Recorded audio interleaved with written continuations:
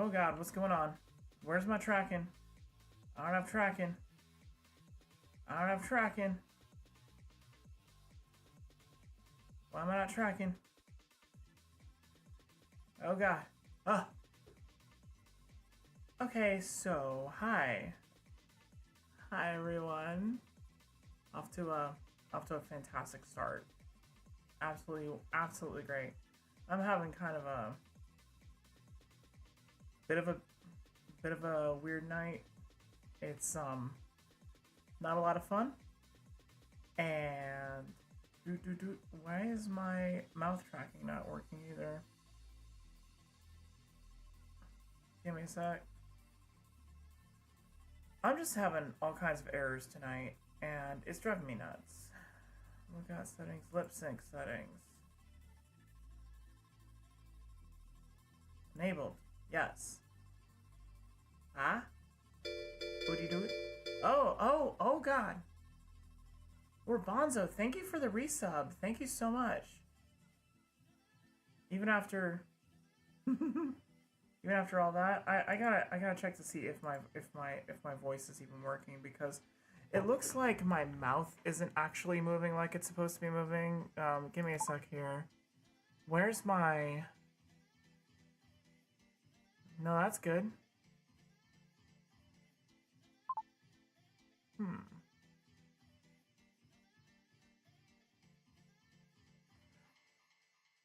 I don't know. It's like...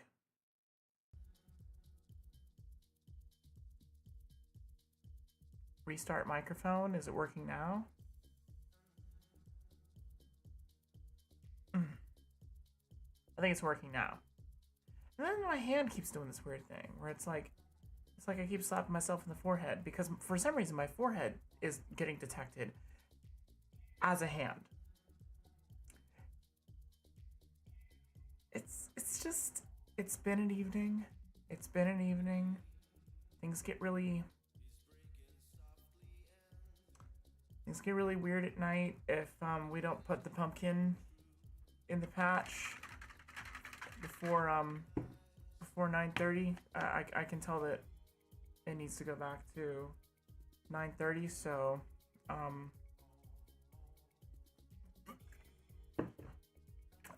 we'll be fixing that next time. It might even be 9, which means I have to get started on dinner sooner. And it's just... I could not figure out how to do an art stream with all this. So what I have is, you can't see it, but over here in the whatchamacallit. Over here in the whatchamacallit is, why am I not getting any chat? Oh, it didn't show up because you subscribed to Prime. So none of my bots seem to be working. Let me just make a test message to make sure that my... Okay, it is. Okay, good.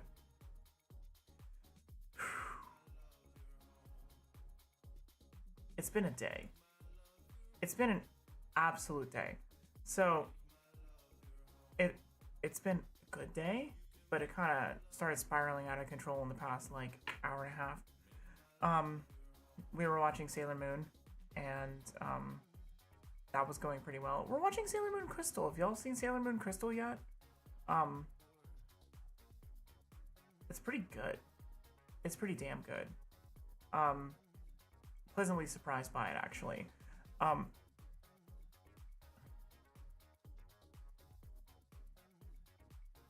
But yeah, Like, we were eating, and then we were watching Sailor Moon, and then it's like, all right, time to brush your teeth, little robot, and little robot does not want to brush your teeth. Little robot wants to act crazy, and it's like, yo, aren't you like 9 years old? But, you know, it might just be that it's too late in the evening. So, my cats are fighting over the cardboard leftovers from the Nintendo Labo. It's just been an evening. I took an anti-anxiety med. I should be fine in about half an hour. But what I have over here, beyond this monitor, I have a drawing table. So actually, if we go over here, it's directly to my right. Is where my drawing table is, but I don't have a camera set up there yet. Do I? Do I have a camera set up there? I can check. See if I have a camera set up here. Sleep. No, I think I deleted it because I was very angry with it. Yeah. I deleted it because I was very angry with it. So, but I have a drawing table. I have monitors set up and everything like that. It's supposed to be so that I can draw directly on the table with like a giant trackpad. But the problem is the trackpad tracking is just not there. Like, I spawn a trackpad here. Like, I spawn a trackpad, like, Hey! Hey, you! That's my favorite streamer, GothKitten13. Hello, hello. I love you. My eyebrow keeps twitching. Oh my god. It's been a day. Where's my...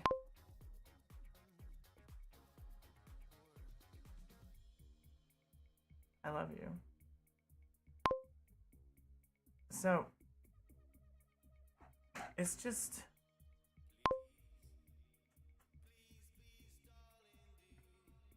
You had a good day and you got kisses? That's good. It's very good. My right eyebrow keeps going down. Cats. Oh my god, you're just ripping it up. Hold on. Hold on. Prepare thyself well, Dragon Warrior. Thy most challenging quest ever awaits.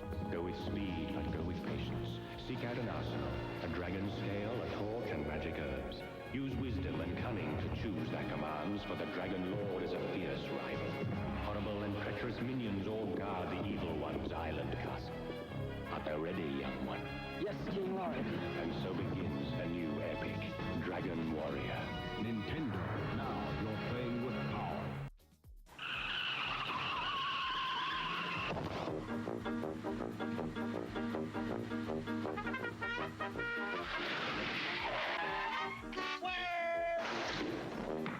When you drive to Wendy's and order a single, you get more beef than the Whopper or the Big Mac.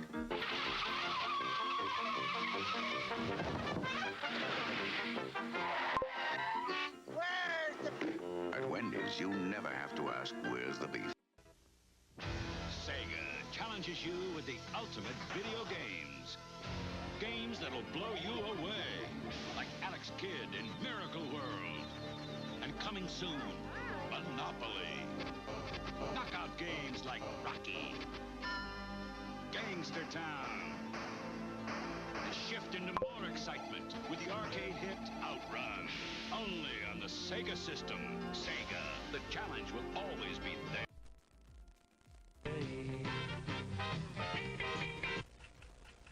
You do all you can to help them grow right. Because you care, and we do too.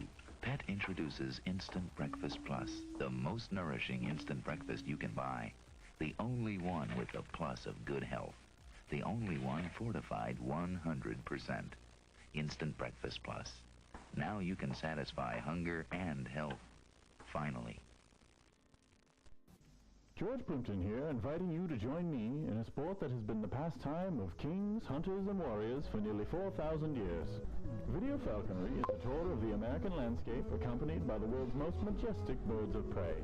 It features challenging and exciting gameplay and the most amazing video effects available today. George Plimpton's Video Falconry, available along with many other fine titles only on ColecoVision, the only system you'll ever need.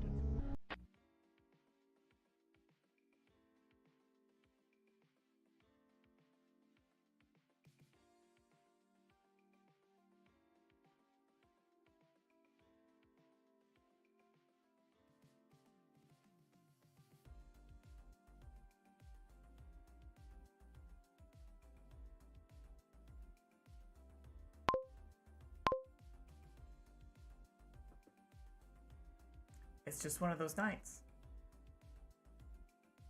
So, funny story. I didn't actually see the Where's the Beef commercials, and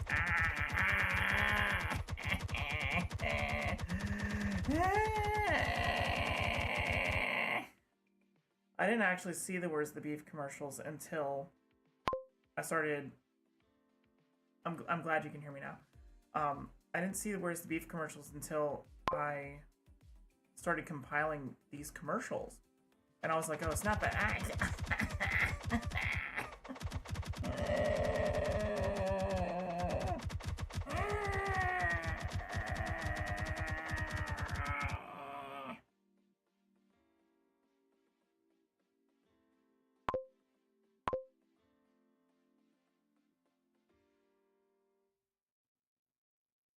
Okay.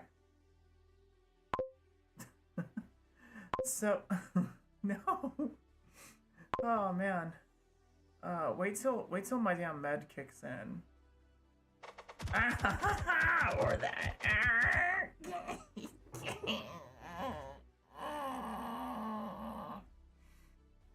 All right. So, what else was I doing? I was telling you about something.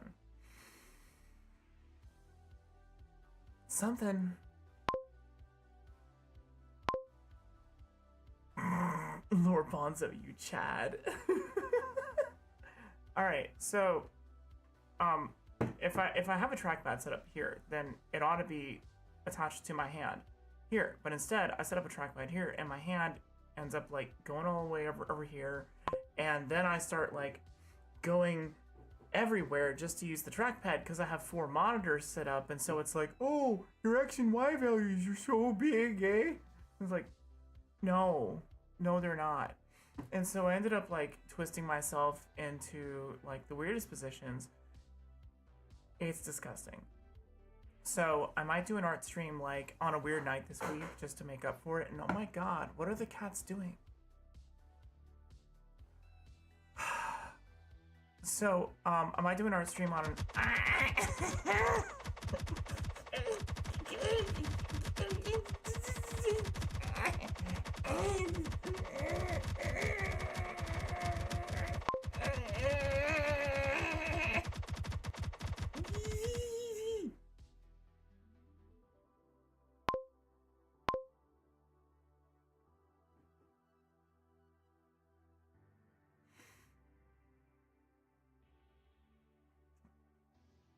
You know, if the cats knocked down my Atari cartridges, it would make so much racket.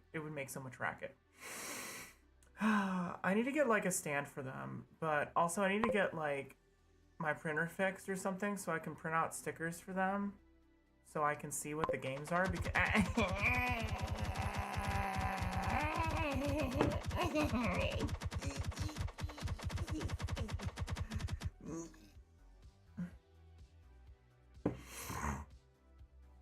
So, anyway, it's a mess drawing in this environment that I'm in. So I might have to go back to my old school setup. I might update the way that it looks or something like that to kind of like keep it with the whole thing. Set up different buttons so if I change modes, then I can still switch in between this and that. You can still do the redeems and drop things on my head and stuff like that. It'll just be in, you know, like this window that I'm in right here. My hands are not in calibration. What is this?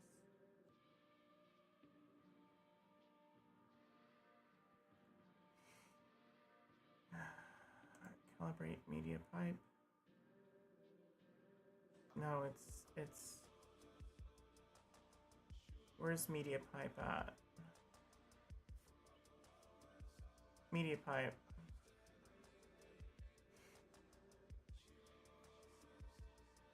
Hand tracking. Calibrate hand tracking. All right.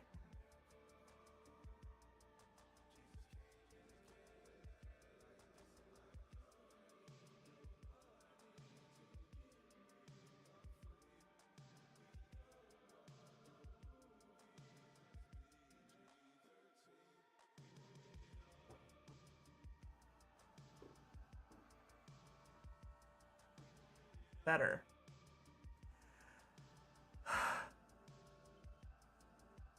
Yeah, like I ended up messing up a lot of my settings just to get this thing like to not even work. So what I thought I would do was set up pico-8 and code in there tonight. Just to like do something, just to be social or something like that. Just take my mind off of the day. As I said, it was a good day. It was a great day. Had a lot of fun. It just last hour and a half was blah.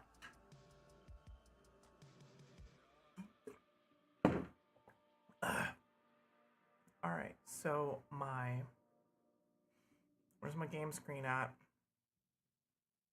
I also want to be able to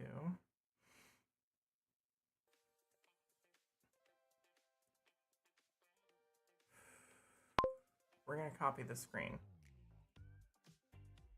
We're gonna rename this screen. We're gonna call it pico-8.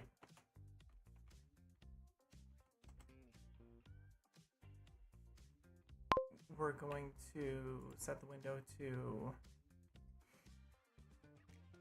pico-8. There we go. Cool beans.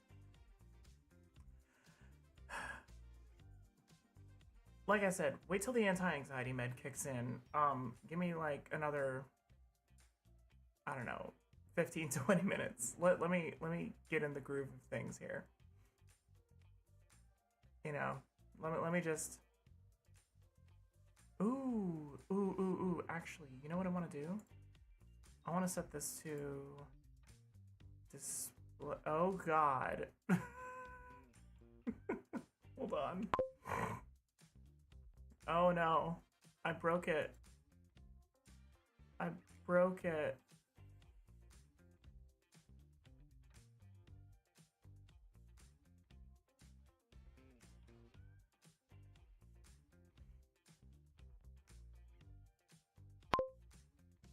I broke it. That's what had happened. And then I'm gonna crop out my taskbar out of there because that's weird. Where's crop? Oh yeah, crop. Why? No?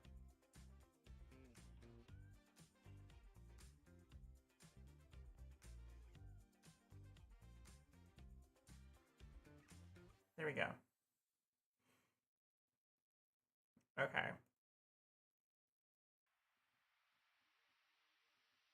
Good. Okay. See, because there's another thing that I want to be able to do.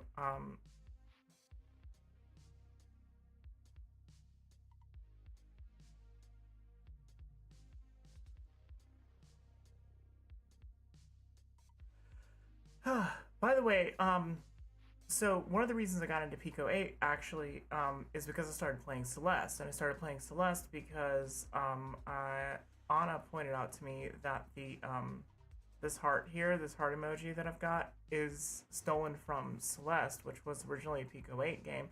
And if y'all were here on Saturday, last week, I was playing Celeste, and it's got the pico-8 version of Celeste built into it, if you find it on like a secret computer. And I started playing that, and I was just like, I heard this is really easy to code. Let me just take a look, and it's more versatile than an NES, but it's more limited in like size and capacity. And so people have done things like, let me pull this crap up. Hold on.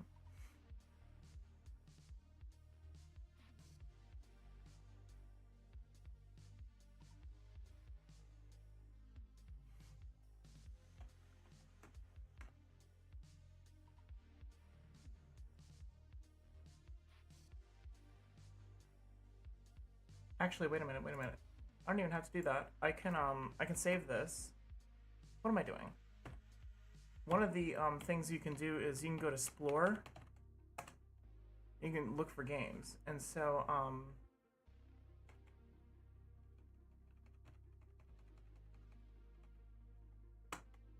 if I wanted it's called either Hyperdrive or Hyperspace.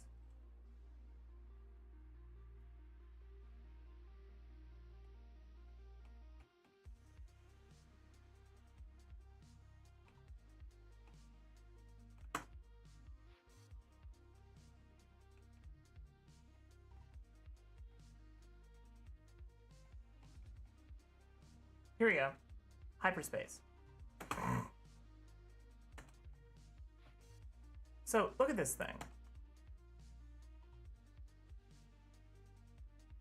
This is a 16 color, like the NES is, 16 color system. This file is 32 kilobytes in size. And it is running at only 30% capacity of the system's abilities. Let's turn off auto fire. And there we go.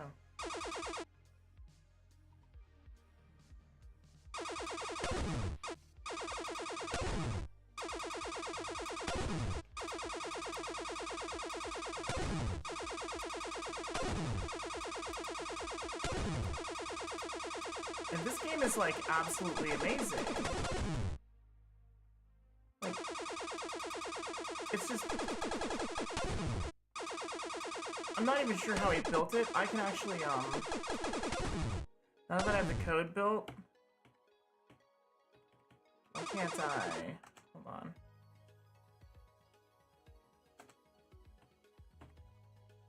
I can actually view the code of the game. So if I wanted to, I could copy and edit this game. I could completely hijack this game.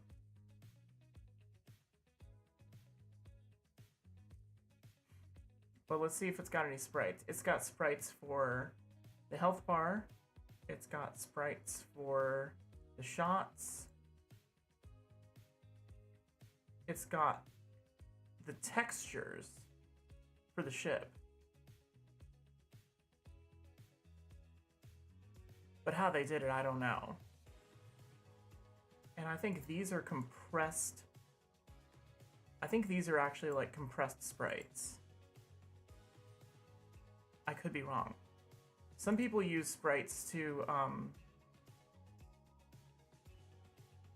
what do you call it? Some people use sprites to create other things.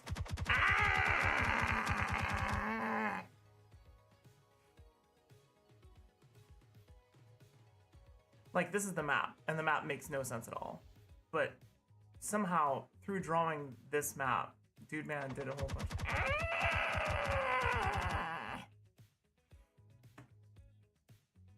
But anyway, if I were to...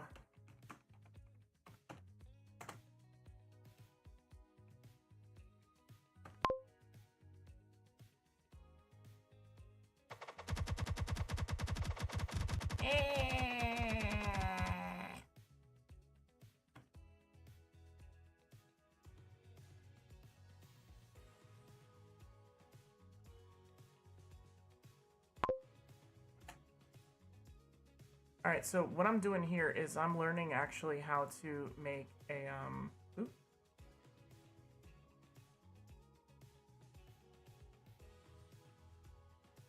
Give me a moment here.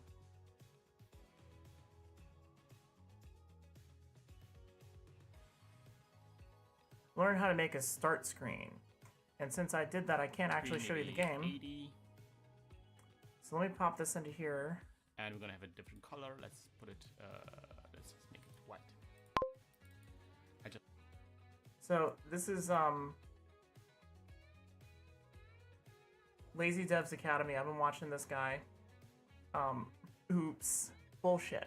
I've been watching Lazy Devs Academy, and if you want to learn how to make a game in pico-8, highly recommend Lazy Devs Academy. Lazy Devs Academy. So this guy's got. Just realized I'm making huge mistakes here, and if you noticed this before, you are a genius. I did a quotation mark too much. I'm trying to make a start screen. And I even repeated that problem again here. Okay, so now we're drawing like these two texts on the screen. We're clearing the screen. We're drawing these texts on the screen. Press the NE key. The drawing of our start. I can't do it. Start. I need to. What's my? I have a cheat sheet here. We're gonna do it in pink. So that's color 14.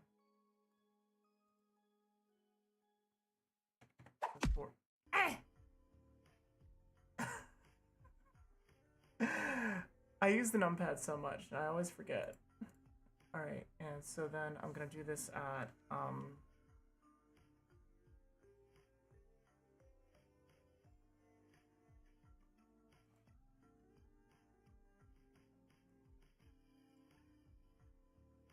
let's say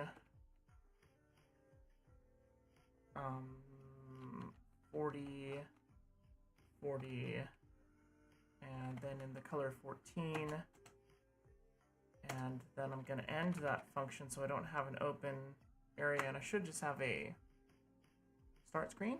Nope.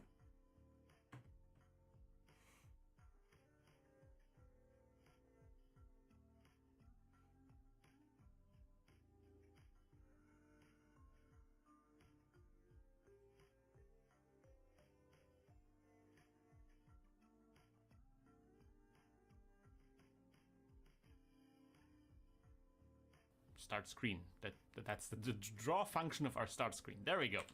And we can immediately plug this into our I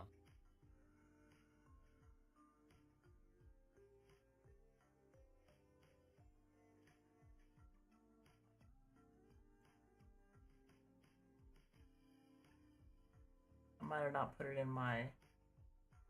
Oh yeah, I didn't. Else if mode equals start, then draw start. Is that what I named it? Yeah. Draw start. Syntax error near end line 42 tab 0. Oh. Didn't put parentheses. Alright, so then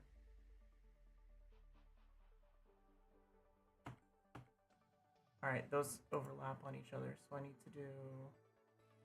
That's the X value. Oh. So we'll keep the X value and move the Y value down to 60 and then run it. There we go. So this is my start screen for now. Just have a temporary start screen. Just so I have something. Pony 9000, press the NE key. Now nothing happens when I press the NE key. Nothing happens. Except if I hit start, then it brings up the pause menu. But, so that's all I have in this mode right now, because I haven't set it up to change out of the NE key situation.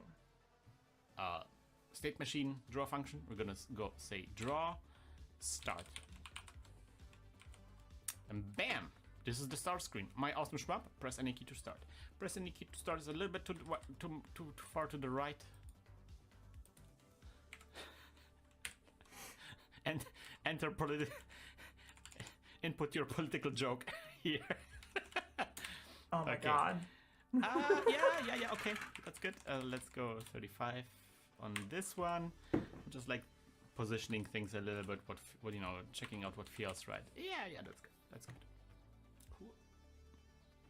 So now we want to have an update function to this. So when we press a button, we actually get to the game. Because right now pressing a button doesn't do anything. So we're gonna have a update start function. Oh yeah. So again, we're gonna go into start. this update tab. We're gonna scroll past. I like to have the most important update functions and the most important draw functions. I want to have them usually on the top of each tab. So if I switch to that tab and scroll up, I will be there where I will be doing most of the work. Which is the new functions. The new update function is something I add to the end of the tab. But that's just me. As we said previously, the order of the functions, in which order you define the function, by really matters. But you know that already. Alright, so what do I put in here? So this is going to be the Oh, update. I guess I would put like Update button. start. Right. And so here we want to just check if any button is pressed. Obviously, any button to me doesn't involve the cursor keys. But I do want it to involve the cursor keys. P. We already talked about how there's BTN and BTNP. BTN triggers on every frame in which a button is pressed, and BTNP triggers only on the first frame. And usually for UI kind of thing, for menus, you actually always want to use BTNP, because otherwise, if you press a button, then there's a possibility that you just very quickly go through the different menus and so forth. Not so much a situation here, because here we're just looking for a button press, so actually it doesn't really matter here right now. But just like for the future, usually in menus you want to use BTNP. If BTNP, then. So if we BTNP4, so let's say if you press X. And now what happens now, right? We want to start a new game. Well, I mean, the most easiest thing here that we want to have is we want to use our variable switch, and we want to set it to game.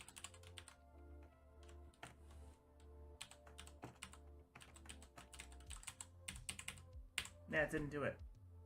Heck! Nothing is happening. Something was not good.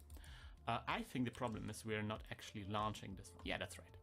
So here in update function, when the mode is set to start, we're not actually doing anything, so we have to plug in our function update start. Oops. Okay, so I need to go here. Function update, if mode is game, then update game. If mode is start, then update start. And then what I could do is I could put in update start, I could put draw start. I wonder if I could do that.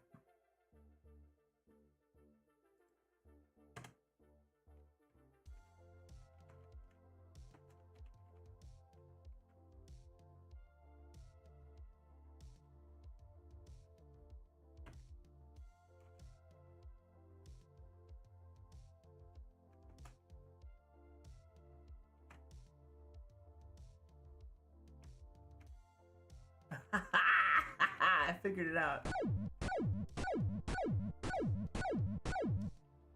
And this is my super awesome game that I have so far. All you can do is fly around and shoot rainbows out of your eyes.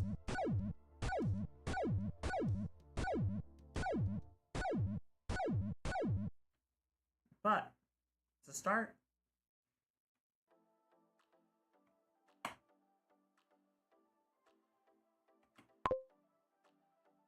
save this run. Yeah. All right. That's good. So now things are working as intended. Mwah. Good. Let us work on this kind of stuff a little bit. Let us work on this, because something I don't like is how we just set the game and then something I like to do always in each of my games is to have a function that starts the game. I mean, starts a game. A Well, function Bonzo, that, thank when you. executed, will like reset every variable Thank you in very our much. game to kind of like the beginning state.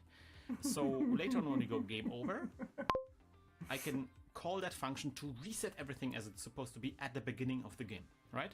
And most of that we already do here in init function, because that was until now a useful place to do this. But now things have changed. Now we kind of want to maybe again move this around a little bit. Okay. So I'm gonna actually put it behind the update and draw. I'm gonna here in the first tab, I'm just gonna do a new function called start game. What does that do? And this function will reset the entire game. And here in the update function, where we set the mode to game, I'm gonna actually replace this with our start game function.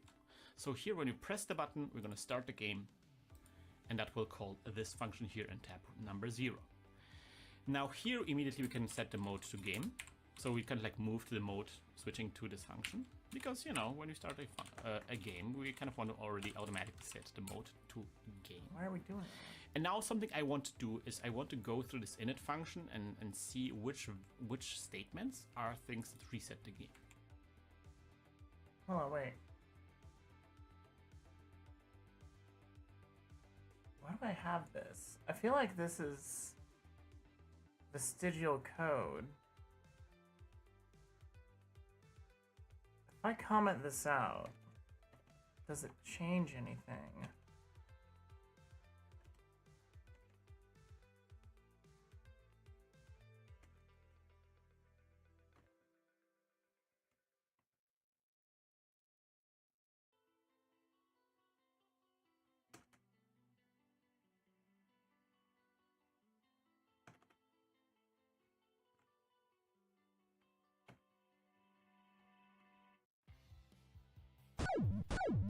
Huh.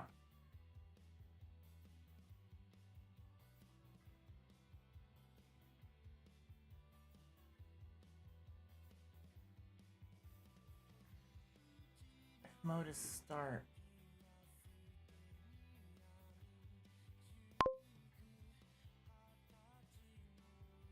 I have not played Pony Island. 74 cents?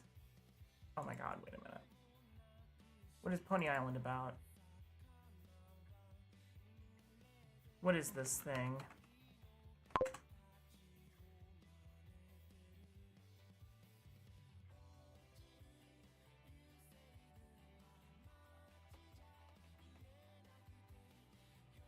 What is this?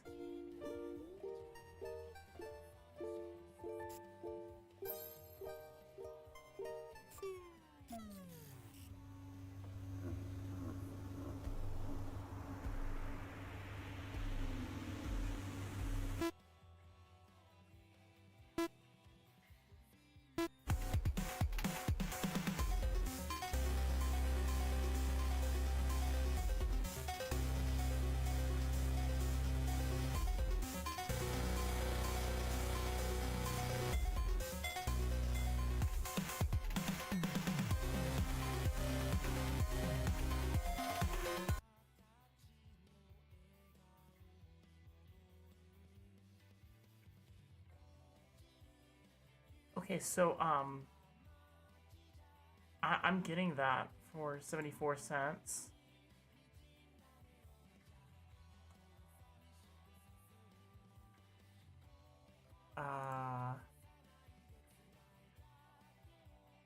Give me just a sec here.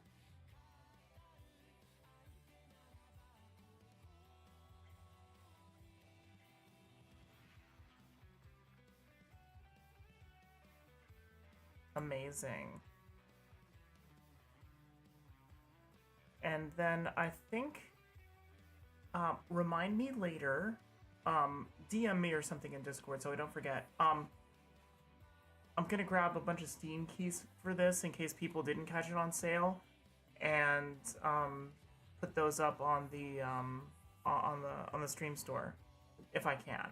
If I can grab them for 74 cents each, then I'm gonna grab them just in case, you know, like people who weren't online tonight, they could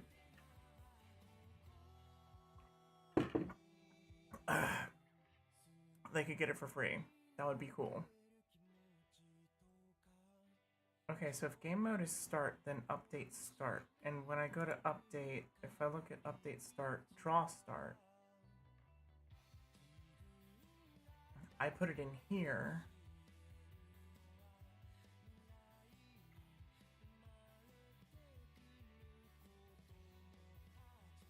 I'm kind of lost as to why I did it like that, but I don't hate it. Let's see what Chris is doing here. So ship position and speed, obviously things that are, because you know, if we play the game and then maybe move the ship around and then die, right, and then we are in a corner of the screen, then when you go to the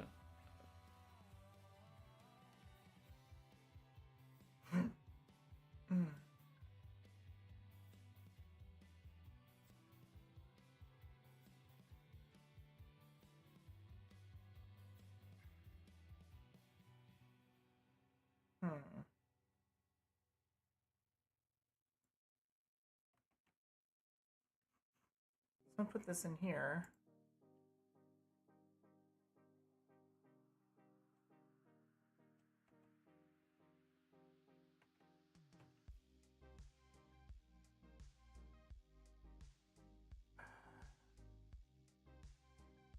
There's gotta be something to save space for this, but we'll...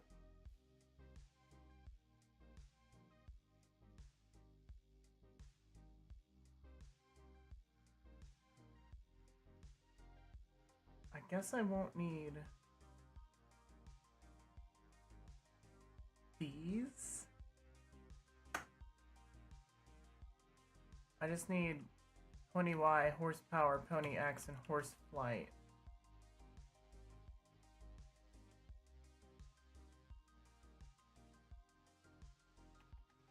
I don't need those either. I might not even need clear screen, but I'm gonna leave it there. Game over screen, then to the main menu, and you start a new game, you want to be reset to the center of the screen, obviously. So the position of the ship and also the movement speed of the ship is something I want to reset when the new game starts. Same for ship sprite and flame sprite. Same for bullet stuff. Same for muzzle stuff. Same for score. Definitely same for lives. And here we define the stars. Actually, we're gonna take everything out. Everything. I don't know whether you think of posture Oh, as a okay. beauty subject. Let's talk about posture for posture. Goes up and down, down, up. Put your back down, sucker, and raise your rump until the fish is hump. Posture, knees apart, pigeon-toed, sit down, get up. I'll show you what I mean. Jack be nimble, Jack be quick. Jack jumped over the hump stick, but he had a hump in his back. So what I'm doing is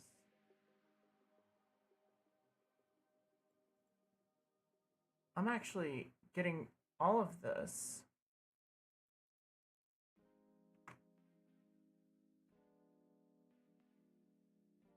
and I'm putting it into game instead.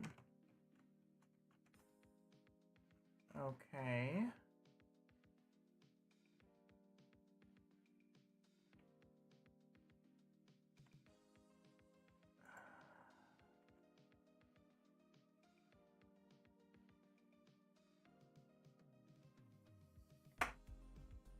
I wonder why I'm doing that. I guess because I don't need to define these things.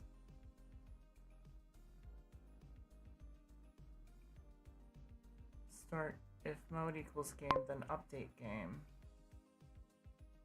Then I could go to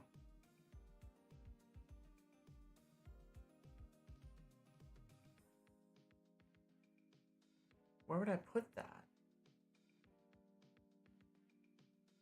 Well, I guess if button pressed, then I would do, instead of mode equals game, I would do start game.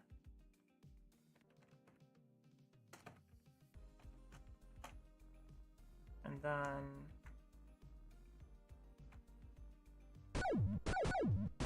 Okay.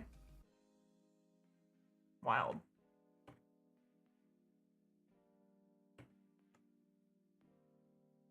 Okay. So basically just consolidated that into a function and then put the function here. Okay. So this would start a new game after a game over too. It might also start a new game. Still got mans equals 3 though. I haven't.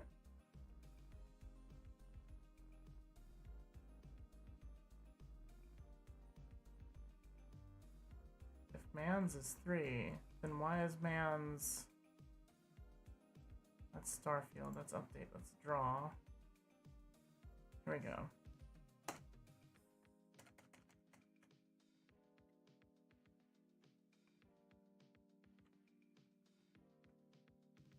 Alright, now I have 3 health. I have 3 mans. You like my 9-volt batteries, by the way? Do they look like 9 volts or do they look like AA's?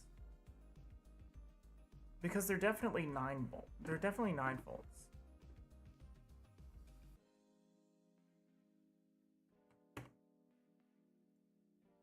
Like I could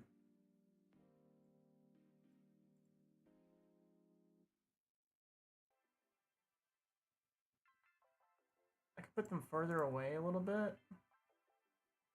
But then it looks like it's on the edge.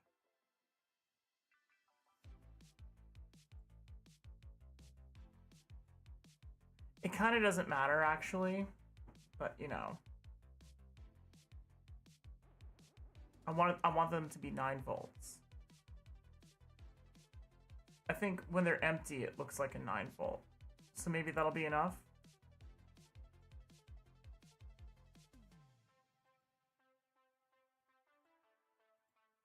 I don't really have enough space unless I wanted to make it a taller sprite, which I do not want to make it a taller sprite.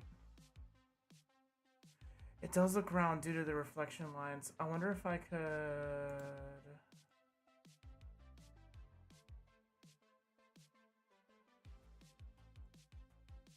Oh, that looks like a 9 volt. That looks more flat, and then like it's got reflections on the sides. Hey, thanks. I couldn't figure out what it was. Oh, this is an enemy called the Pogger. He's pogging. It's a Pogger. It's Poggers. Let's run that and see how it looks on. Oh, you know that does look a lot more flat. That does look more like a 9-volt battery. I like that a lot.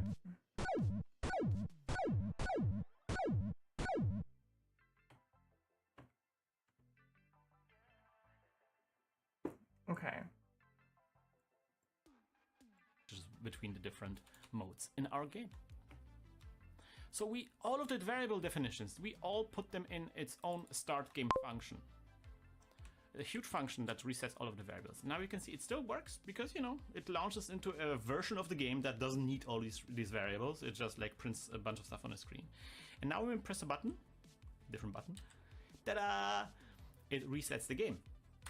Now I wanted to show you that how that resetting actually works. Or I want to test the resetting. So I'm going to take the start game function. I'm going to go into the update tab.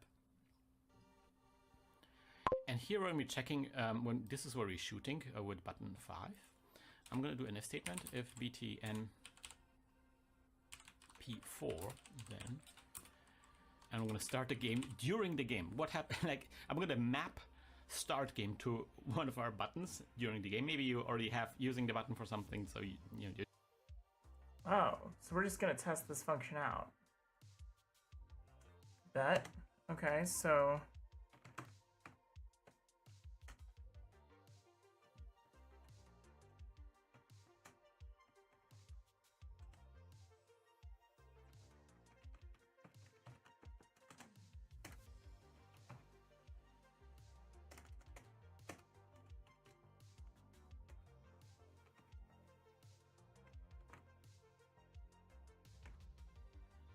Alright, so I can shoot lasers, but then I can restart the game.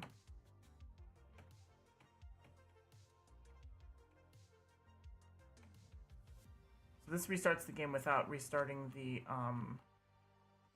I need to change this. I need to make it so the pony can't go further than the HUD area. Okay, told you I said hi. Alright, if pony X, no, if pony Y is greater than 120, if pony Y is less than, let's say, 9, then pony Y is 9, and we'll try that. Yep, now I can't go above it.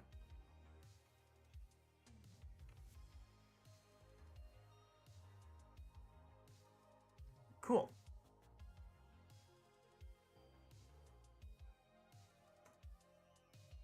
Oh,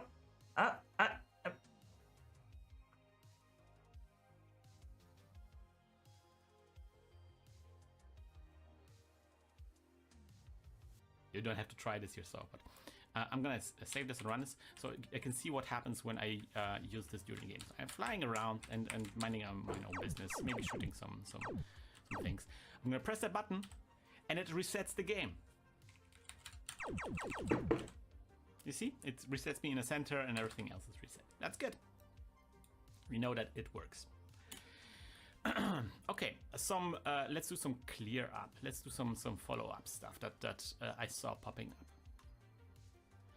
up. In the update function, there's something that I want you to, in the update start function that we just wrote, there's something I want to fix. And so we said press any button, but we're actually just looking for button 4.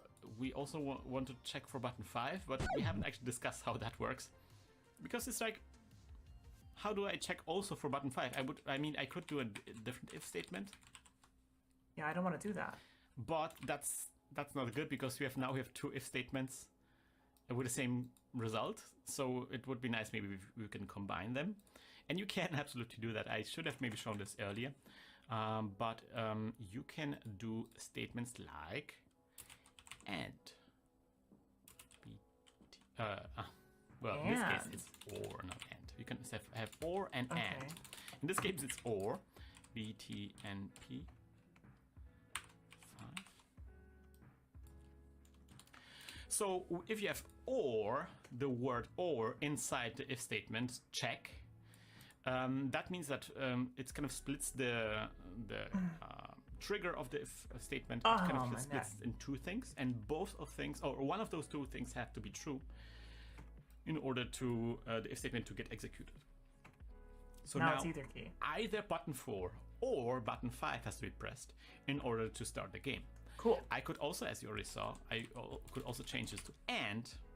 In this case, button 4 and button 5 would have to be pressed to start the game. Little difference there, right? So cool we're gonna keep this at or now, and it's kind of English language anyway. So now X starts the game and Y starts the game. Perfect. Let's set it to and. Can we make it work with and? Yeah. Nice. Okay, I'm gonna set it to or because that's how this thing is supposed to work. Okay, so good so far. Let us expand our state machines because there's one thing that obviously I want to also do, and that is I want to have a game over screen. When you go game over, I want to be like, and then you died, and then when you press another button, then you get to the start screen, and then from the start screen you go back to the game. So there's going to be game over screen, right? So here in the draw function, I'm going to check for a new variable, for a new value of mode, and that is going to be over. We're just going to call it over. Then we're going to draw the function. We don't have that function yet.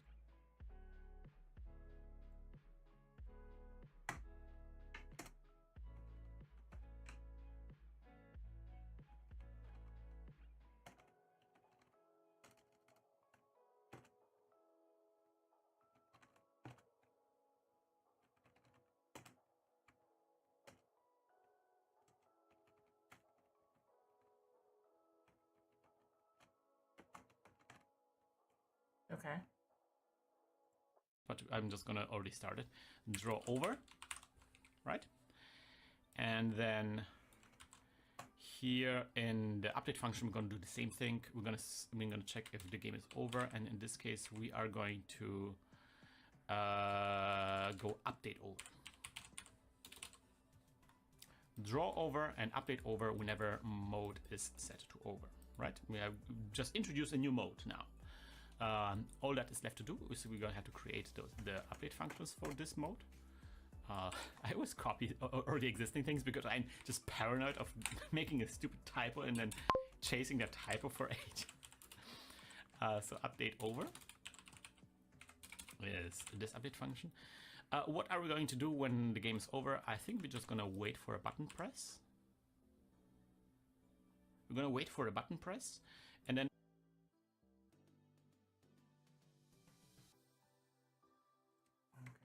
function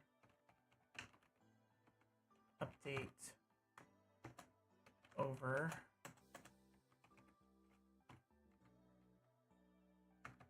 if button press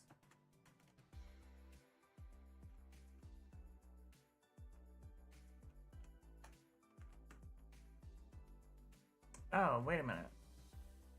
You know what I could do is I could just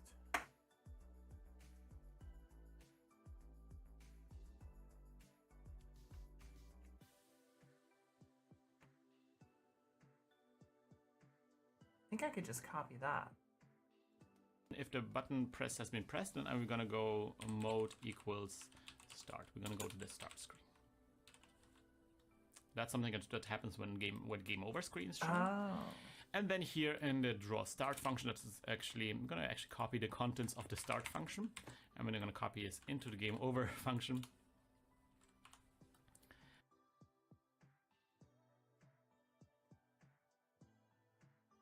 Why would I copy the start function into game over when I could just say mode is start game or game mode is start?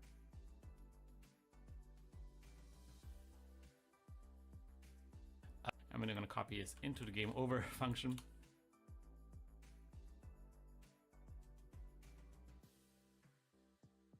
Unless this is just temporary code just to see it. Just, oh, you know what? This is just to see a code.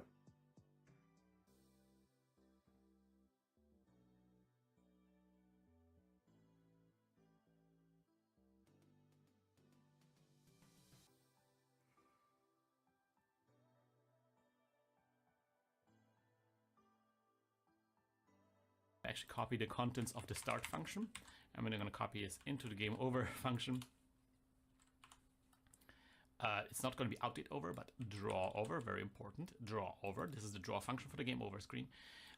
Maybe the screen is going to be more dangerous. Maybe it's going to be 8. It's just a test. Oh, yeah, this is just placeholder text. Okay, so function.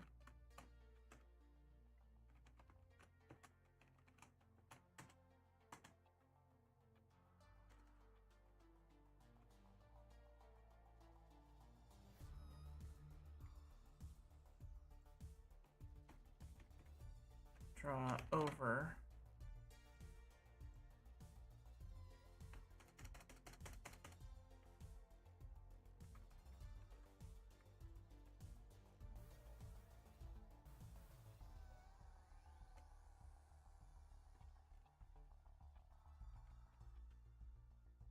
What should it say when you get a game over? Like, thy game is over, you suck. Want a drink? No, no thanks. thanks. But I will.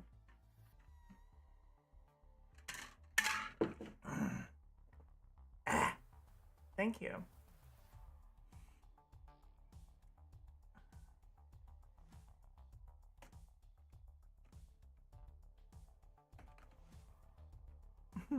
You suck. Give up.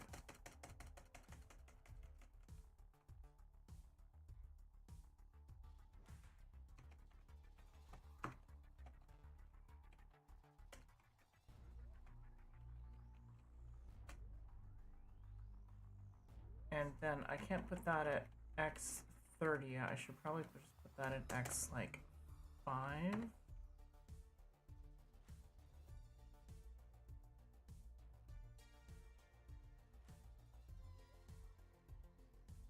Yeah, you suck, give up. Why not try hydrating instead? We'll fix it in post. It's just that's just what I'm gonna put for now. It might stick, who knows? You know? It's Thanks just for the idea. test. And we're gonna write game over. Right? And press any key to continue.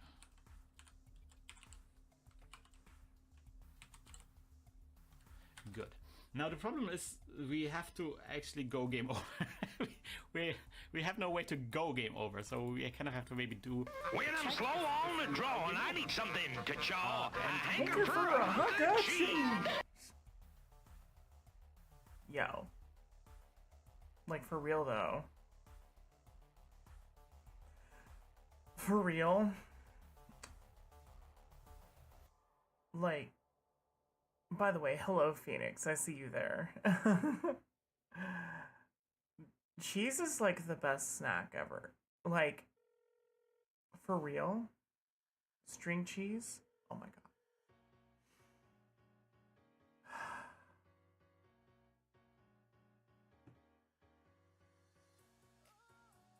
Speaking of snacks, I need to put the food away in the kitchen. Later. Oh my god, I love this song.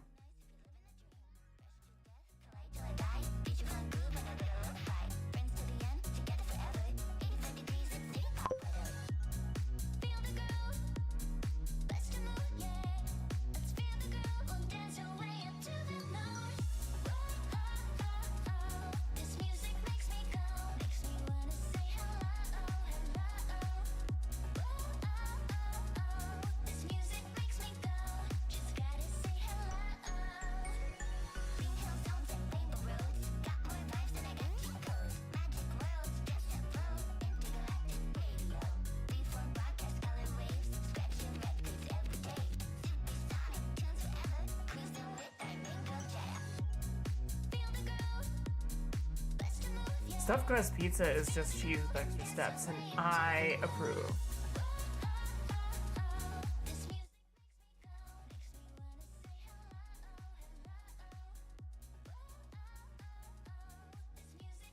Have a game where we can go game, like we can't lose lives at this point, so I'm gonna put this on an if statement, on a button press like we did before. So we're gonna go if btn p4. That's basically I'm routing right now an update game function, the update function of our game. If btn p4, then mode equals 4. Just to see how things look if we go game over. Okay, so here's now our game. We're flying to space. Everything is peachy, but oh no, we got hit by a bullet. Game over. Perfect. I would maybe move. Let's put clear screen as.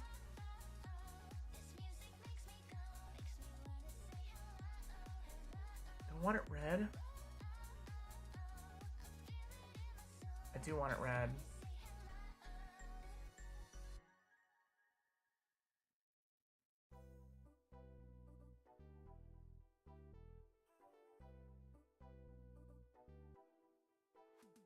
What color do I want my game over screen to be?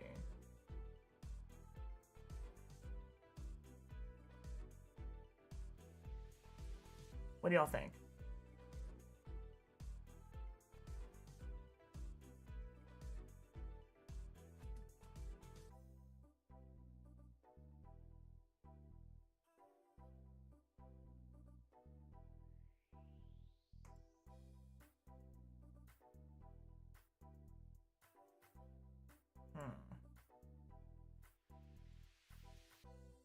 Let's try 8.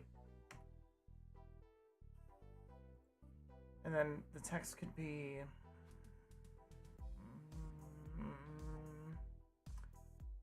text could be...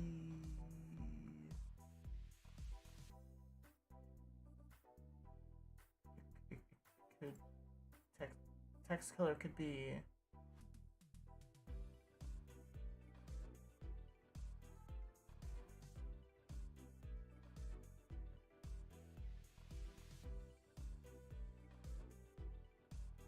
could the text color, it could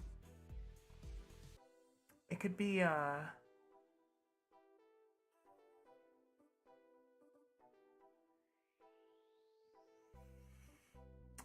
the text color.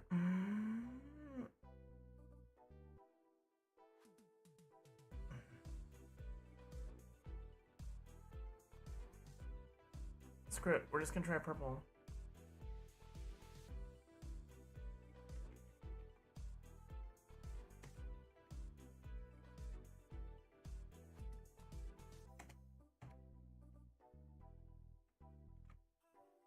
Alright, so I'm right here, I'm shooting around. Oh no, I get hit by a bullet.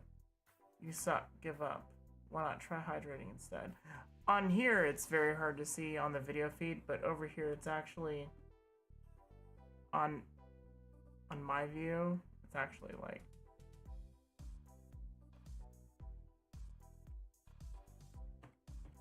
I want to make it white though.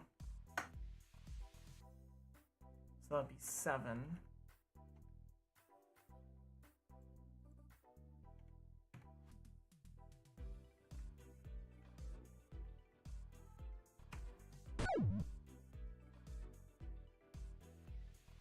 Yeah, okay. I think I want you suck give up to be yellow. That's 10.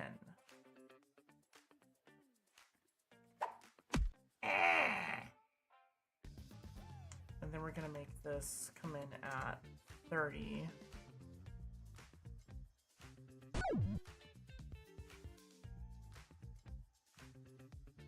Yeah.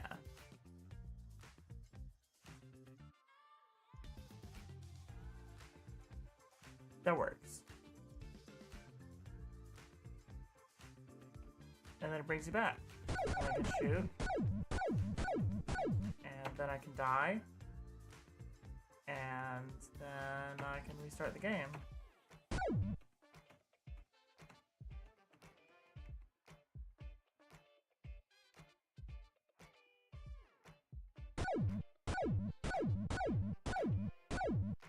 Cool.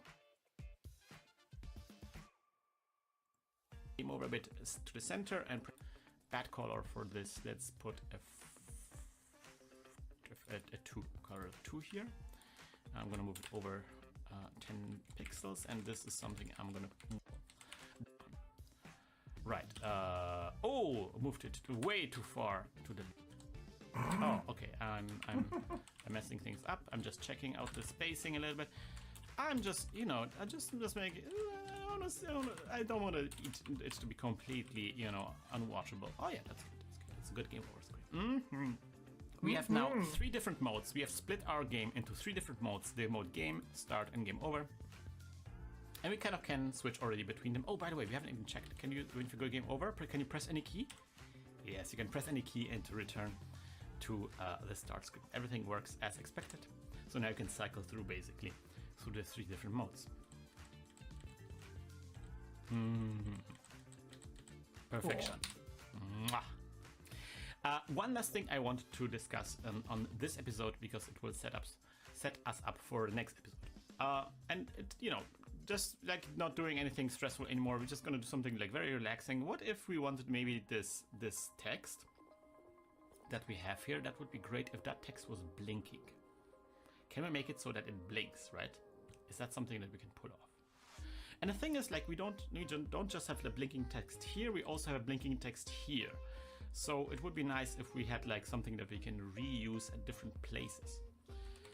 Well, that would just be a variable. So this is going to be a good moment to introduce you to this idea that functions can return values. Well, we're going to write a like little function low value, which would be nice to learn. Blinking text, and I'm going to put that function. I don't know where I'm going to put.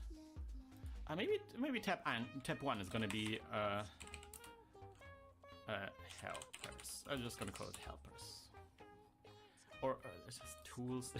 I just want to be vague enough. All right, tab 1 is going to be tools, and I'm going to put here a function called. Yeah, why not? open close parentheses.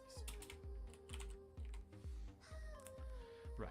So, as I said, functions can return values, and we already seen these. I mean, this is this button press thing. That's a function that returns a value true or false depending on whether the button has been pressed.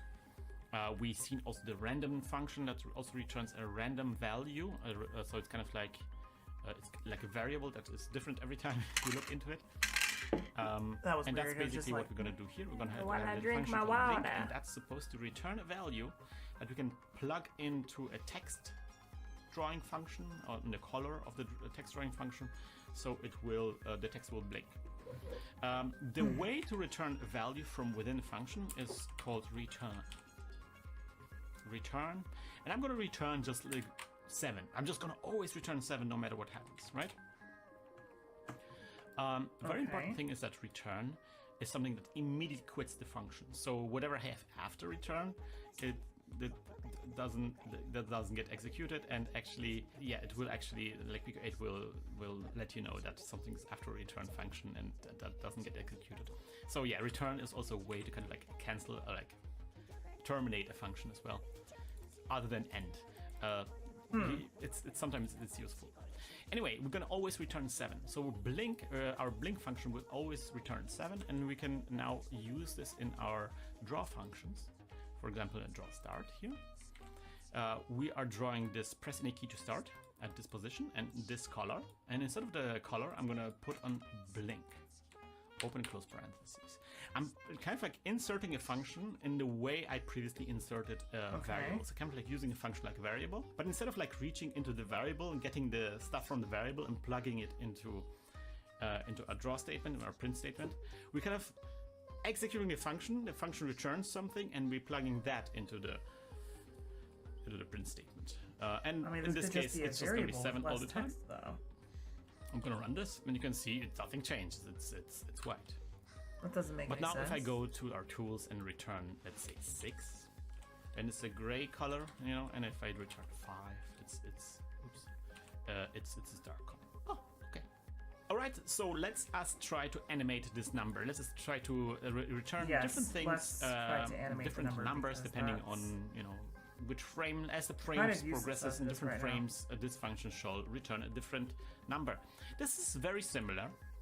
This is very similar to this thing here. You know, you remember the flame where we had an animation going on? This is basically the same thing, except instead of the number of the sprite, we want to return the number of the color. Or maybe something I would like to do is maybe return a sequence of colors. So it would be nice if it go from this to this to this, and then maybe be back down again. That would be interesting. Okay. Yes, let's just do the easiest thing first, which is like this, this, and this. Like it just like cycles through from this gray color to this white color. Let's do that first. And I'm not gonna reinvent the wheel here. We did actually that kind of stuff before. Let's just create a new variable called blink t. Blink t. It's gonna be just like a little timer that goes up. It starts at 0. And this is in the init function. Blink t is 0. Okay. And here an update function. In update function, not inside the update game, update start, or update or, but just like in the actual update function. In the update function that is independent of the mode. We're just gonna add 1 to blink t. Just gonna add 1 to blink t. Right? And so we're gonna have a variable that just counts up by 1 every single frame. And then here in this blink t function, we're gonna do something like if blink t is greater than, let's see, let's go greater than 4, then blink t equals 0, something like this. And then we're going to return blink t. For now, just blink t. Let's see how that works. It's blinking. It's all right. It's blinking.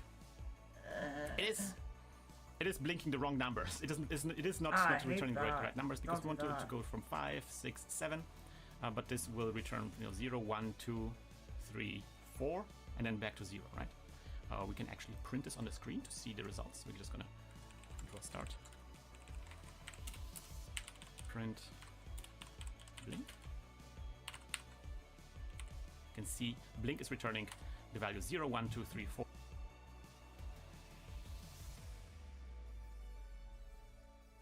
Mine isn't working though.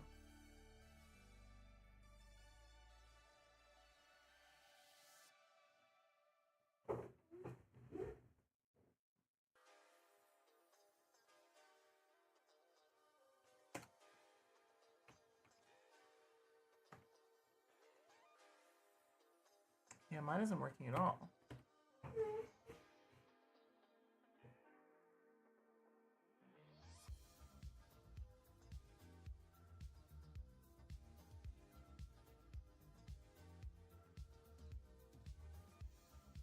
Print blink. Can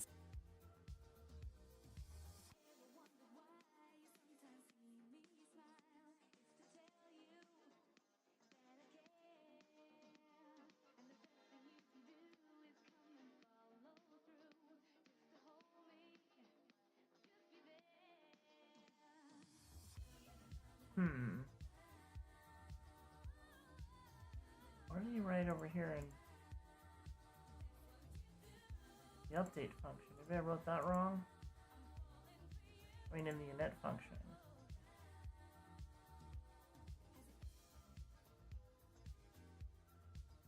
Blink t plus equals 1. Ah! Still doesn't do anything though.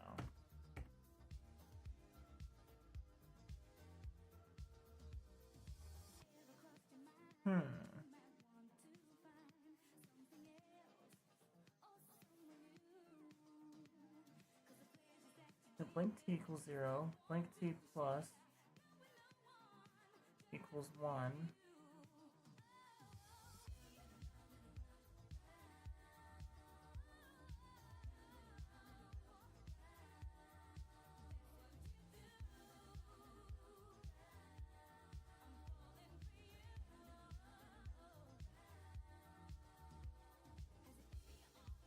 I don't get it. Why is his working? And so we're gonna have a variable that just counts up by 1 every single frame. And then here in this blink t function, we're gonna do something like if blink t is greater than, let's see, let's go greater than 4, then blink t equals 0, something like this. And then we're going to return blink t. For now, just blink t. It's returned blink t. It's blinking. It's all right. It's blinking. It is blinking the wrong numbers. It is not returning the right numbers because we want to go from 5, 6, 7. But this will return 0, 1, 2, 3, 4, and then back to 0, right? We can actually print this on the screen to see the results. We're just gonna draw start. Print blink. 0, 1, 2, 3, 4, 0. The if statement here a little bit to kind of like return the right kind of values that we want. So let's just say blink, if blink t is greater than 7, that's the white color, right? Then we're going to return it to color number 5. Something like this. That should be enough.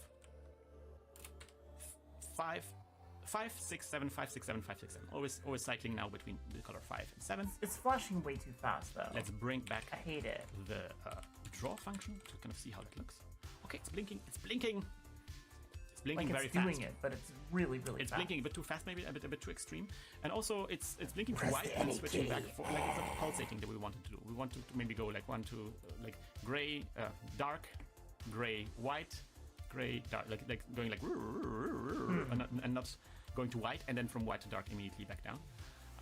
So this is actually a good opportunity to actually start using a table to kind of modify our animation, to kind of like animate between very specific values. Let me show you what I mean. I'm going to create a local table.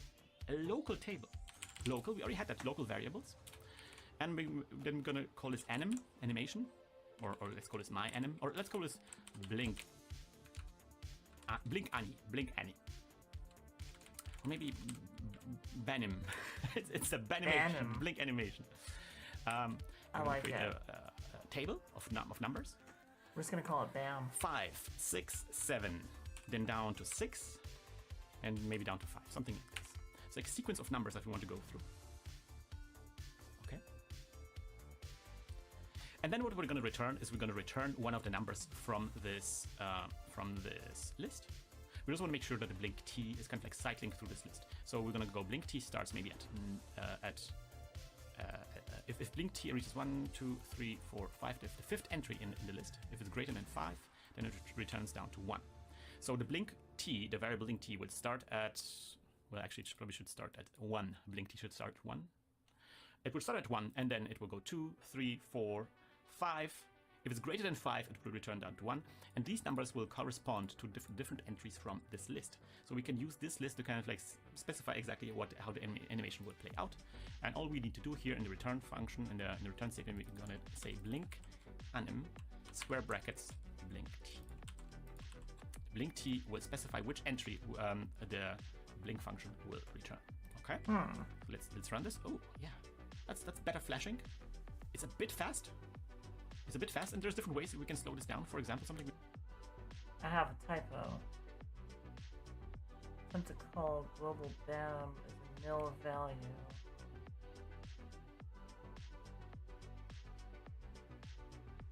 Oh, I wrote BAM here, not BAM. Alright, in blink line 45, raw start, update start.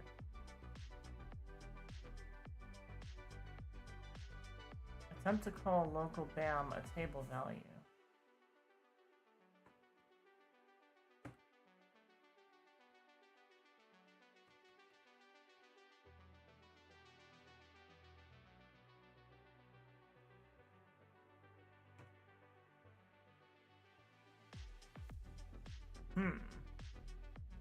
This guy's got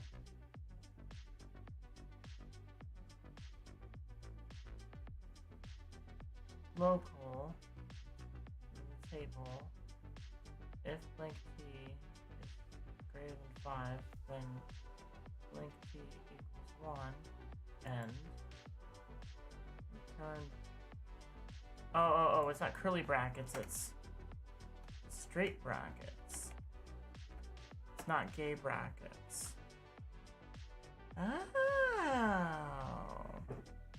Oh, okay. I think I barely understand that, but okay.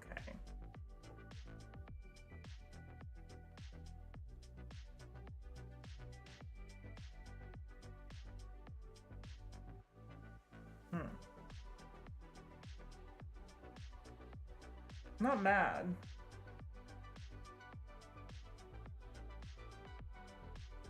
What we can do is just double the numbers. So 667766, something like this. This doesn't work because here's this blink T makes it so that it just, it doesn't go through this entire list, just like up to the fifth entry. Something you can do here is just want to make sure we're going to enter the length of this list instead of 5. So this if statement will automatically adjust to the size of our animation, to the length of our list. Hashtag banim will just give you return the number of entries in this list. And yeah, we have a nice little blinking animation.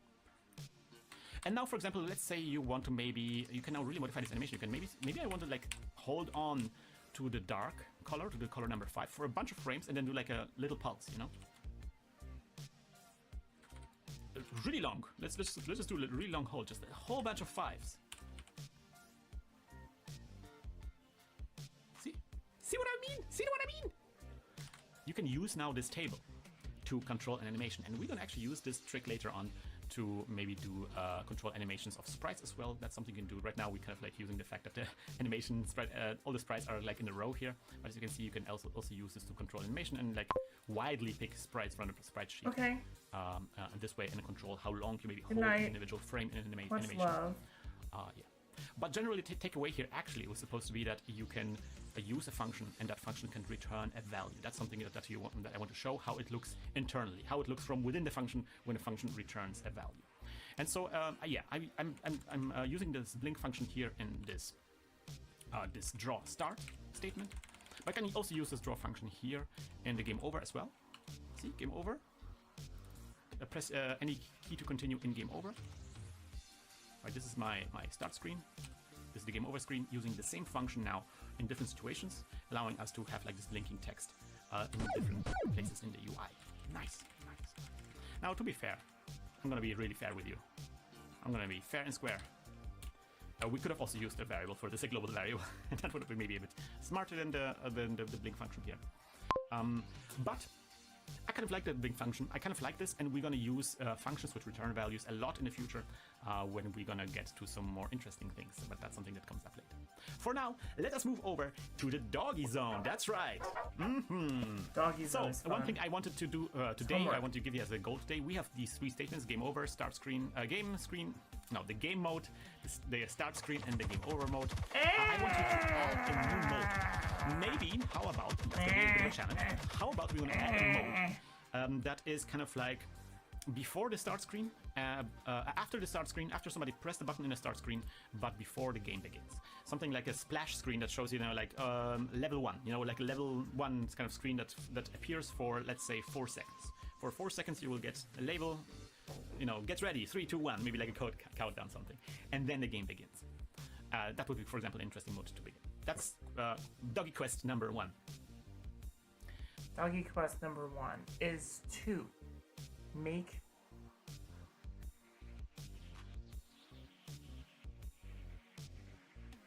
a thing that tells you what the level is. So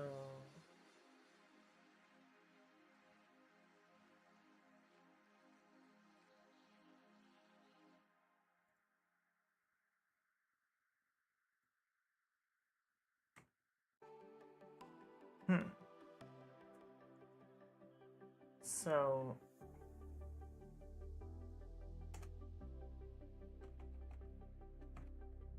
if I do mode equals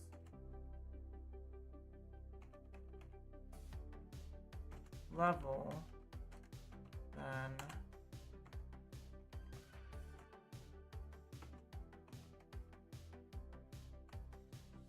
the level.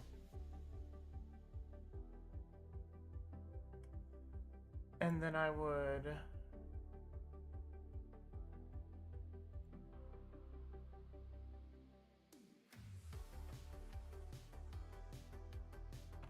function update level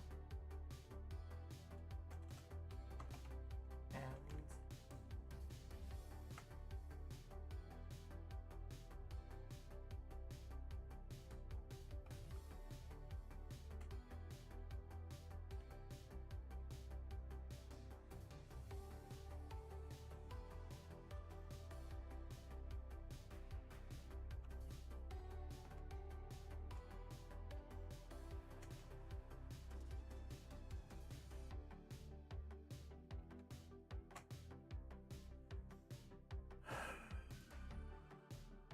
no, I wouldn't do mode game, I would do start game.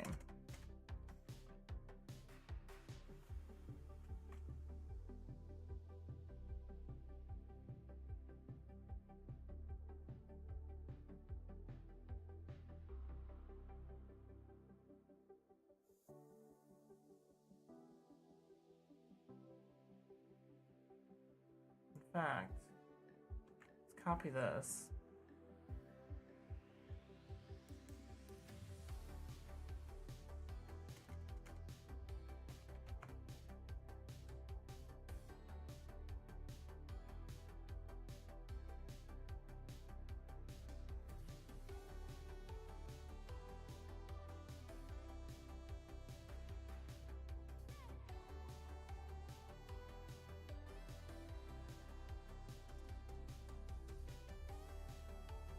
We'll change this to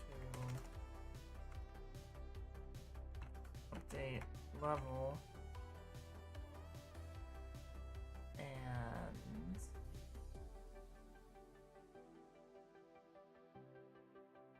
I'm gonna go here and make a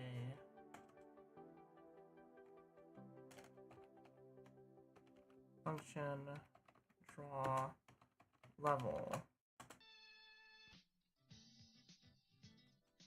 And then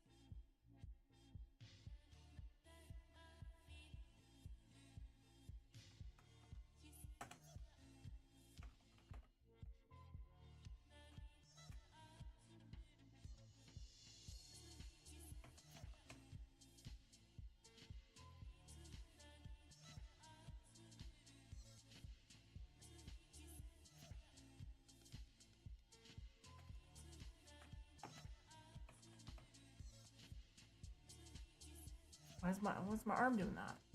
Why's my arm doing that? Level.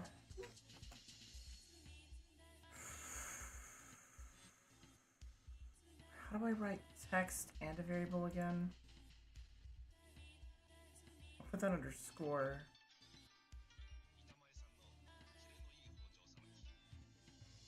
Dot dot. Level. I gotta define level.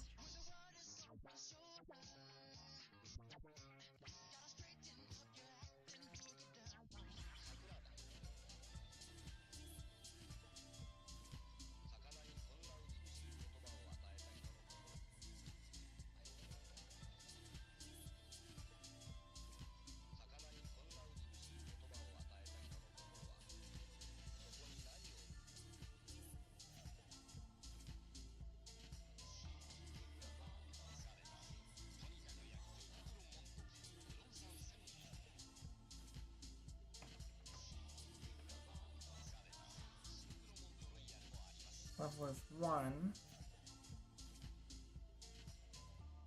And update level.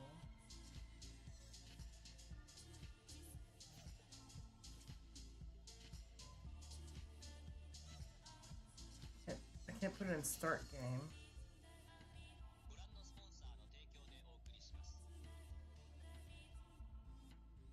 What I'll do is I'll put level equals 0.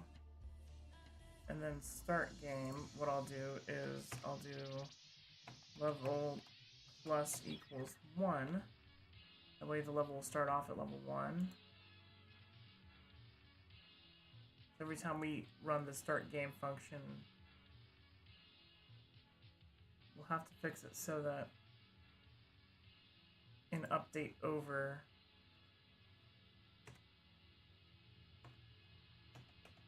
level equals 0 again, and then draw level space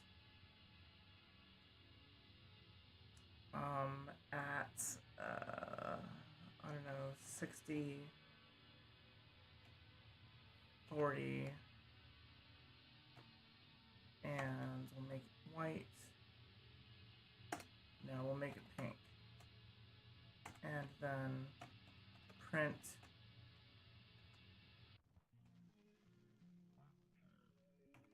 man's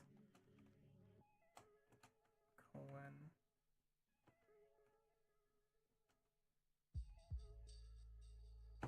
dot dot man's, and then we'll put that at 60 and 60 in 7.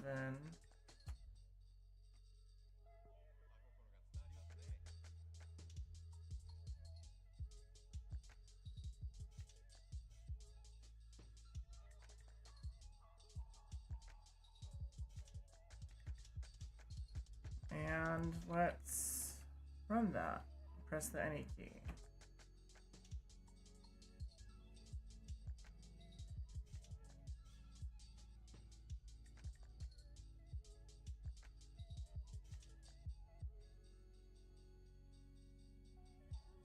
man's is a nil value. How is man's a nil value?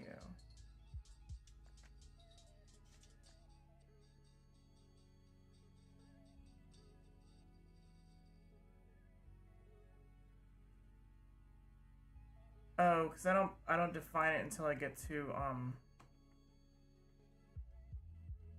start game.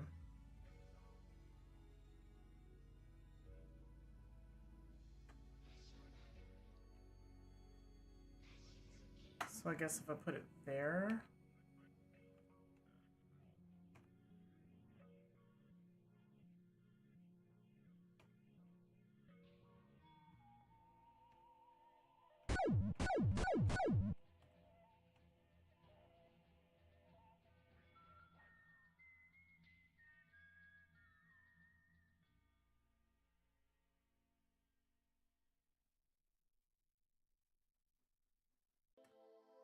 So then I've got to update start to take you to instead of update level. No, it does take you to update level.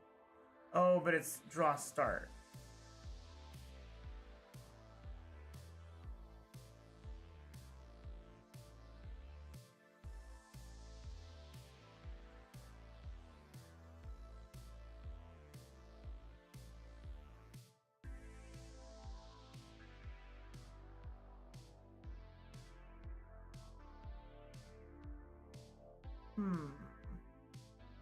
Oh, it might be because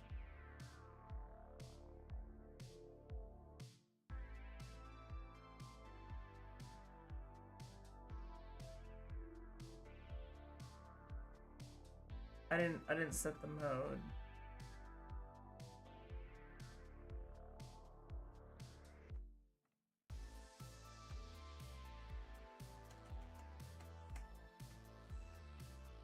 So if I go here,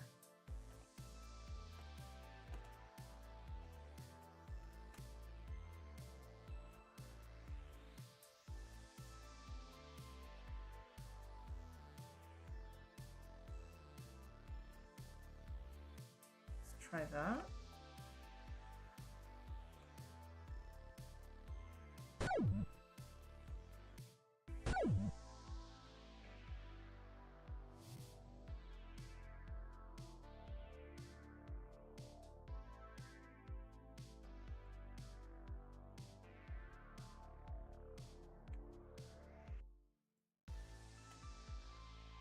Mode is level.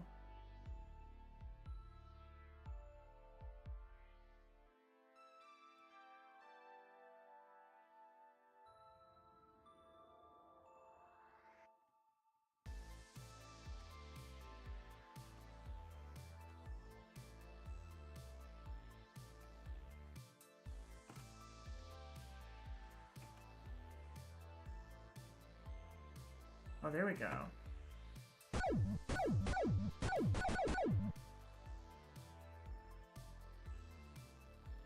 Yeah, okay. Still says level 0 though.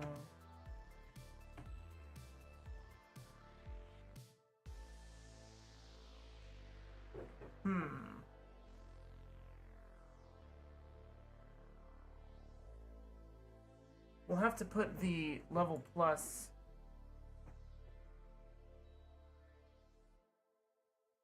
if button push,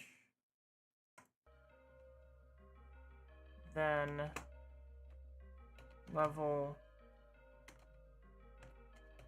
plus equals 1 and take that out of start game.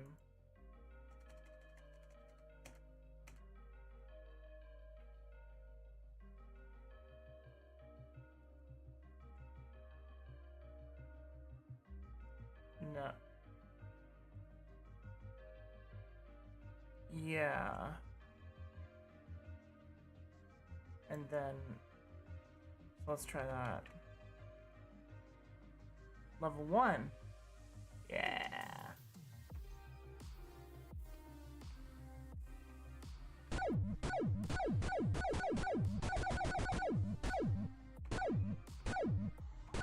All right, cool. So we did that part. That is cool. Doggy quest number 2. The start screen and the game over screen look a bit drab. It doesn't look really great. So what you can also do is just take a little break from, you know, all the programming and all that stuff, and just like focus a little bit maybe on making these screens look pretty. Here we just have a little bit of text. How about, you know, you can try to maybe draw a little logo, maybe like a little sprite, and put that sprite on the screen. Something I like to do, like a challenge for my students in programming courses, is maybe do like some kind of pattern in the background. You know, remember how we had the stars coming down? Maybe the stars are coming down already in the intro and in the start screen, or maybe like a polka dot pattern. Like you can use for next loops to make like a regular polka dot pattern. It's up to you. You kind of have to decide what you want to show in your start screen. Maybe like a logo of your company somewhere in the corner or something like this. Just make this start screen pretty. Just make the game over screen pretty. Just use this as a canvas to kind of like stretch a little bit your muscles and do some visual stuff. Okay? Now this is the moment where I will do a shout out to my beautiful...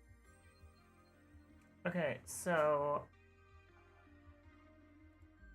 I'm gonna mess with the start screen in a sec. There's some code that people gave me in one of the servers that I'm in.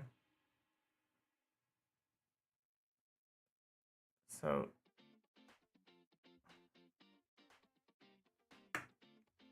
we've got dots.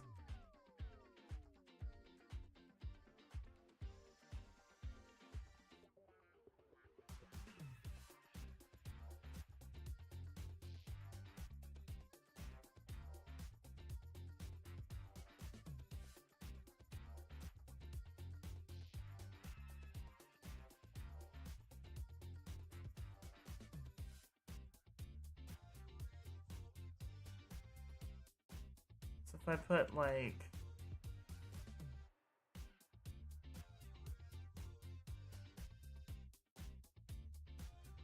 if I just paste this in here...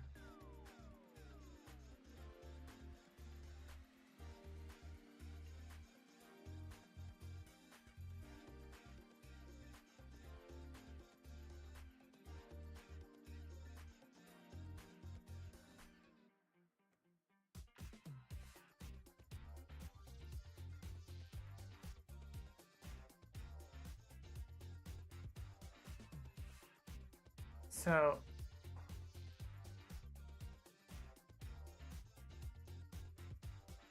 we'll put this at... we'll put a comment here that says... test grid.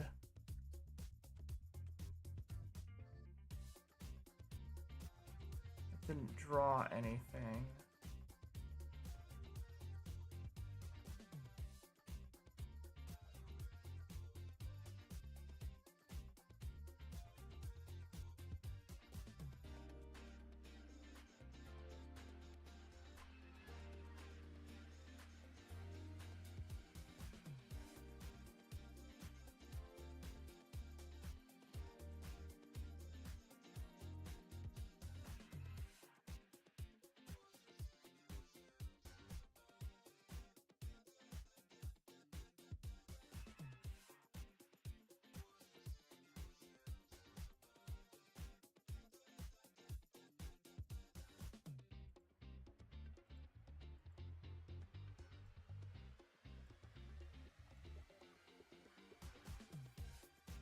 I wonder if this had extra spaces in it.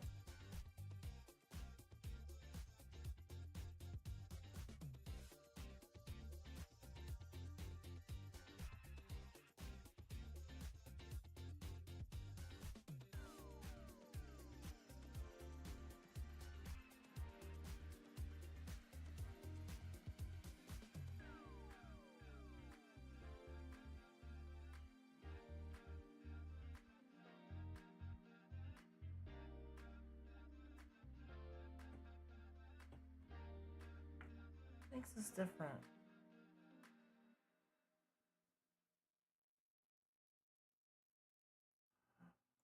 Let's see here.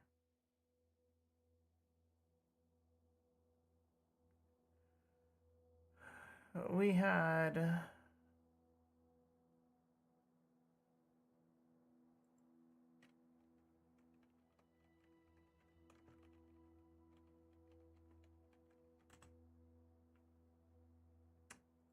where was that code at?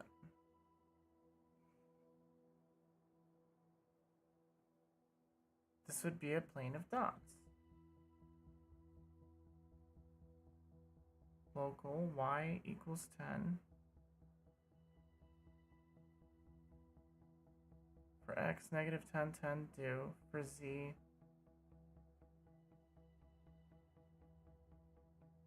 do. Yeah. Local variable sx equals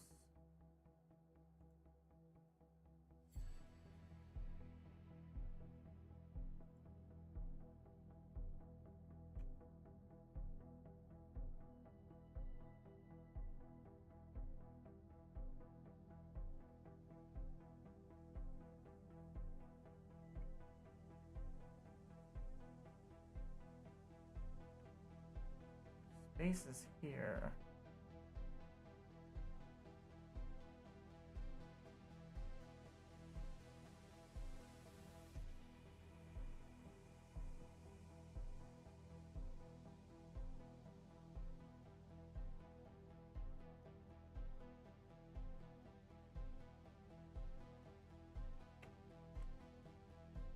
That doesn't work.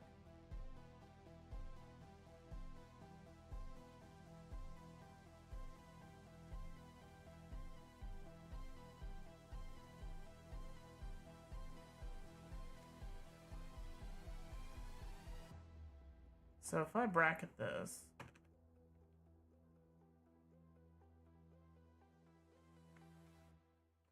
and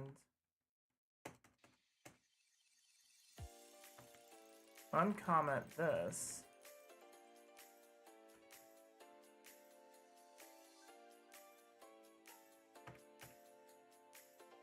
still not drawing them anymore.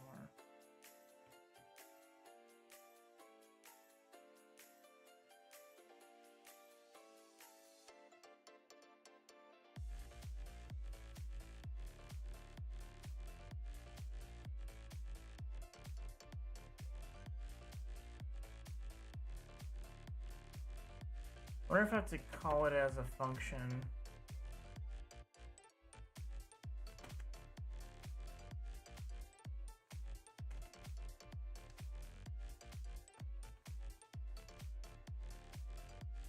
Oh, I do.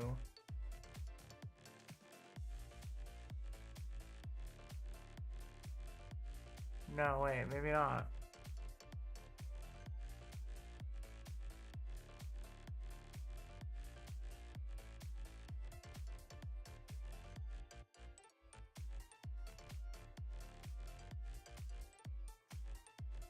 Oh yeah, I did put it inside of a function call.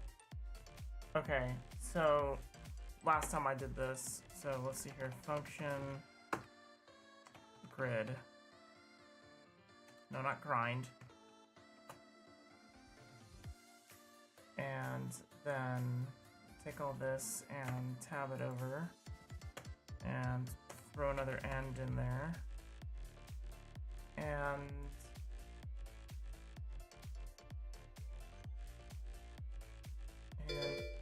oh! Oh! Oh, I have, why is this on? Oh my god. Hold on.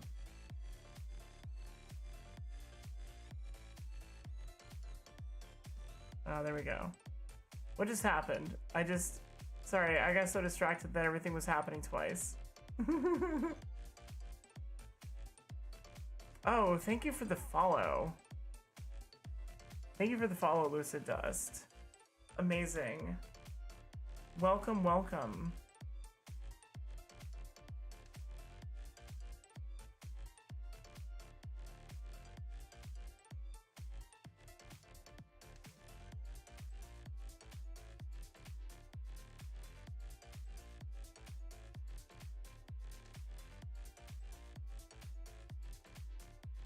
Alright, so I've got this as function grid. So I've got to call this function in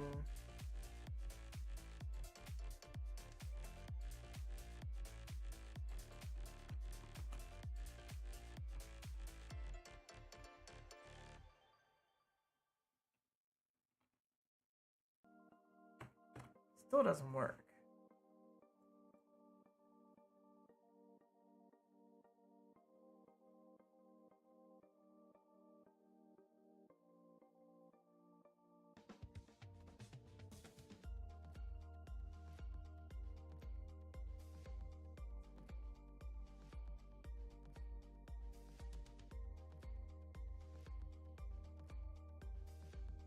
For and function end.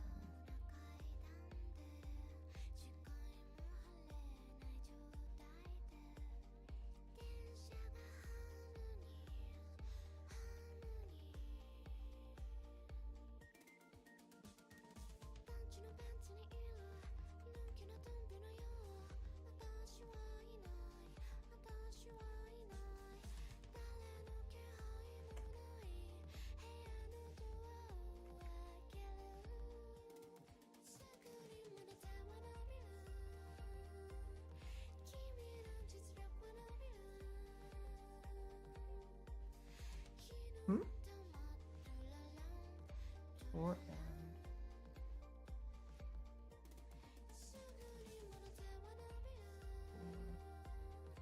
and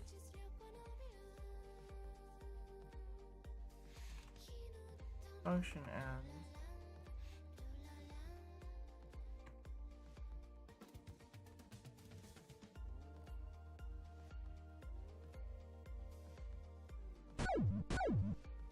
still isn't drawing them at all anymore.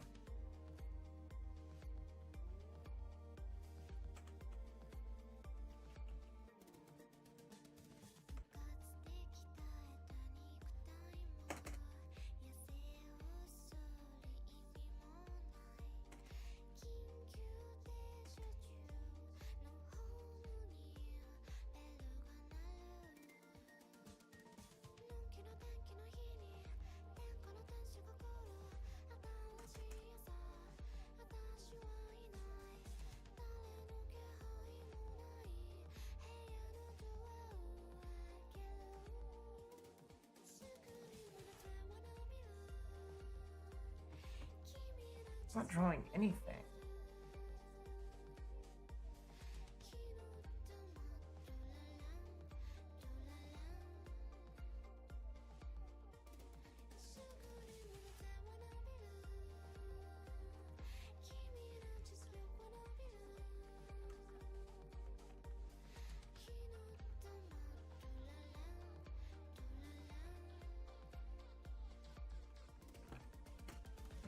Here,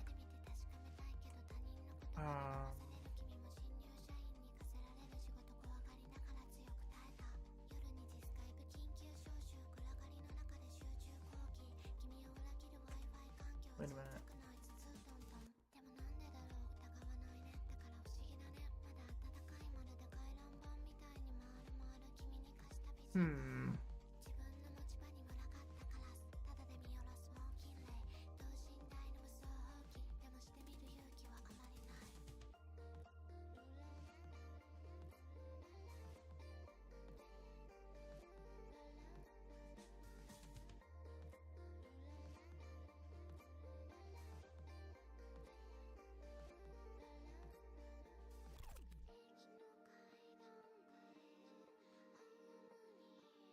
I don't get it. I don't get why it's not happening unless I put it in the wrong spot.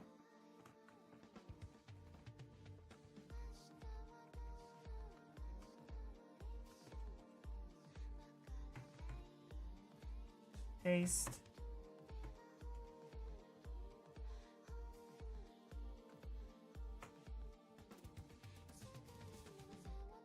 Doesn't draw anything. I put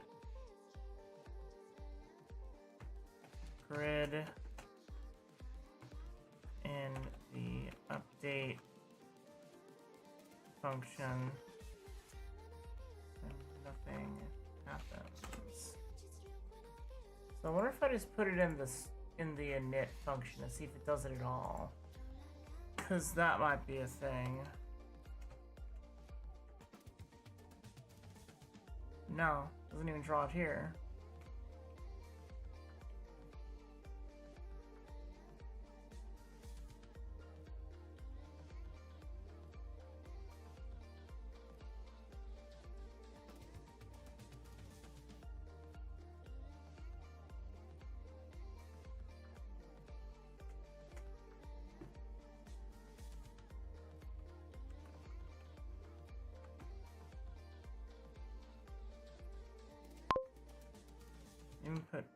did in the init function and nothing happened.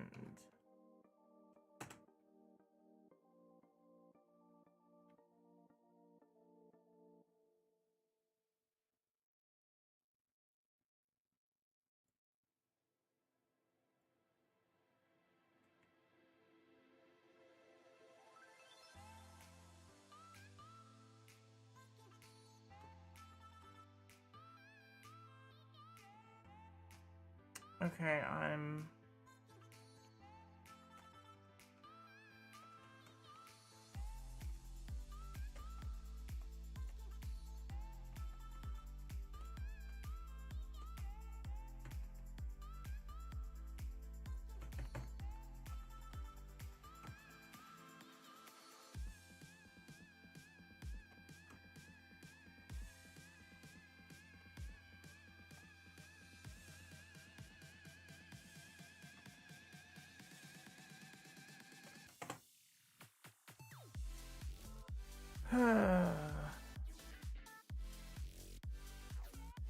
Oh, live. All right.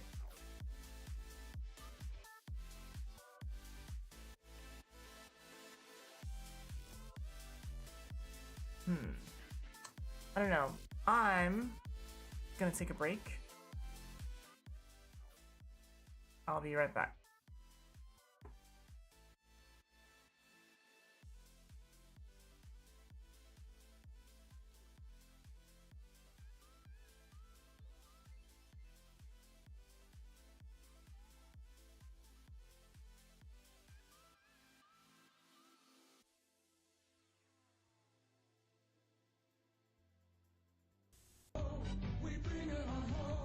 At Major Video now, the largest selection of the hottest new movies now on video cassette. The Lost Boys, Spaceballs, The Big Easy, Platoon, Dirty Dancing.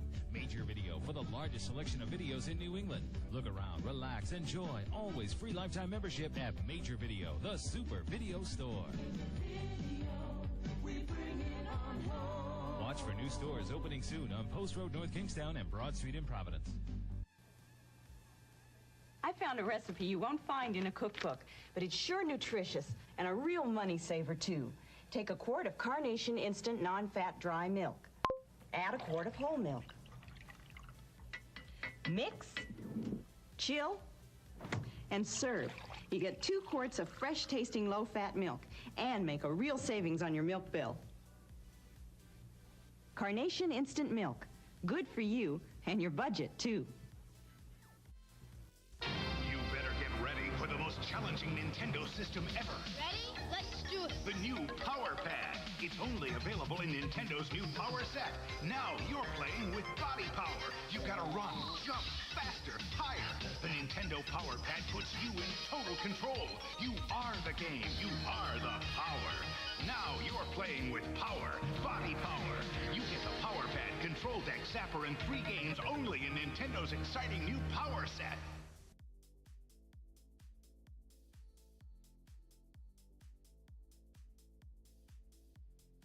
Megaman est de retour.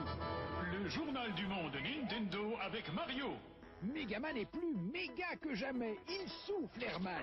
Il refroidit complètement Hitman et envoie Metalman à la casse. Dr. Wily, est-ce que ça bouleverse vos plans de conquête de l'univers? Ah non, vous oubliez mes super robots, mes poules atomiques et toutes mes autres créatures. Dr. Wily, merci, mais le mot de la fin sera pour Megaman 2. Nintendo. Introducing a world of luxury for your furry companions. Pamper your rabbits with Onion Belly, the exclusive bubble bath crafted from the finest Himalayan red onions. Elevate their relaxation with nature's touch. Let your rabbits indulge in the essence of Himalayan wellness. Onion Belly, where bath time becomes a fragrant journey.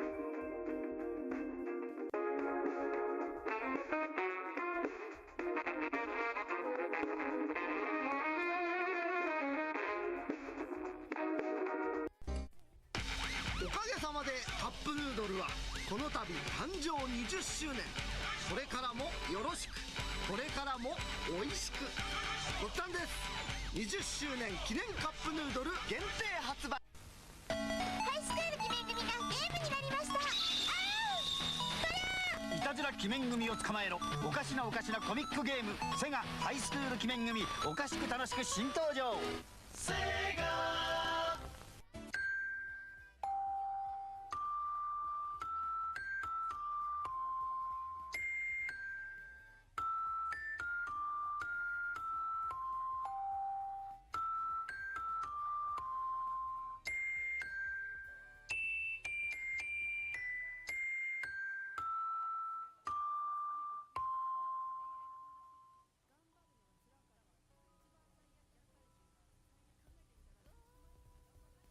Soon, the John Geyer family will be using their TV to help compute their federal income tax, learn French, improve math skills, and quarterback an NFL team. Here comes the line of scrimmage. Introducing Intellivision, the new home video system from Mattel Electronics. 2 components, each sold separately. Start with the master component, available now for super games like NFL football. To pass. Go for it, Dad. Caught it. And for learning fun from the electric company. Now this one's a little tougher. I got it. And when you add the keyboard component available this summer, Intellivision can change your family's life. It simplifies financial planning, even custom designs a Jack LaLanne exercise program for you. Play it, Dryer. There is an entire library of Intellivision programs designed to grow right along with your family's interests. Discover Intellivision. It can change your family's life. War Games, the motion picture, is now a video game for ColecoVision and the Atom computer. War Games, the motion picture, is now the video game where you must prevent the NORAD computer from starting a thermonuclear war. War Games, the motion picture, is now the video game where sector by sector you launch killer satellites, fire ABM missiles, blast enemy subs. But time is running out. War Games, the motion picture, is now the video game where only you can prevent the unthinkable. War Games, exclusively for ColecoVision and the Atom computer. I'd like some gasoline, please. Yes, sir. Dennis. Dennis Day, you in a Texaco uniform? My name is Rodney. Fill it up with New Sky, Chief, sir? But you're Dennis Day. It can drive down the cost of driving and save you money. Money? Yes, sir. New Sky Chief does one thing better than any other leading gasoline. It keeps valves like this from getting like this. You see, with fewer harmful deposits on your valves, you can get better mileage, and the chance of expensive repairs is much less. Oh, well, in that case, I'll try a gallon. Gee, thanks, Mr. Benny. Wait a minute. If you're not Dennis Day, how did you know I was Jack Benny? Who else would buy 1 gallon? Texaco sells more gasoline than anybody else. So why a New Sky Chief gasoline? Because we're first, and we have a big responsibility to drive down your cost of driving.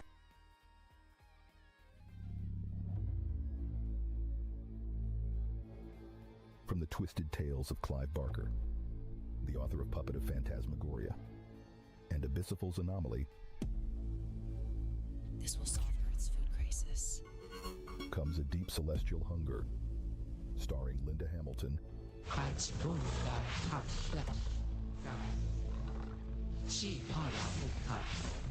it's just a burrito.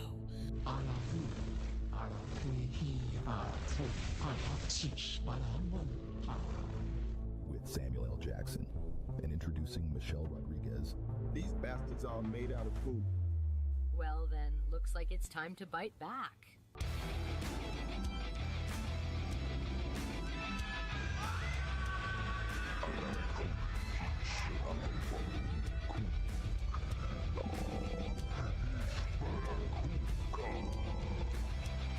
Clive Barker's Burrito Blaster, Banquet of Bloodshed.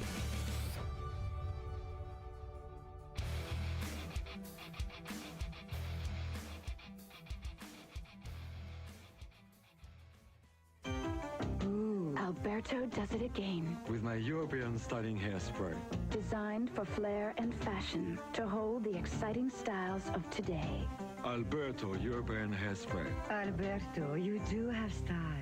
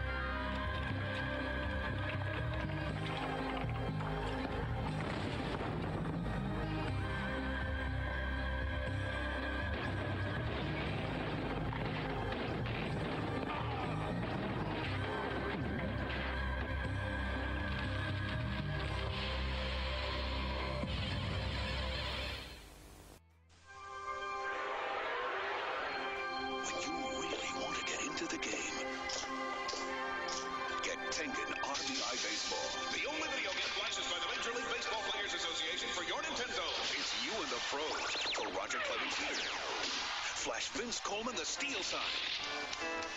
Let Gibson swing for the fences. It's going, go! RBI Baseball, the one the pros pitch.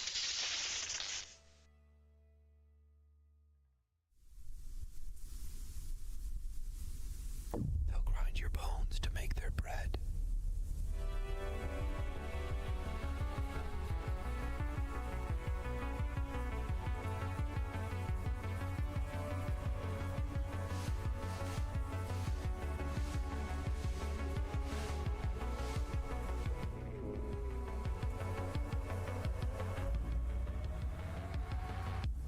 Your blood, they'll make a buttery spread.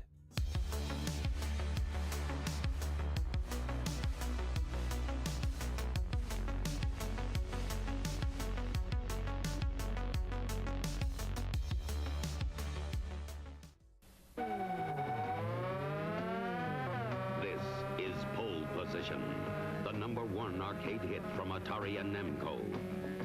You're behind the wheel of a Grand Prix racer with all the horsepower you can handle, maybe even a little too much. Alright, I'm back. Hello, hello. How's it going? What is up? Yeah, I got one viewer. One viewer. That's whatever. Shit happens, right? It's cool. Oh wait, there's somebody watching on YouTube. Who's on YouTube? Yo, YouTube chat, say something.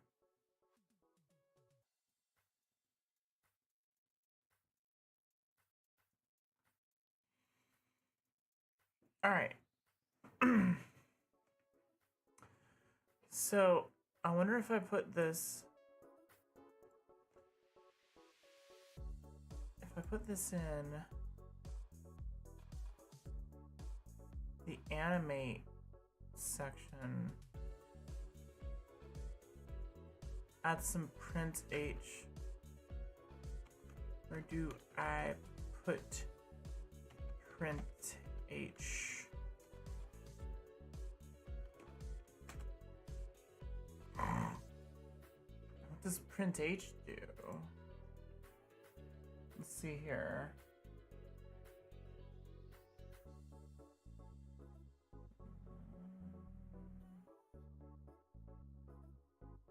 Screen. Get, he set, camera.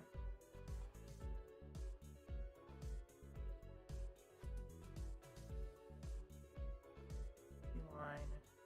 Math. Memory functions, coroutines, system flags.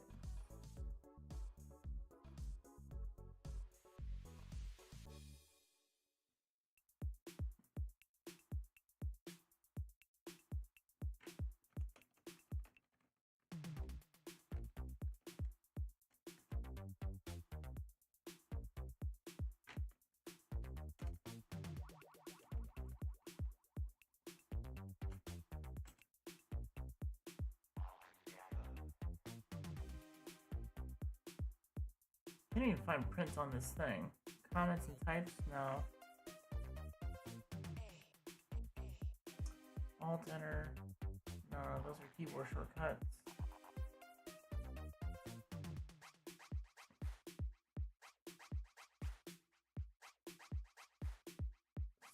No, those are the command line functions.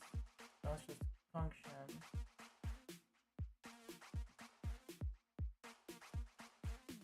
Update. Init, draw.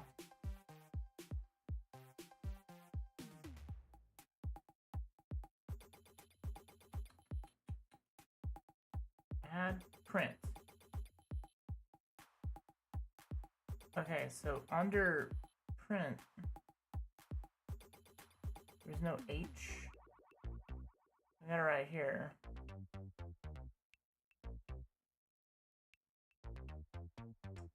But I don't think I have a table. Hello, Ufernet. Hello. Is there a lag? Let me know if there's a lag. I could, I don't think there's much I could do, actually.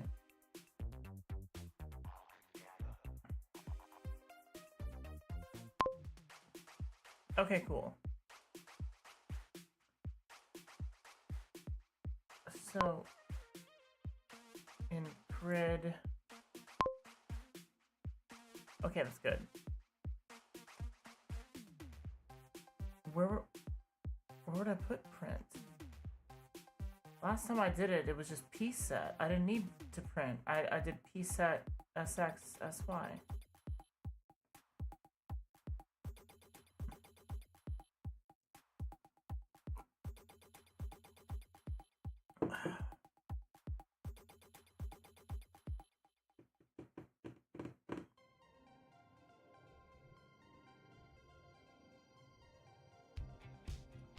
What if I put it... Okay, so I've got...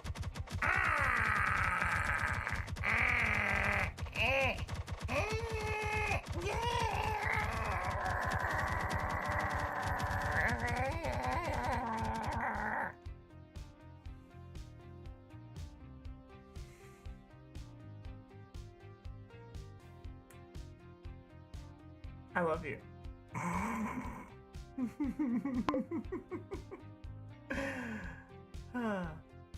I'm so glad this is how you show how you care. Smothering me with Atari cartridges? That's like making me a mixtape.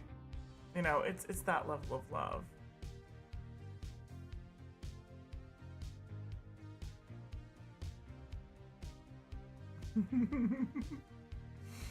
All right. Let's see here. I've got Starfield. So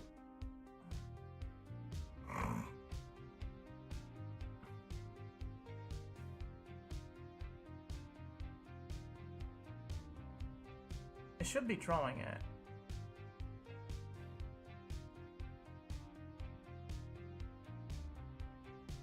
I don't know why it's not drawing it.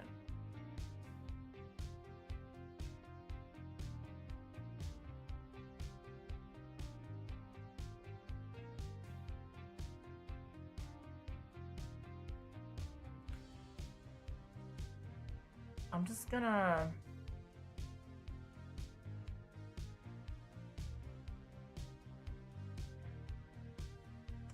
I'm just gonna comment it out for now.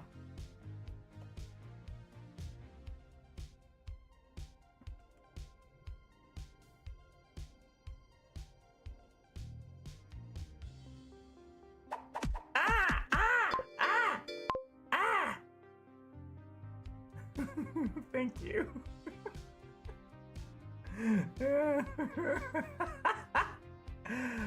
Oh man. You know, I never thought I would be that kind of person, like, you know, who would let you throw things at me. But that was back when I was living inside of a TV screen.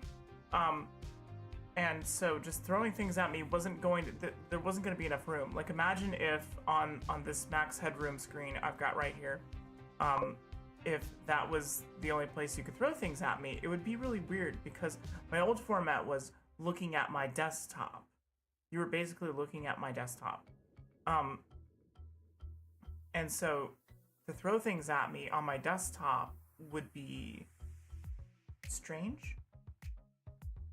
It wouldn't visually, it would never visually work. And I'm like, I think since I'm broadcasting from the future, it wouldn't make sense to be able to throw things at me. But then I'm like, I mean, if you can see me in my apartment and there's a time link established, then you could. Also, it would be hilarious to throw Game Boys and Tamagotchis at me, like, and Mario Brothers. Alright, so let's just make sure the game still works.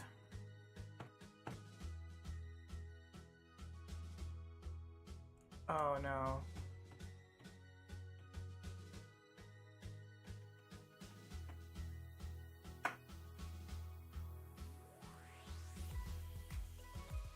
it in it too?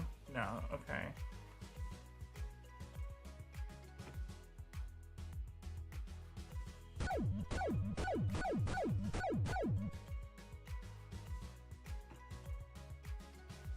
Okay. So, let's make a fun start screen. Let's go over here and like zoom out.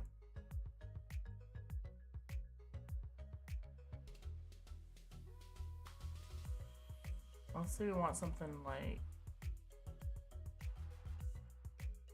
you can find a picture of a pony.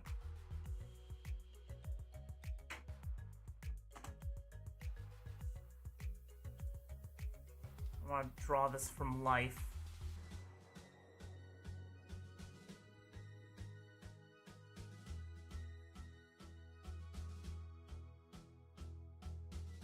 Oh yeah.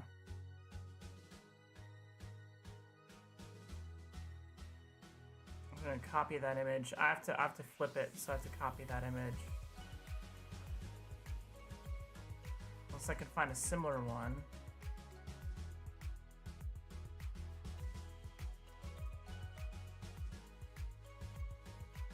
Nah. No, we're gonna use this image here. So let's... Where's paint? Let's paste that into paint. And paste. And flip horizontal. Boom. Alright, let's see here.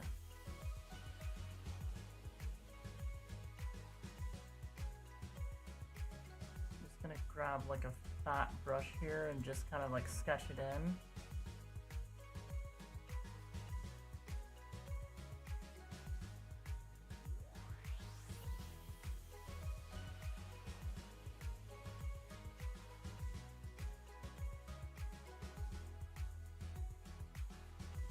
I think I want it to be a little bit bigger.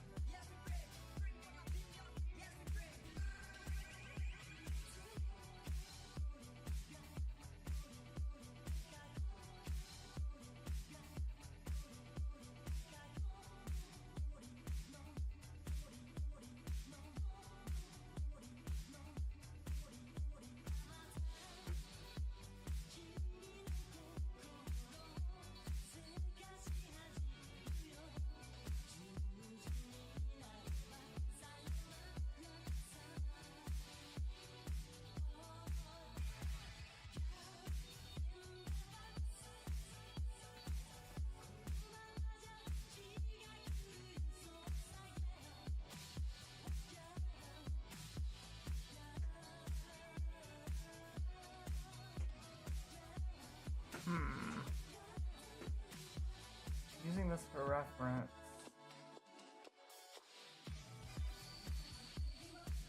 It goes up into here and then comes out here.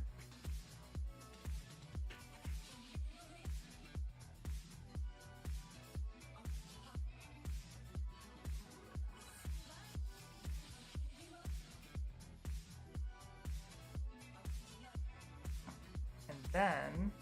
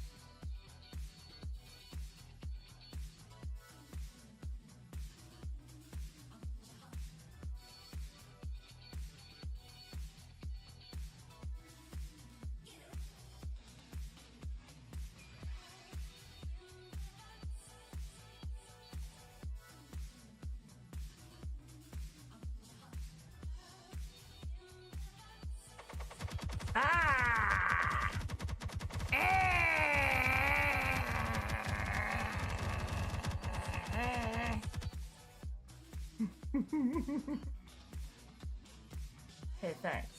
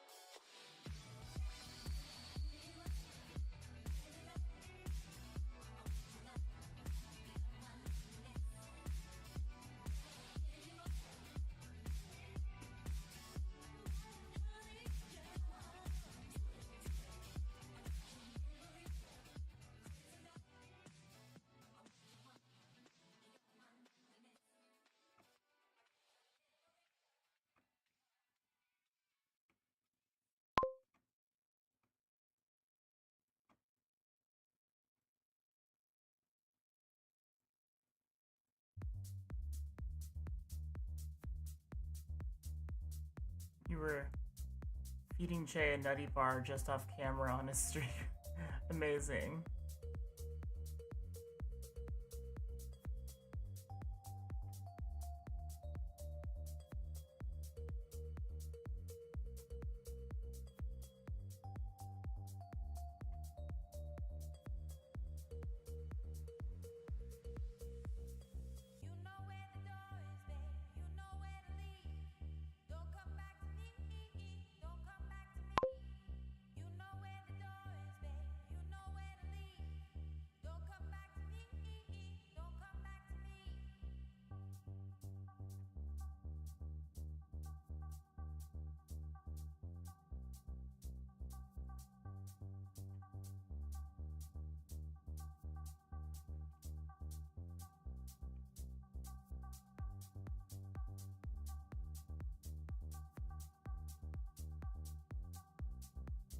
See him biting something, but my hand didn't show. Ghost hand.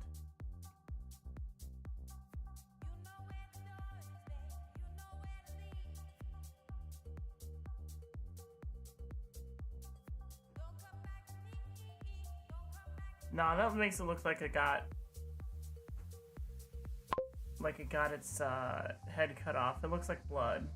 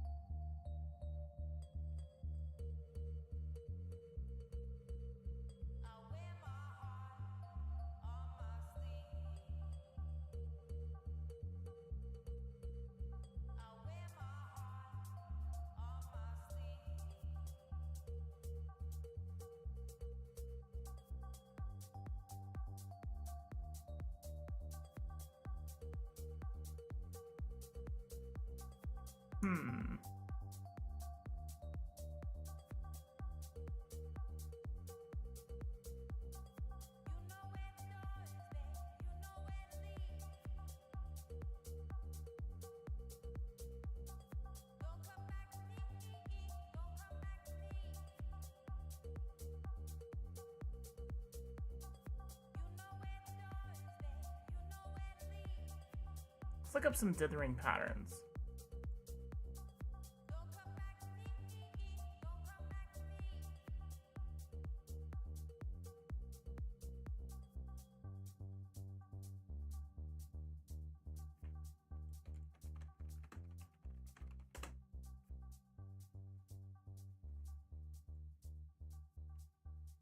Oh, there we go.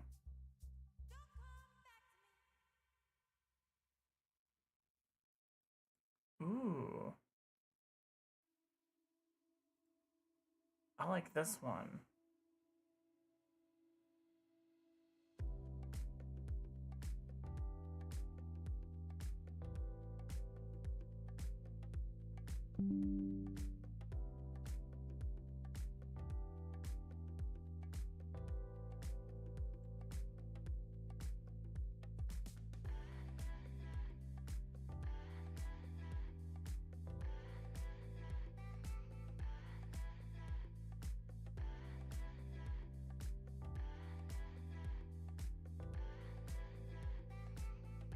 I like this pattern, but it's on a virus-ridden website, so that's cool. Let's check the computer for viruses. Hooray.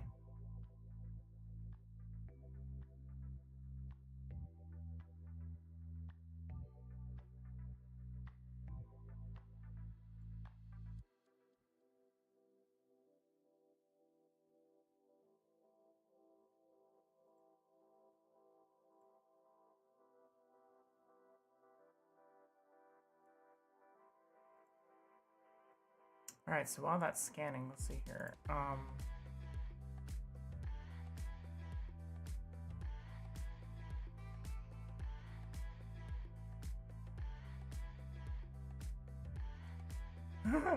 Dithering patterns should have weird names the way that colors do. Look at this. We got truck stop, parmesan grater, longboard, classic warble, speckled pheasant, corduroy dream, ripple, and hot leg. These are amazing.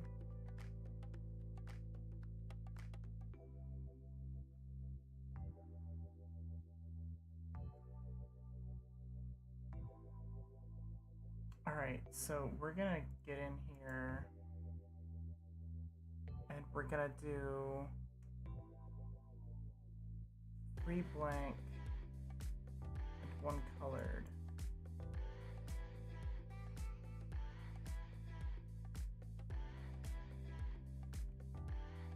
I had started out correct. Oop.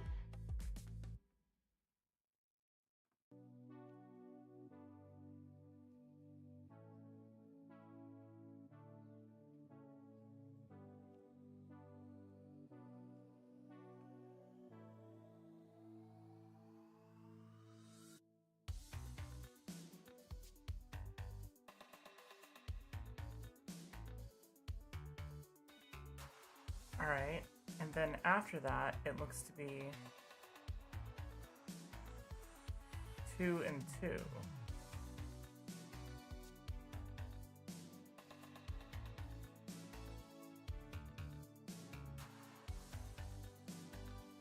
Oh, wait, I did that wrong. I just did 2 and 1.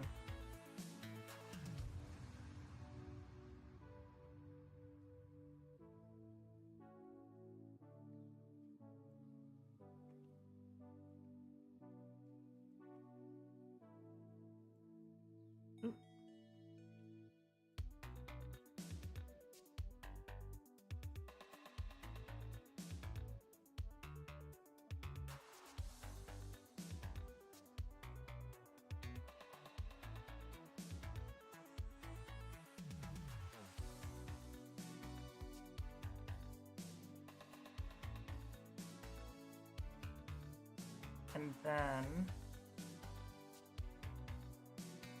it's 1 blank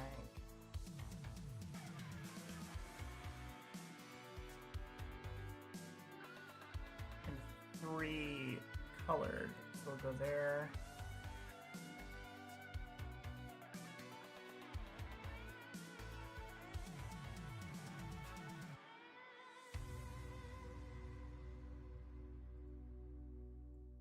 That looks rad. I dig that a lot. It's a nice dither.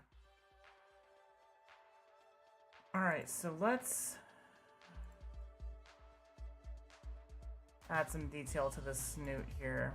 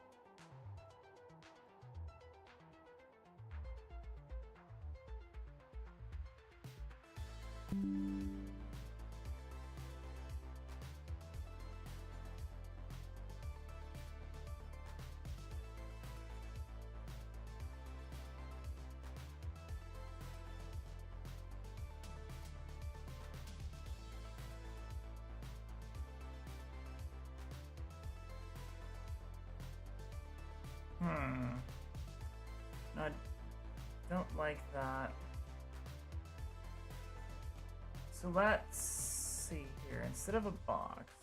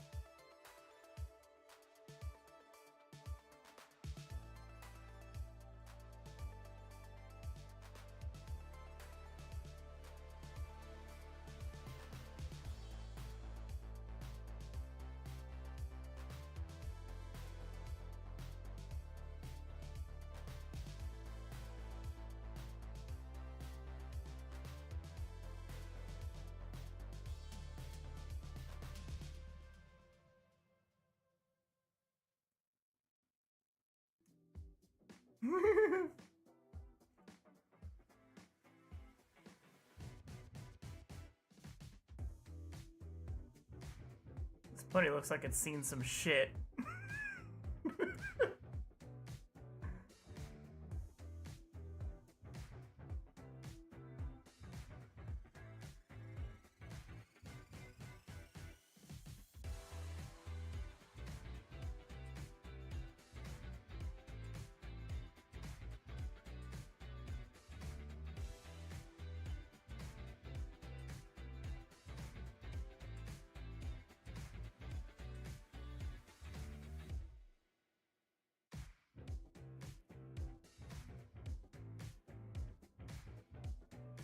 Here, does the pony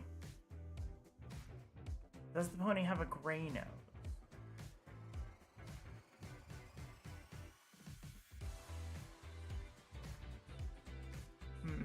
No, it looks too silver when I do that.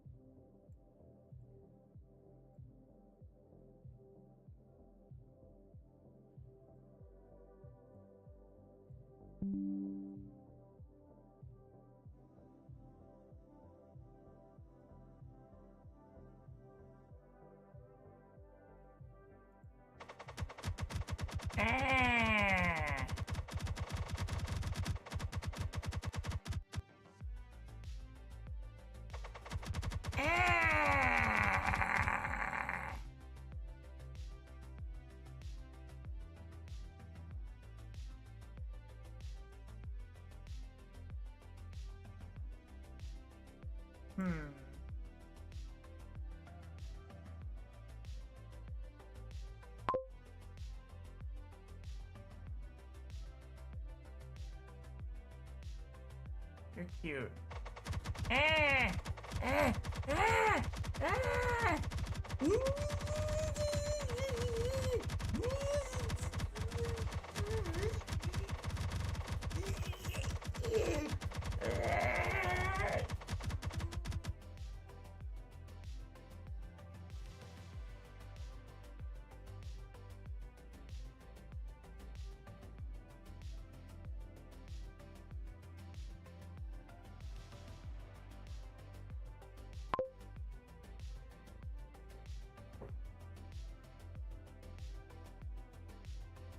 I can't figure out what color I want to use to make the purple darker. So instead I might make the purple lighter.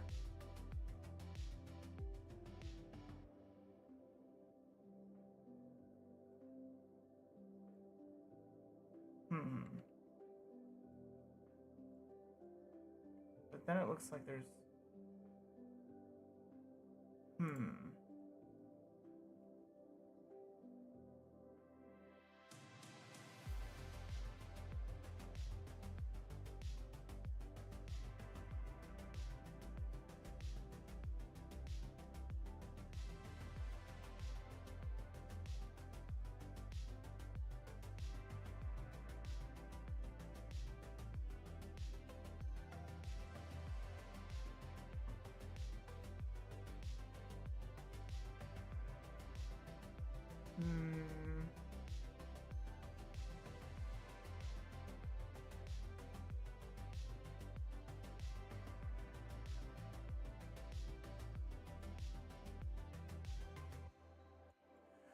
The black seems too stark.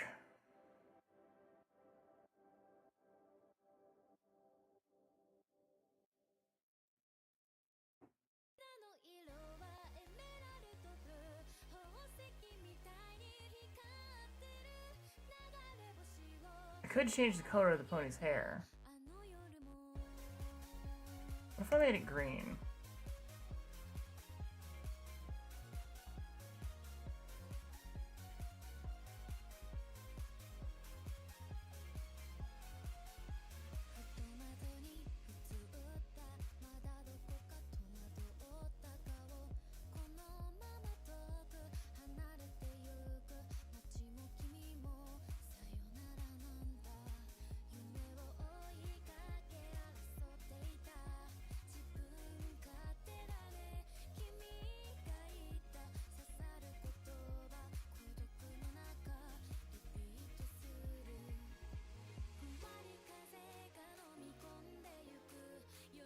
Yo, I'm actually kind of digging the green.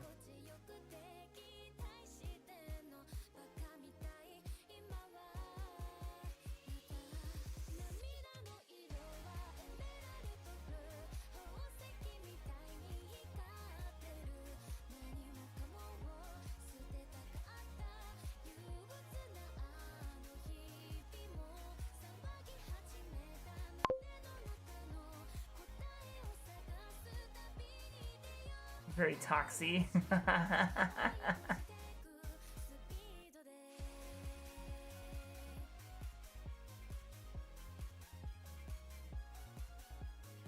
Yo, we should put some trauma references in this. What are some trauma references we could put in here?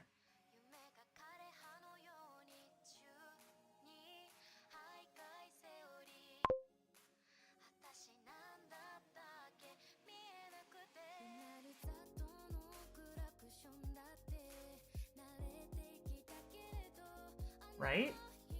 Plus it has green hair like me, and it's just like, why not?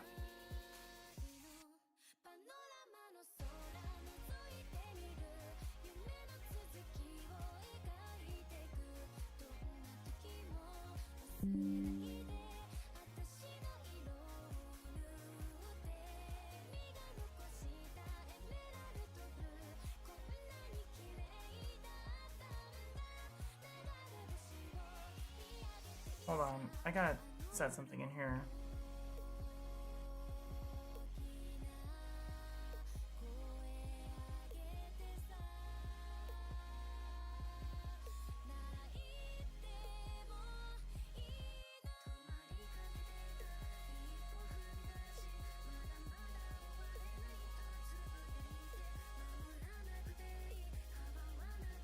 Where do I want to get rid of updates from a website?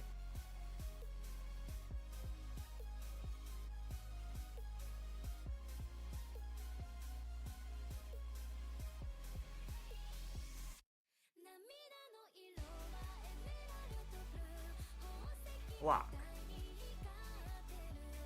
There we go. Save changes.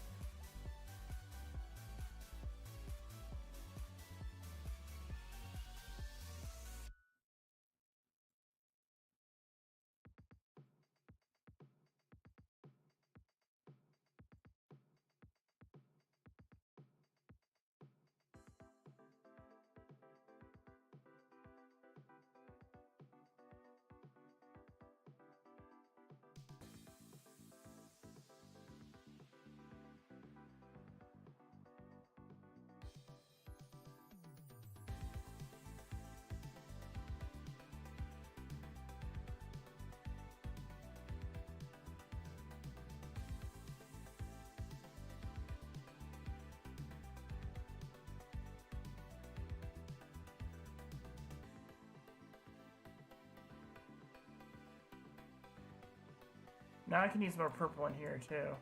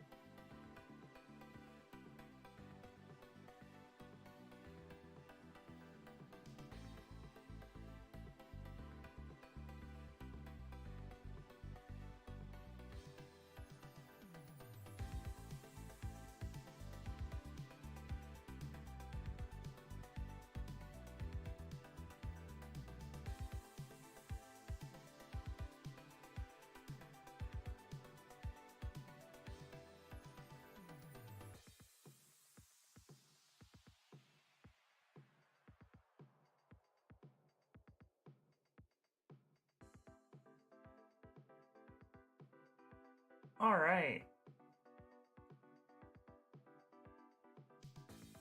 So there's our start screen. This pony done seen some shit. Oh my god. He's so cursed. This poor cursed pony.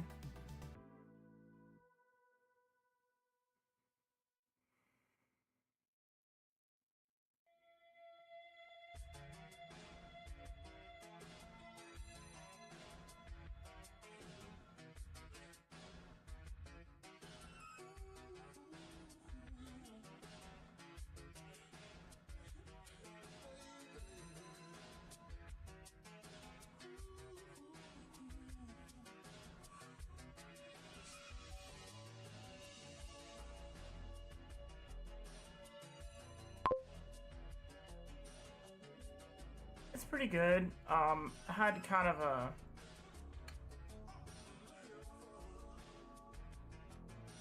bit of a rocky couple hours before my stream started, but other than that, I think I'm doing pretty good.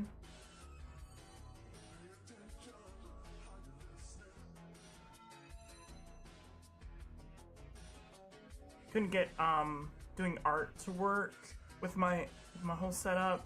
I'm gonna work on that. I keep forgetting to do it because I forgot that I hadn't set it up yet. And so I've got to like jimmy rig something.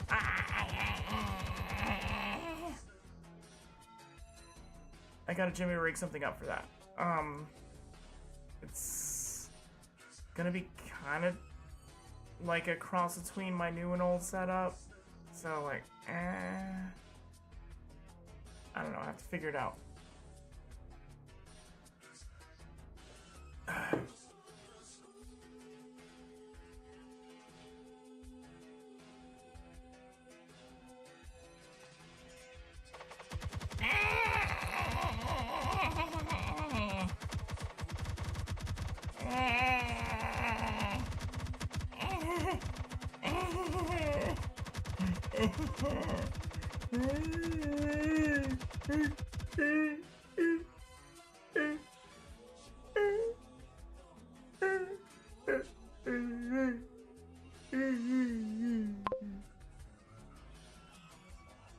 Oh, thanks, Jay.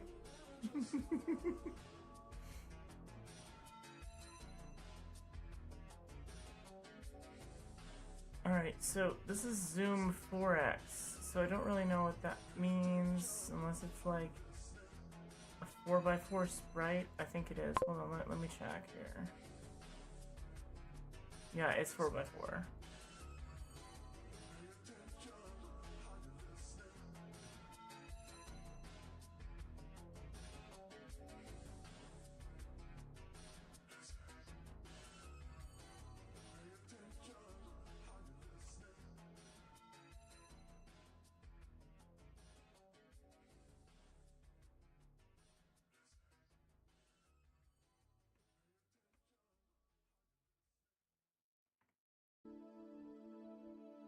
It sucks that I have this one thing right here.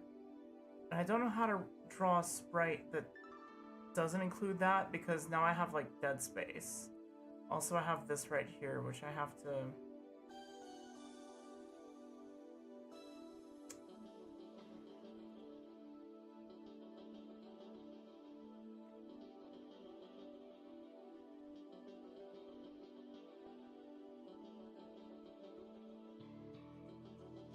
I'm gonna erase this one pixel here, so I might be able to come back and reclaim these empty sprites.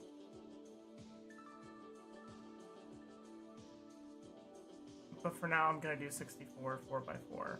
So let's do the start screen.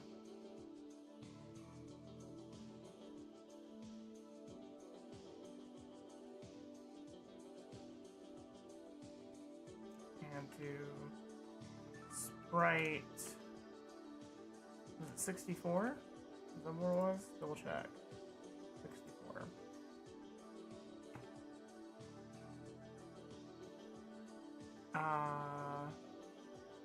Let's do it above the words 29,000, but let's see here. 4 times 8 is 32. So this has to come down a bit. Let's put this at 50.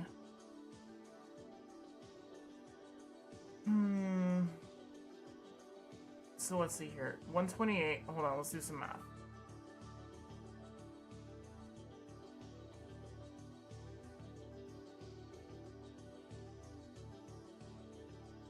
Why is my calculator not opening?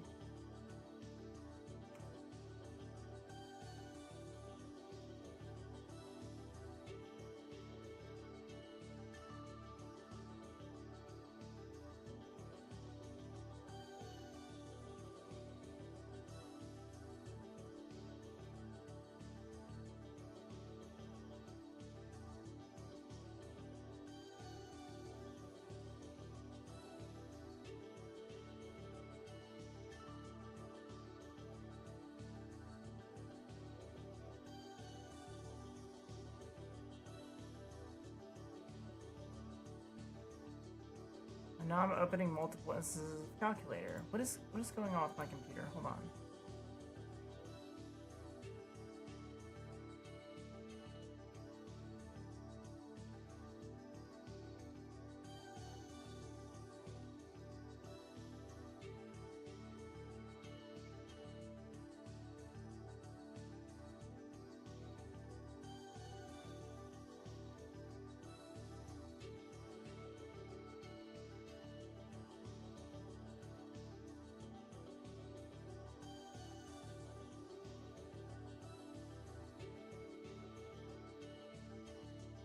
Let's find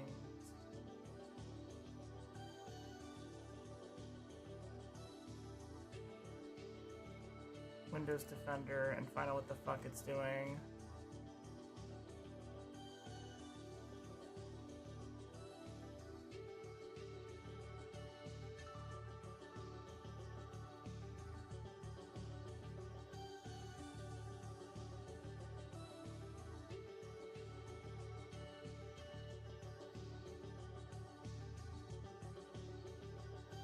And then let's start up from scratch.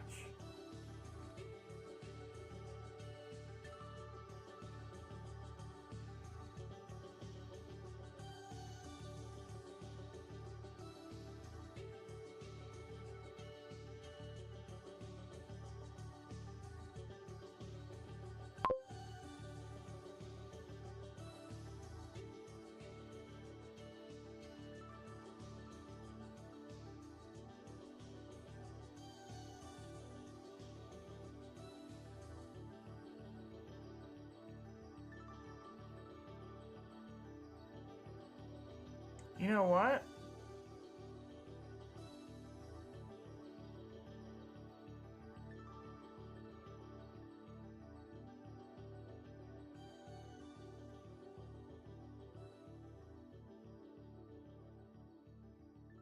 I want to know why that took so long.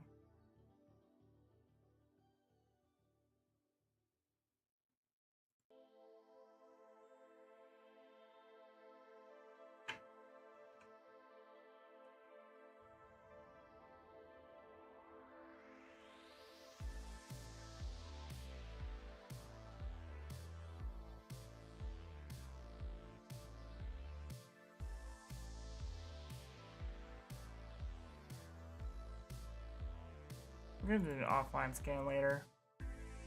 I don't like that very much at all. We're also gonna restart Windows Explorer because I don't know what happened to Windows Explorer, but it do be acting silly. And now let's open Calculator. There we go. I think it was Explorer was acting weird. Alright, so we gotta do 128 minus 32 pixels is 96 divided by 2 is 48. So if we do an x value of 48, that should draw it roughly in the center, and then 5, and then 4 by 4.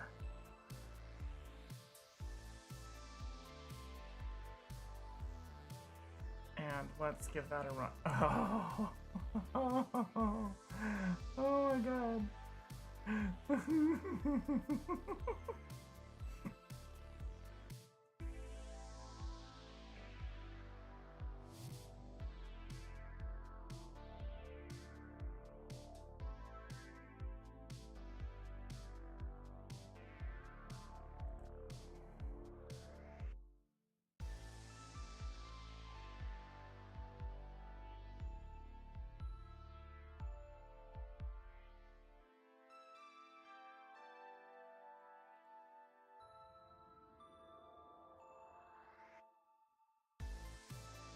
Okay, so when I boot up the game, do I want stars flying across? And if I do I want them going in a different direction? And I wonder if there's a way I can make a variable, instead of having to write this function twice, can I...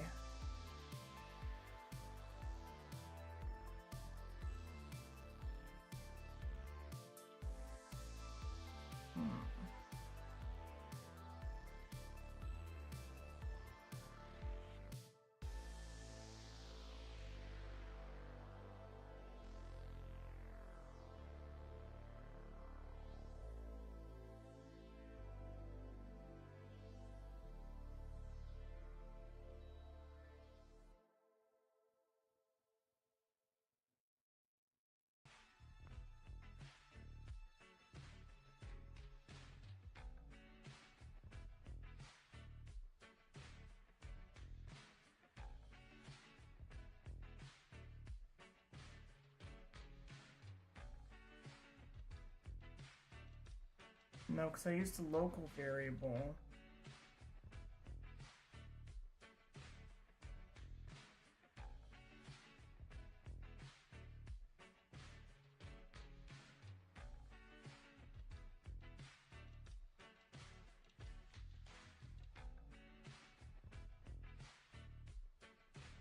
We got star speed I.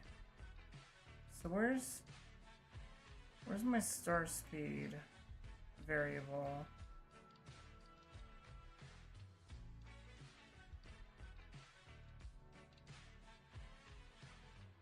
Oh, here we go.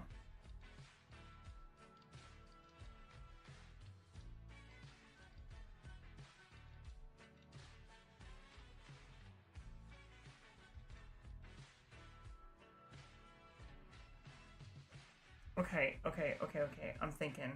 So I've got this right here that draws the stars. If I... And this is in start game. So this right here, all I have to do is...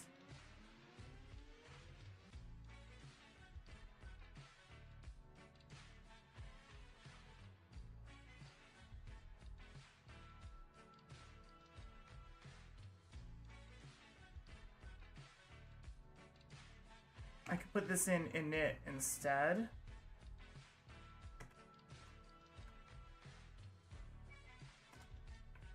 That way it's always running. Copy this.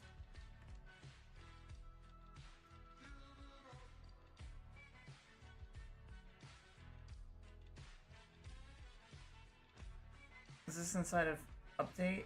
No, it's in start game. I guess I could put it in draw.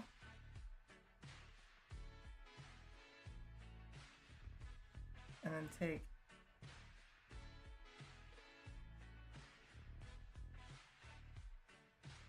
this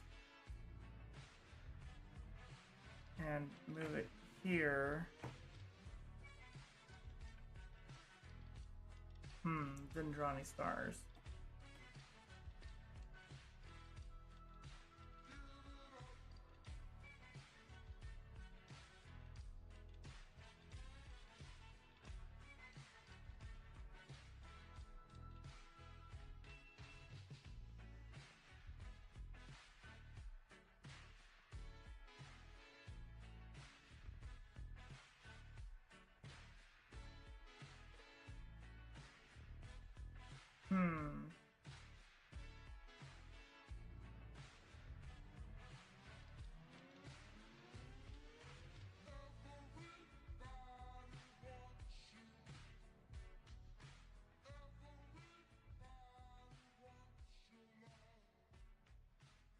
And then I would have to run the animate stars, run the star field.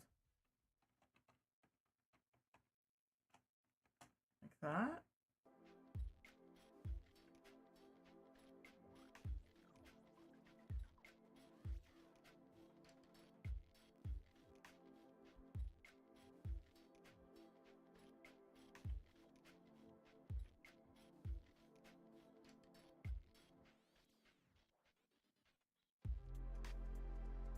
And then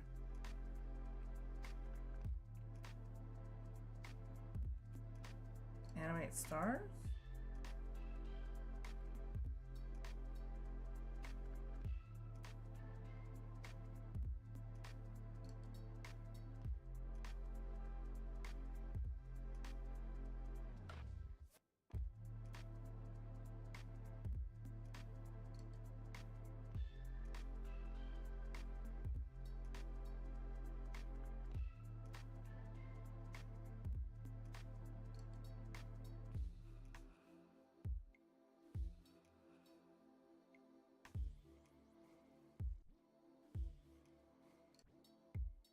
I guess I would have to put this in it as well.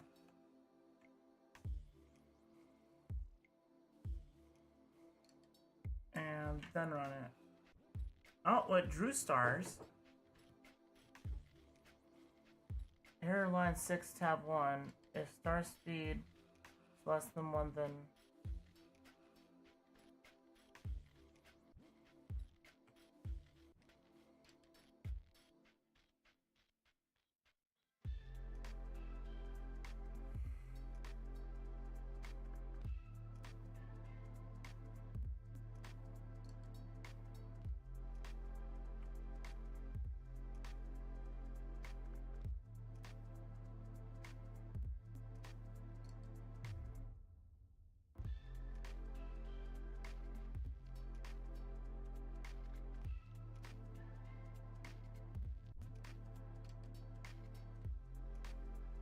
Why am I getting errors on it now?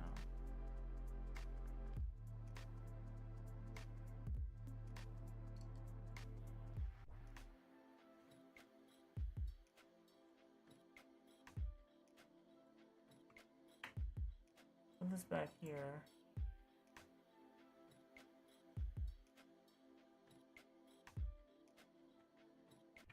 Oop.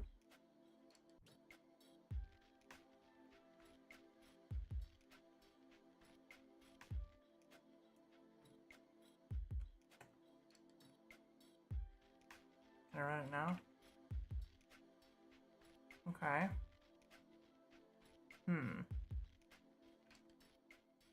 It still works here.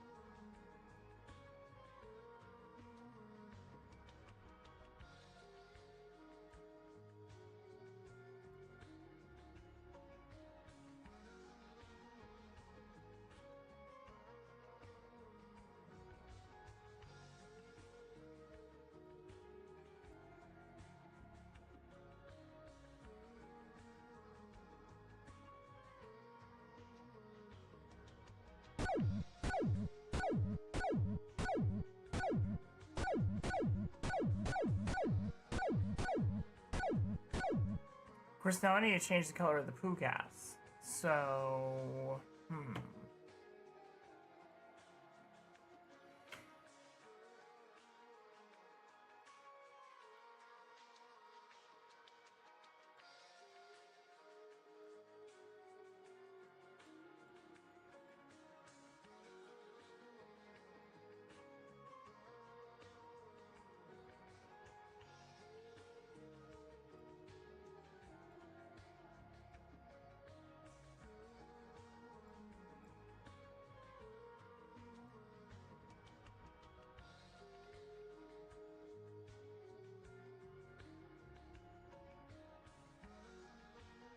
now it looks like it's shitting itself.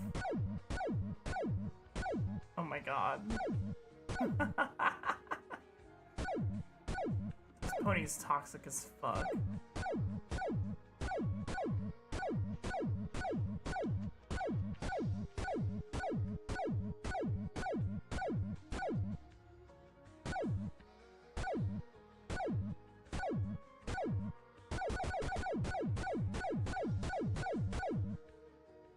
Amazing. Well, here we go. pico-8 has a continuous graphics buffer. Basically, imagine the screen is a canvas. In this context, imagine clear screen as take a new page, blank slate.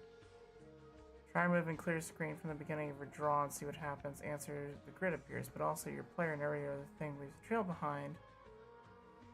So if you want to both have some things move without losing the stationary things, without leaving trails, you need to clear the screen and then redraw everything, right?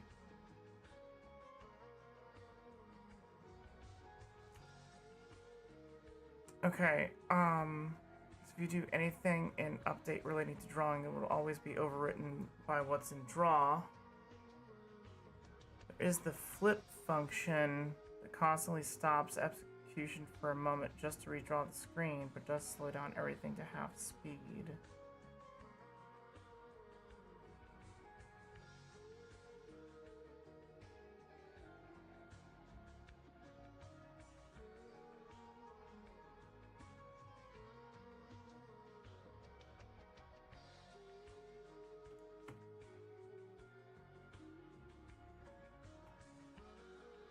Okay, so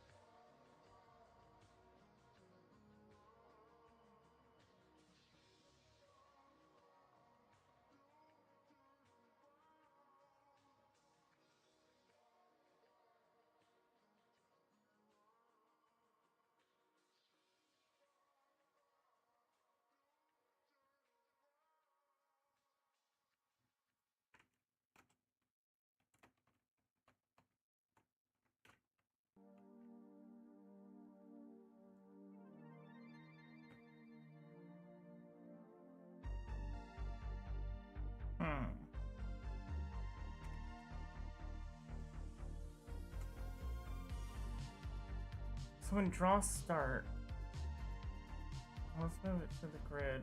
If we get to the grid,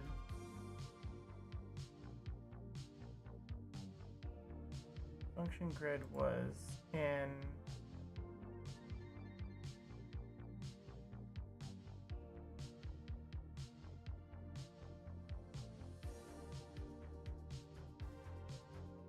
let's put it in draw start. If I put it under clear screen and I just put grid,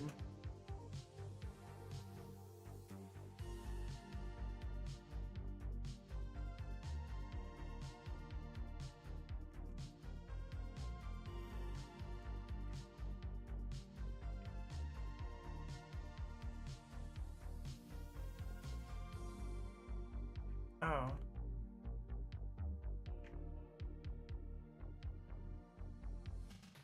Okay, so that was my, so now I have a grid.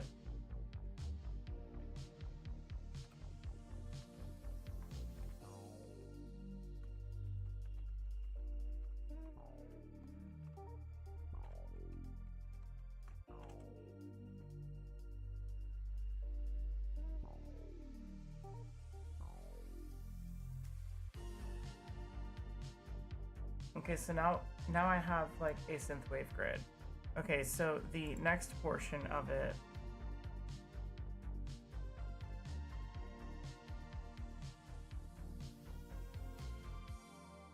to get them to move, you have to add a timed part to the X. So you change X to X time. That's slow and it eventually appears off screen, so you'll need to multiply the time faster. Modulo it percent to make it loop back to 0.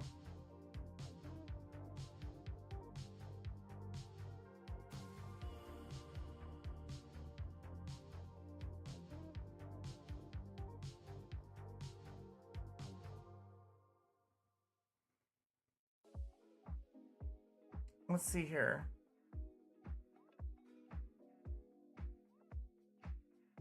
What is X time? Time on here.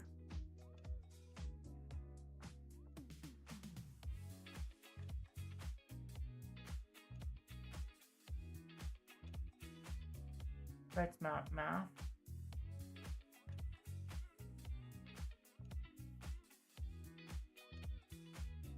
Print.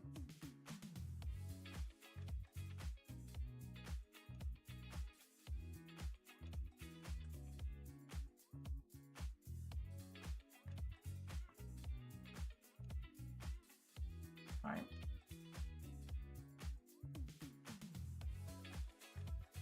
No. X minus time.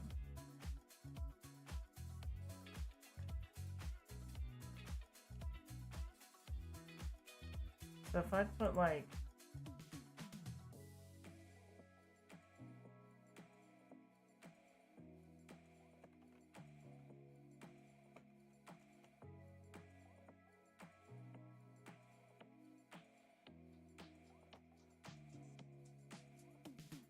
X minus time, parentheses,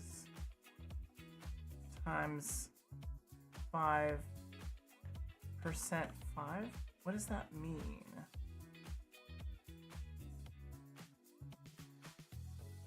Attempt to perform arithmetic on global X, a nil value.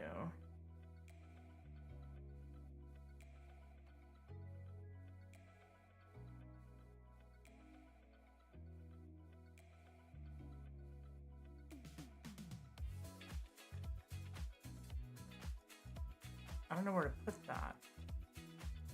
Oh, it has it right here. So we need to draw lines to the previous points in the grid, which means we need to figure out what those points are. To make it easy, we're just going to make point calculations in a temporary function. And calculate the x and y for current point, as well as points to the left and below the current one, the lines, and then draw lines between them all. So we've got...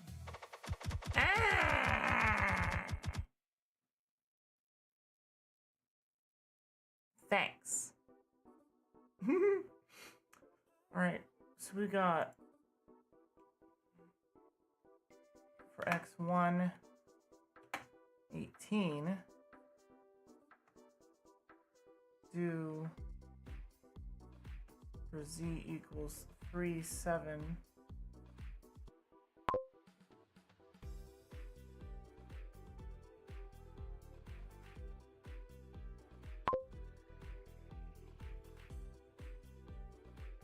Then we're gonna copy this.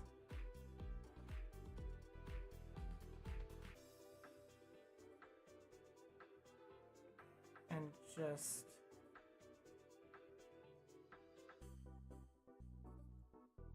paste that. All right, so this is SCRX.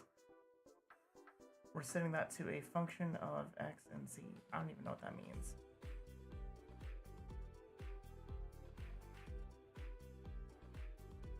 Return x minus time.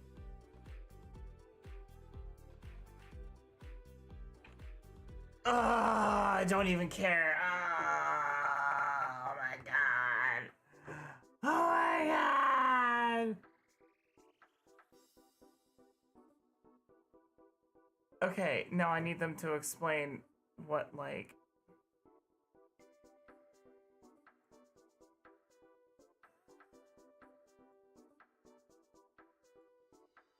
I need to ask what this means.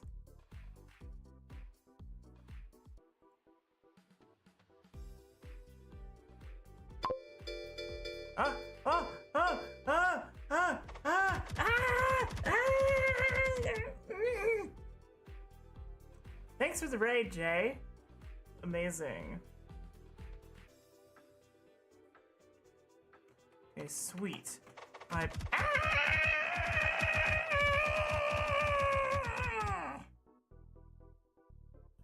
put...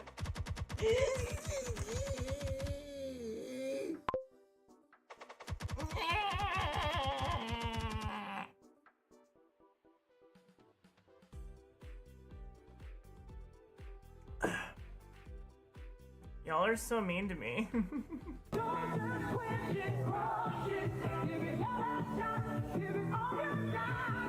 The bold taste crush, crush. Don't just quench it, crush it. Ah!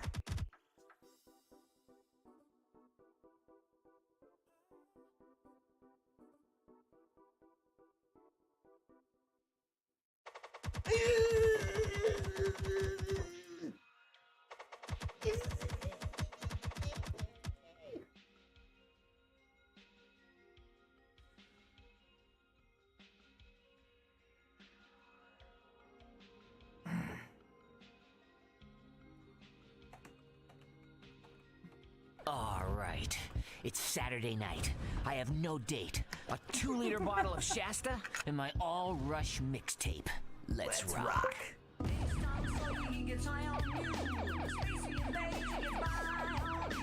So what I have to do tomorrow, seeing that reminded me, I have to move my VCR back over to my desk and then record the tape back onto the computer and then take that and have it ready to upload on YouTube on Christmas, but then we'll watch it right when it premieres.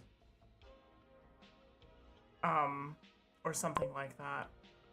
No, we're not gonna watch it when it premieres. We're gonna watch it from the VHS tape because we're gonna have to pause it and fuck around with it, but we'll watch it at the same time as it premieres. So if people don't feel like watching the stream for some reason, they can watch the movie on their own time. But I also got to extract the commercials that I made back out of the tape because I'm not doing VHS filters anymore. I'm just putting them onto a VHS tape. Then I'm going to mess with the tracking on it. And then once I mess with the tracking on it, I'm going to record that on the computer. Like a boss. Okay, so sweet, I put it into my draw function and it draws.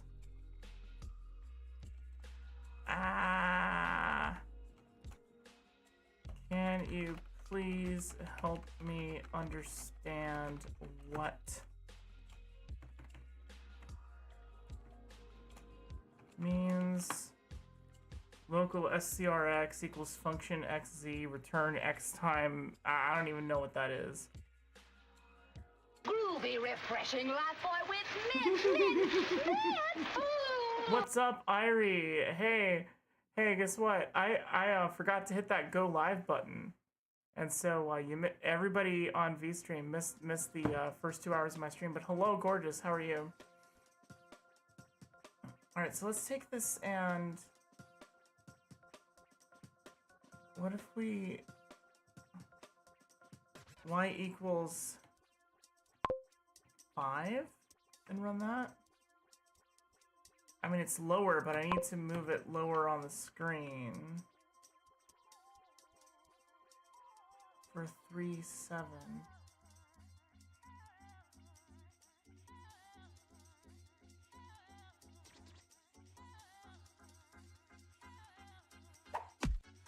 Ah!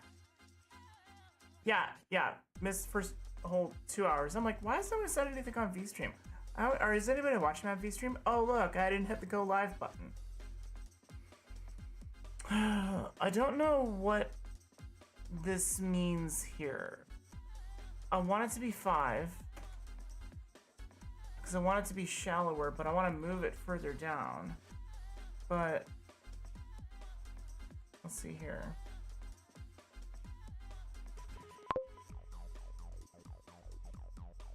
What if we do return y times 20? That just makes it even narrower. We'll do 50. That's the right size grid. What if instead of plus 64 we do plus 32? Half that. Oh, that's the Y position. Okay, so this is the Y position. So if I put like 85 and then I put Y position there to remind me. Oh my god.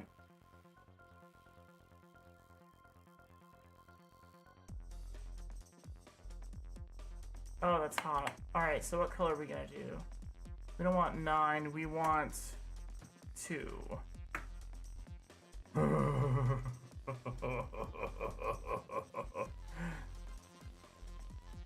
Well, good morning. What time zone are you in, if you don't mind me asking?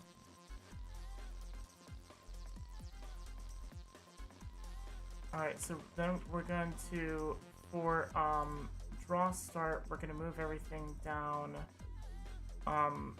20 pixels. So we're going to put that at 70 and put that at 80 and see how that goes.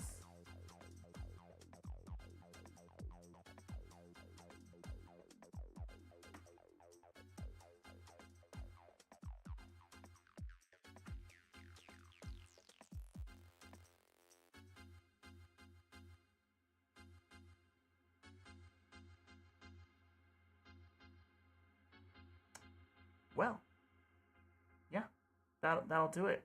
Then it's good morning for you and good evening for me, because over here it's in the east coast of the United States. It's 2:37 a.m. and I'm just doing my thing. All right, so I've got my opening screen here. I've got my grid. My grid looks rad as fuck. So then in draw.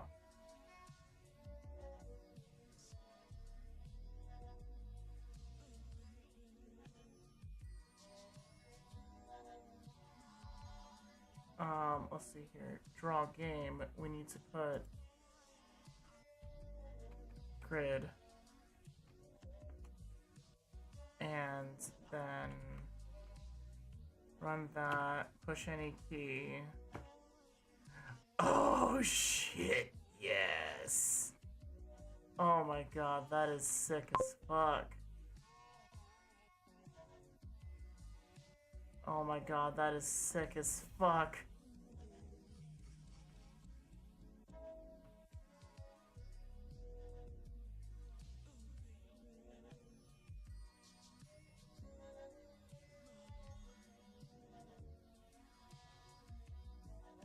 Have I met your bestie? Your bestie seems cool.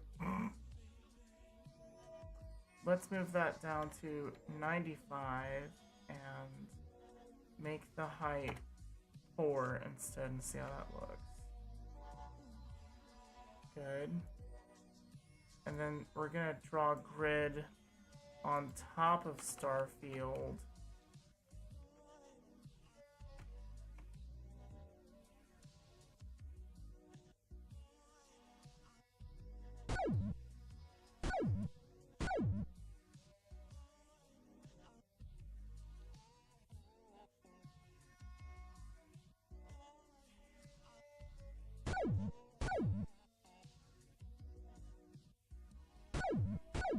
Alright, this is starting to look like a legit game, y'all.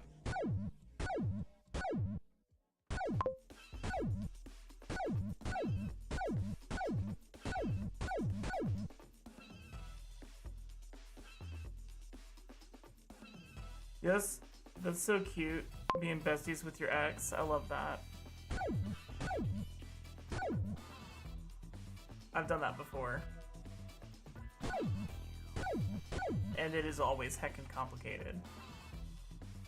My eyebrow just always keeps switching. I don't know why it keeps switching.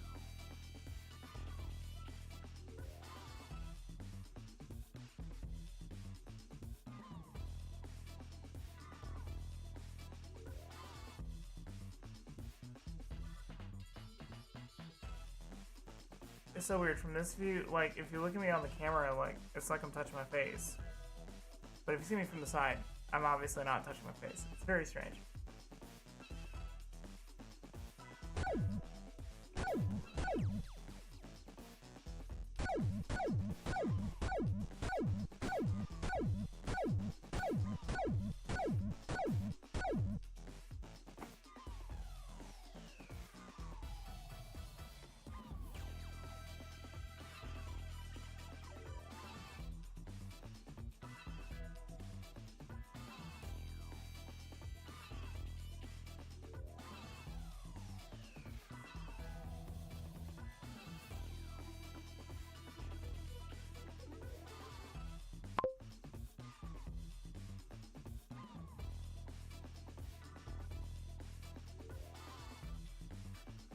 Oh, fair. It's totally fair to be it's totally understandable to not be in a relationship anymore if you're aromantic. That makes total sense, actually.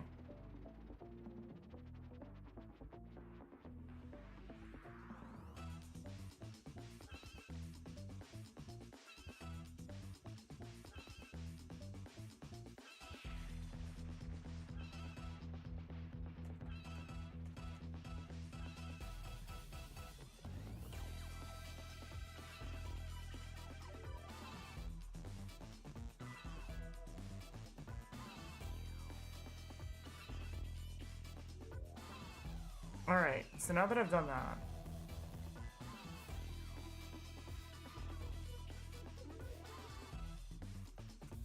what do we do now? We've got a title screen.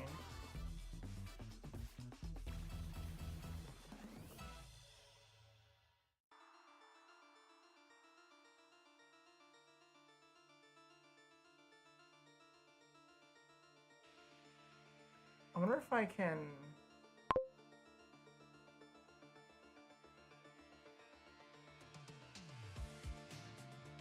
Alright, thank you. Enjoy getting stuff done. Good night. Alright. Now...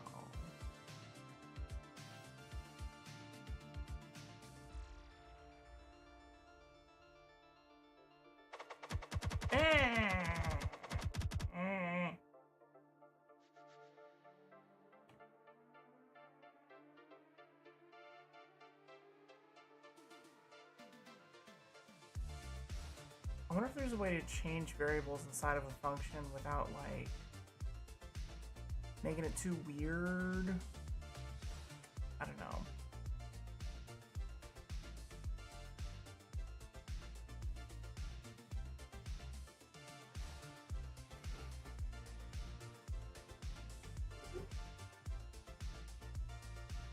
But let's go ahead and move on to the next thing, because I definitely did the doggy zone.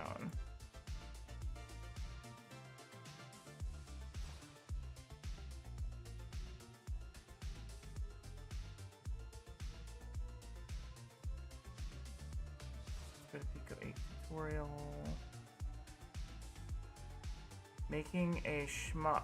More bullets, yes. On this episode, it is the point of no return. You have to really hold on to the table right now because we're going into crazy town. But it's all good because afterwards we're all going to be like...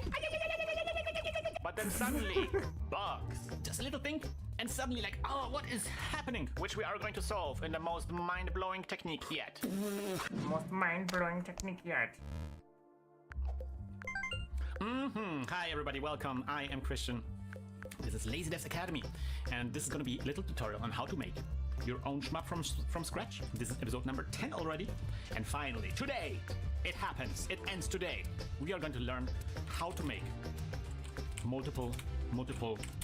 Yes, please tell me how to make multiple bullets. The last episode, we have learned how to make state machines. That's good. We have the start screen, we have the game screen, we have the game over screen. It's good. And we can switch between the different states. It's awesome. But we want to have multiple bullets.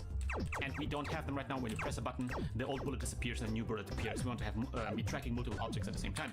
And some of you already finished it. Some of you have already accomplished this, and that's great. That's great. But I'm going to show you. We're going to redo this from scratch. I'm going to show you how I would do this. And in order to do that, we're going to have to tackle. We're going to tackle the truth about our update function. Is it update function? No, actually, I want to go into the. Things have changed. We moved around a lot of stuff, and it will take a little bit to get used to this. Yeah, I want to go in here into the star, into the start game function where we create the stars. Okay. There's something I don't like about this way of tracking multiple objects, because the stars are kind of like the bullets, and at the end of the episode when we did the stars, one of the doggy zone challenges was to use this technique to make bullets. That's something that you can pull off, definitely. But for anybody who tried this, you probably maybe run into a lot of difficulties. One big difficulty is already something we saw with the stars. Whenever we want to track some new property of the star, for example, we had position, okay, but then we want to have each star to have a different speed. we would have to create a whole new table, a whole new array to track that stars, and then all of the code that creates stars, for example, had to be like expanded, and everything had to be like, because I wanted to be able to every new property would add so much complexity to our program. That's not great. There's another problem that maybe you notice if you ever try to delete bullets. You don't have to delete the bullets, you can just keep them around and create like hundreds of bullets. Eventually it will cause some troubles, but you know, at least for a while it works. But if you want to delete bullets, you can get into a problem as well. I already talked in the array episode how you can delete things from an array. You know, you just go del *x and then 6, for example. That's okay. You can delete an entry from an array, just basically the opposite of the add function here. But if you ever did that, you kind of like run into problems if you had multiple entries with the same number. So if your array looked like this, right? This is your array. And let's say you want to delete this 6. How are you going to do this? Because if you run this code, it won't delete this 6 that you want. It will delete the first 6, actually. If there's multiple entries that all match this, it will always delete the first entry.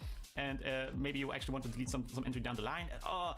It doesn't always create problems, but when it creates problems, it's a nightmare. Okay. When these three arrays get out of sync with each other, then the bullets start like making crazy. That's not good. That's not a good solution.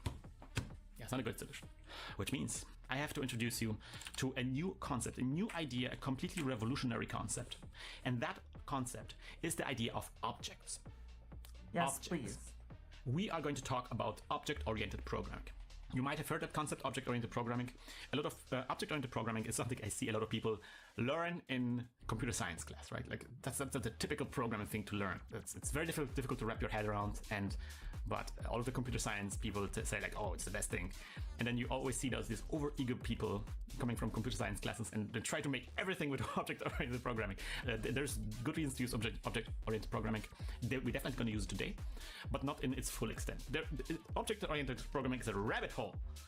We're not going to go too deep in a rabbit hole. We're just going to, you know, maybe dip a foot inside and then that's it.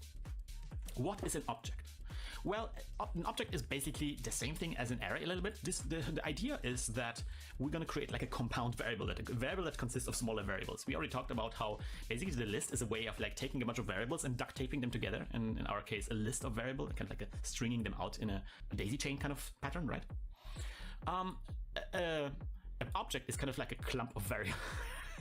I'm trying to like create an image. Like you take a bunch of variables and literally stick them together, and they kind of like create like an object of variables, basically. Let me show you kind of like what I mean. Right now we have 3 different arrays, right? We have 3 different arrays that all describe the same thing. What if we didn't have like 3 different arrays? What if we had just one array? And inside that array would be, let's say, little clumps of variables, little objects. And each object would describe a star. What if we had an array of stars instead of an array of star X, an array of star Y, and an array of star S? Just one array. And inside the array, there would be a whole bunch of little information packages. And each of the packages would describe a single star.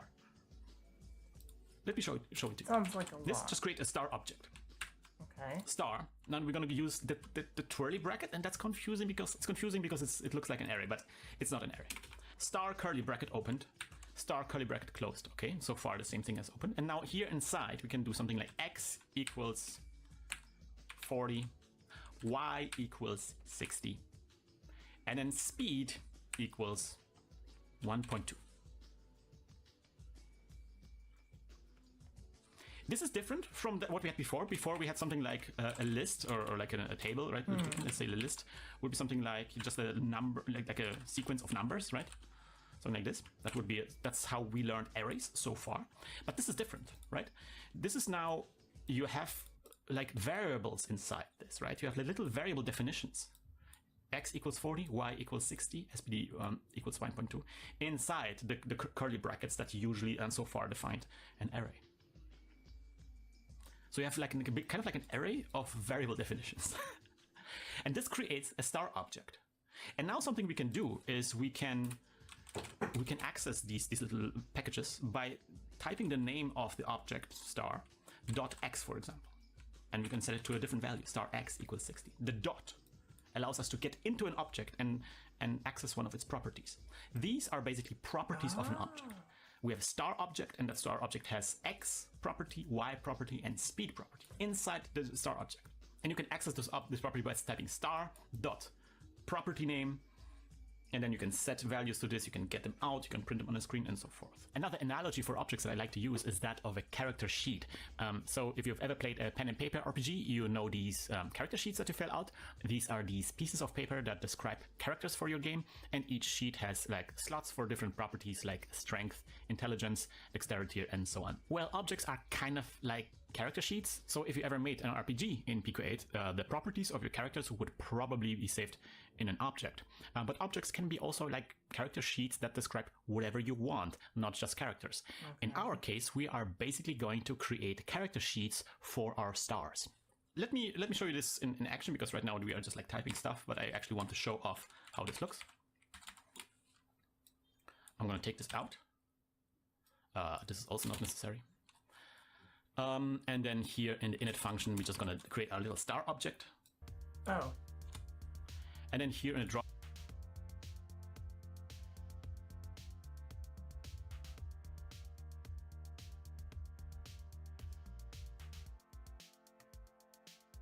Okay. Function in a draw start function. Let's do the draw start function. We're gonna delete, quote out my awesome schmup thing. I'm just gonna print the star object. Print star X. I'm just gonna print.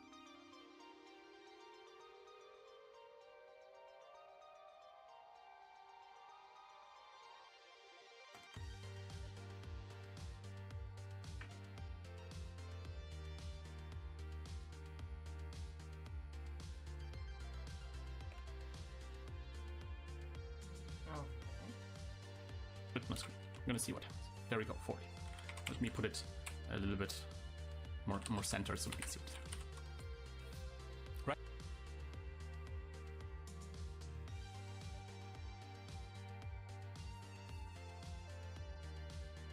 Okay, so star X is 40.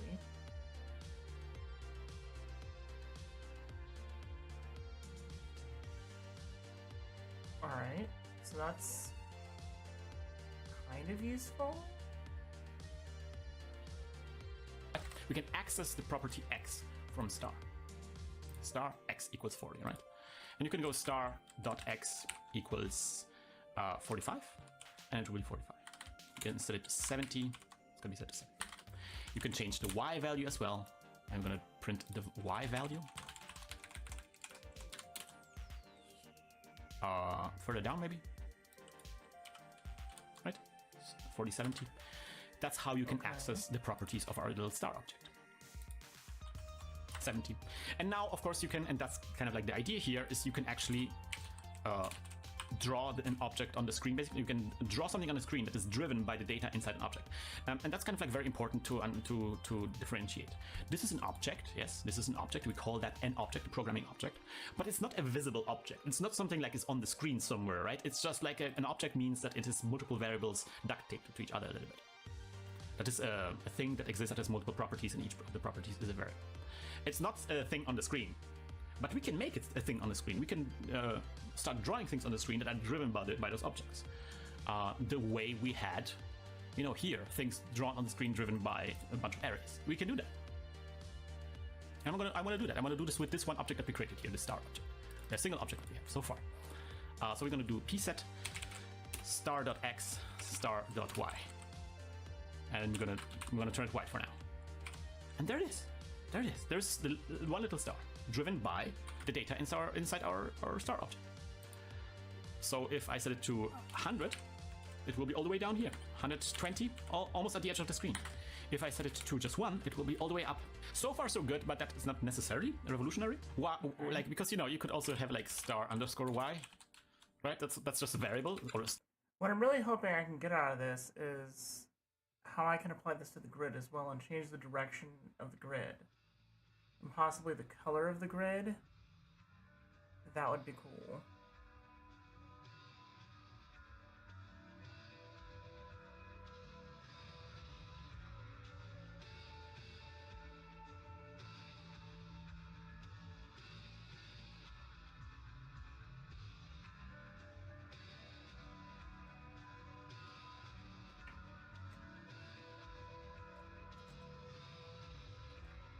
I'm hoping that I can can in the current tutorial learn how to stick objects into this grid function so I can possibly change the direction of the grid.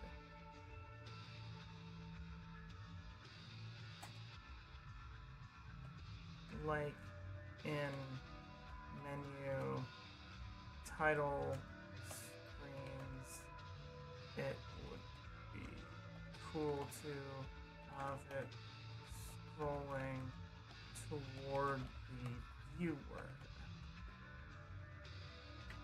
without having to duplicate the function.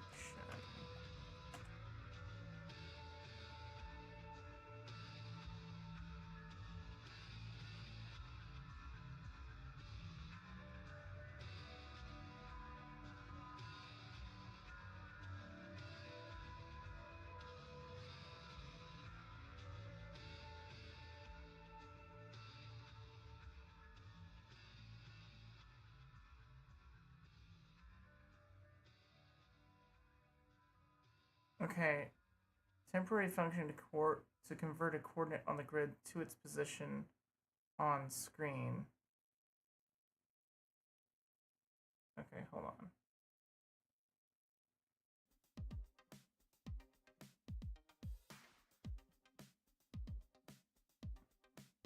You take the x coordinate, shift it to the left by how long the game has been running, modulo it, percent divide, and take the remainder.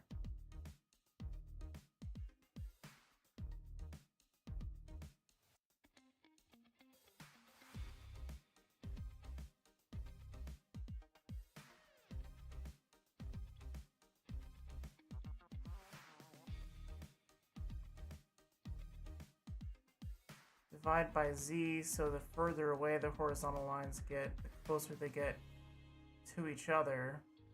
Lastly, shift it by 16, so the middle of the perspective would align to the middle of the screen.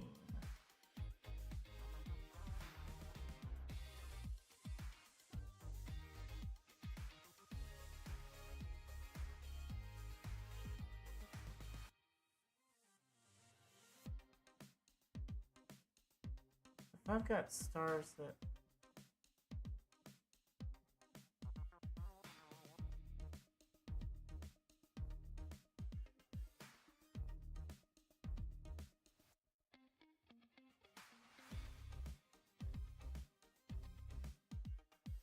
line SX1, SY1.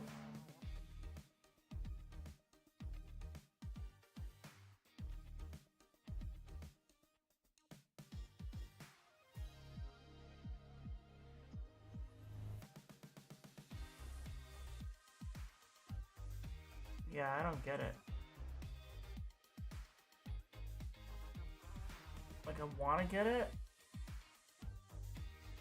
but I don't get it.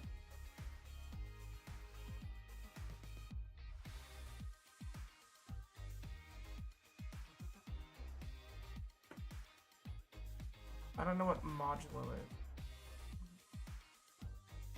Percent divide and take the remainder. What is modulo?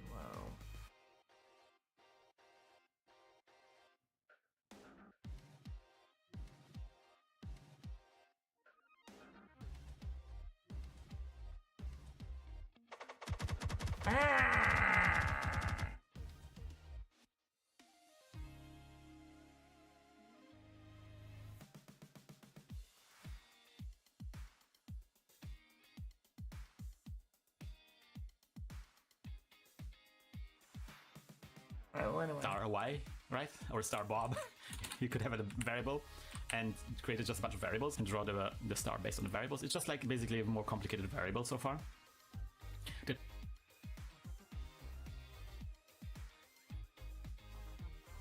Alright, so we've got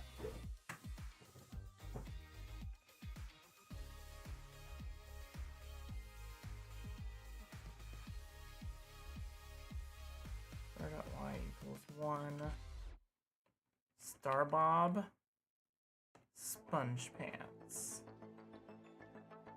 Okay.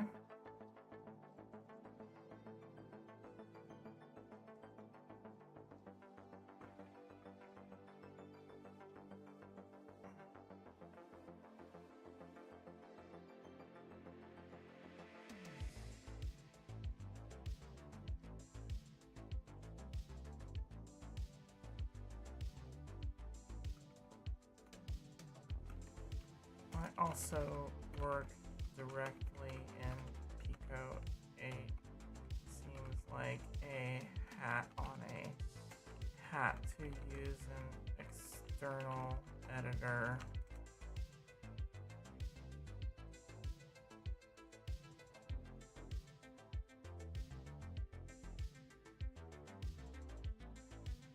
Okay.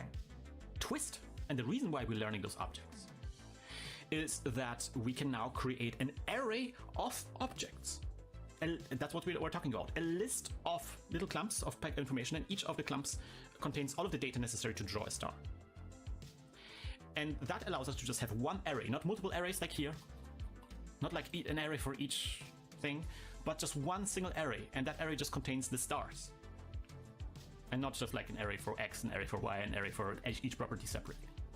So that's kind of like a different way of organizing the same information. And you can see the advantage here as well, that you can then easily expand the information package that describes the star. You can have a color.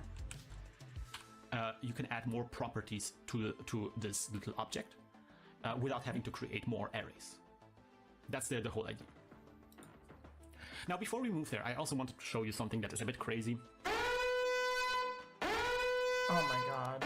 And that is the fact that, and this is a bit, you have to really hold onto the table. Oh, Arnar.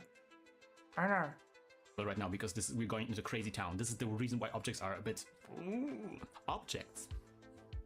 Objects exist independently of the variable name that you assign them to. Objects exist independently of the variable name that you assign them to. What do you even mean? Yeah, that's a bit wild. So I thought I'm gonna do a little drawing in Paint to kind of like maybe illustrate what I mean. I'm gonna draw a variable here, and I'm gonna draw the variable like as if it was a cup. I'm gonna use the image of a cup, of a mug, of a coffee mug, as the image for what a variable is. And I'm gonna call this coffee mug, or this variable, I'm gonna call it A, right? And when we say A equals 5 in pico-8, let's just gonna say 5. Okay. When we do that, what basically happens is we're going to take a 5 and we're going to put the 5 inside the variable, so the variable has a 5 in it now, and then you can then use the variable to manipulate the 5 and change it and whatever.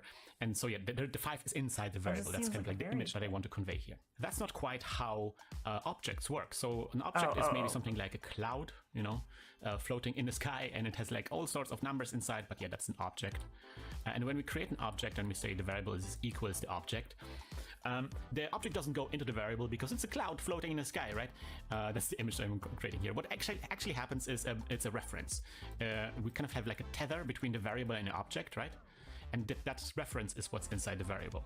And you know, the difference here is that now what can happen is you can have actually multiple variable names that are tethered to the same object.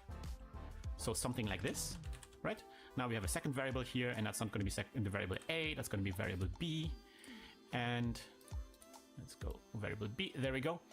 And that variable can be also tethered to the same object. All right, so now what happened is we have one object that is tethered to variable A and variable B. And what it will look like now is that you make some changes with variable A, you manipulate something with variable A, and now suddenly, magically, variable B will be also changed, like because they're both tethered to the same object underneath. Let me show you what I mean. I'm gonna create a very simple... Actually, I'm going to create something like this. So I'm going to create a blue star, a red, or let's say a red star here. Color 8, right? Star red. Okay? I'm going to create a star red. Not interested in this, not interested in this. Okay, I create a little object here.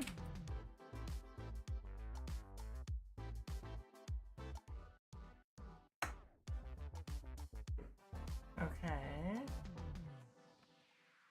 I'll see where he's going with this, but okay.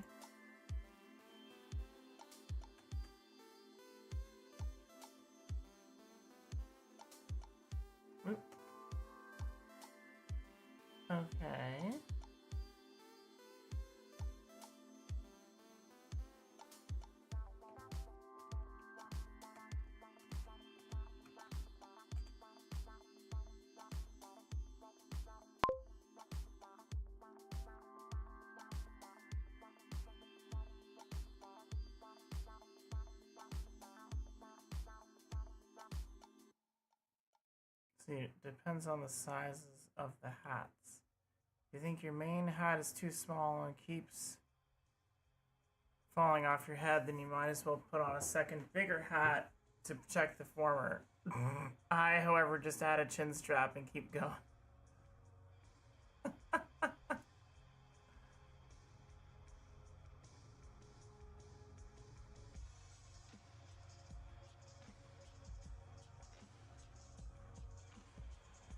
If I wanted to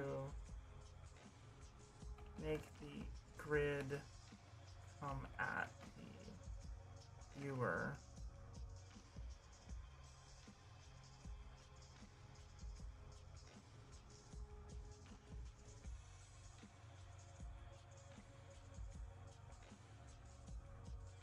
would I have to rewrite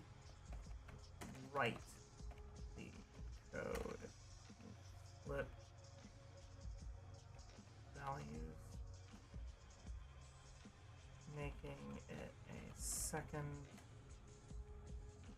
function, question mark? Alright. I'm gonna draw this on the screen. So here, when I'm printing it, I'm gonna go star, no, actually, let's remove this. Star underscore red. Okay, so in draw start,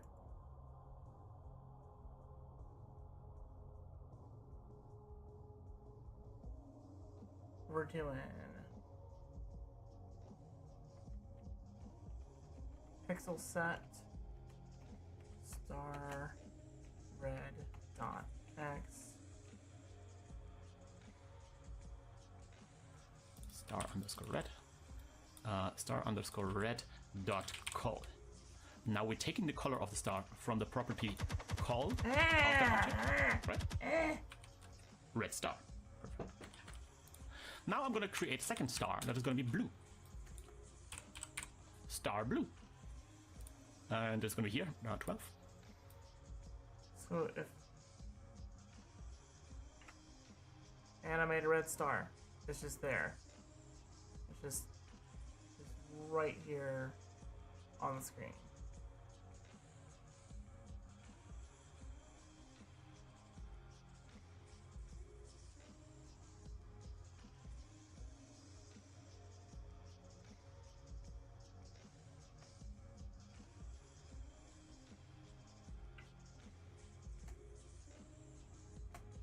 Hold on. Troubleshooting with people in Discord.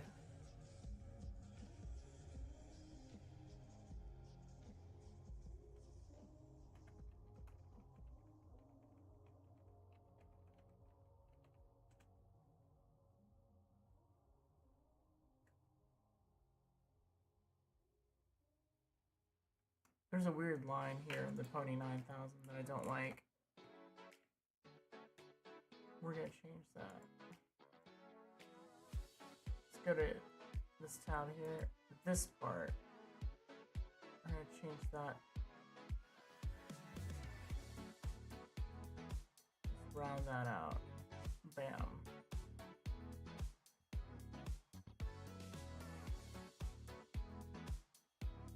Cool. Run. I like it a lot better.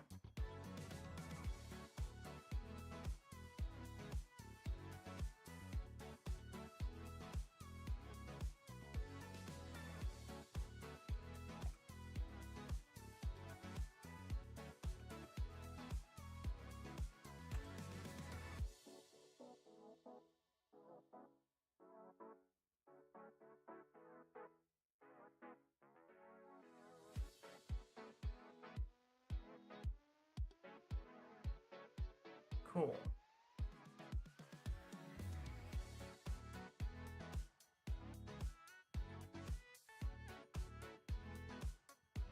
So let's see here. Get this video back up.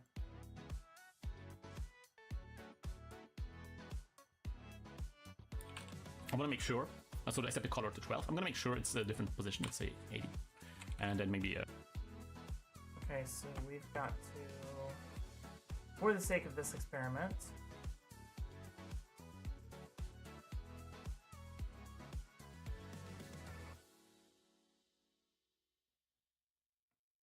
this. Paste that. Blue. 40. 80. 12. Okay. A different exposition as well. Let's see, 50. Now, it's not visible now, because we're not drawing it. We're just drawing the red star, right? I'm going to later on use for next loop, but for now, we're just going to do two separate blue, statements here. Alright, so then we're going to draw another one. I don't know why I'm even bothering to write all that out. Let's see here. I'm going to copy that.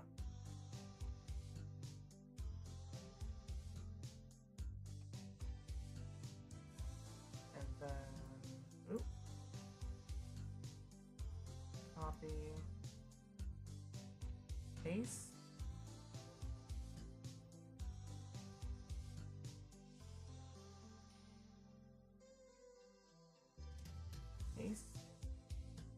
Alright, and then, yep, that prints another star right there. And, right next to the press word.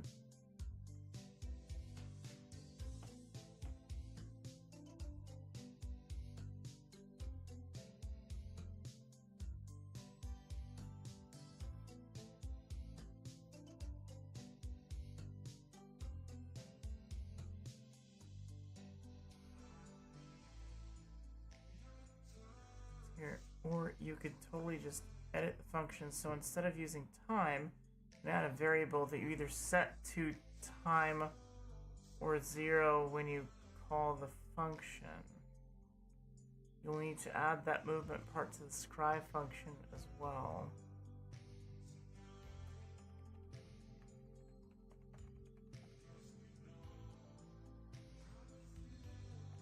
I'm making a variable that can simulate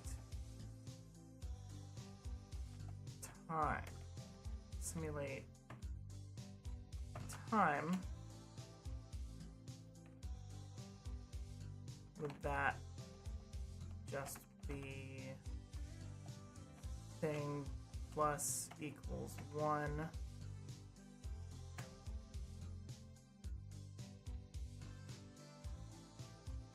Boom.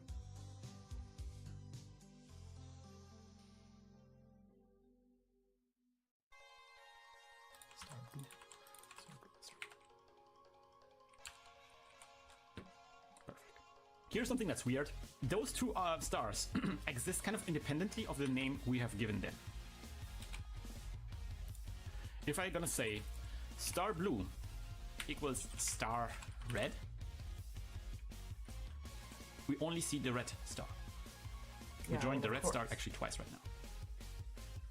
And I mean, that makes sense, you know, right? If we have a we have red and we set it to 5, and we have blue and we set it to 7, then if you go blue equals red, then what you should get out is, you know, blue should be 5 and red should be also 5, right? That just makes sense. Like red starts with 5, blue starts with 7, but then we take whatever, like we delete the constants of blue and we replace with constants of 5, and they're both set of 5. The problem here is that if we afterwards, if we're gonna say blue equals blue plus 1, right, something like this, then blue is gonna be 6 and red will remain 5. Red just still has 5, and blue had 5 in it. After this, blue was set to 5. Yeah, but then we're going to take blue, whatever was in blue and set it to 6. Not so much here. Stay 6. Not so much here. Here, that object that was assigned to red is now also assigned to blue. Those two variable names point to the same object. And if we made changes to the blue object, those changes will be also applied to the object that is assigned to red. So for example, if we're going to go star underscore blue dot x plus equals star underscore blue dot x plus 20. We just add 20 pixels to the blue star. It still only shows you one red star. Why is it we not only moving the blue star, we're also moving the red star. Why? We're moving both stars at the same time. Why? Just like to draft up the point, I'm gonna actually print the stuff on the screen. Why is that happening? I'm gonna go print star red.x, and I'm gonna print star red.y. Blue. 60, 60. Both are at the position 60. Why? I'm gonna add 25. Both are at 65. Although we're only changing the blue star, we're only changing the parameter of the blue star, we think. But the problem is underneath, under the surface, those stars exist independently, they're just floating in your computer. And when we are assigning an object to a variable name, we're creating kind of like a pointer. We're saying like, okay, this name now is associated with this floating object. And we can have multiple names that all point to the same object. This is what we're happening here. Red and blue are pointing all to the object that is here, to the object that has color red. And this association with the second object that we created here, this is the second object, that was severed when we said like, now I want to take this object and associate it with the blue name. All right, so just so we are on the same page, I'm gonna create a little drawing to illustrate kind of like what just happened. Maybe you kind of like you are a visual learner, maybe you need kind of like this graph. So again, I'm gonna use this metaphor of a cup of a coffee mug that is really, really badly drawn. And I'm gonna kind of like show what we just did there. So we created two variables. One of the variables was named star red. I'm just gonna write red in here. And the other one was called blue, right? And everything was peachy. And then we created two objects, actually. We created two objects. I'm gonna illustrate them as having, as being just those clouds in the sky. And then we assigned each of the object to its own variable. As I already said, like they are basically, the variables are tethered to objects. The objects are not necessarily in the variables inside, but they're tethered to them. And everything was peachy. But then what we did is we said like, whatever is in red, put that into blue. We just said like blue equals red, right? And that changed dramatically the thing that happened. That tether between the blue variable and its object, that was severed. We didn't have that tether didn't exist anymore all of a sudden. And what we did is we said whatever is in red, put that in blue. Well, in red, and there is just a tether to the object. So we just like basically said, okay, tether blue to the same object that red is tethered to already. And so and this object that was already tethered to blue, that kind of like disappeared, like that was out of the picture now. And so now we have two variables that are tethered to the same object. And that's the scenario I was talking about. Changing things through the red variable will also change, kind of like seemingly change the blue variable as well. But that's because they're underneath, they're basically changing the same object. And we are going to talk about, when this makes a difference when this comes up.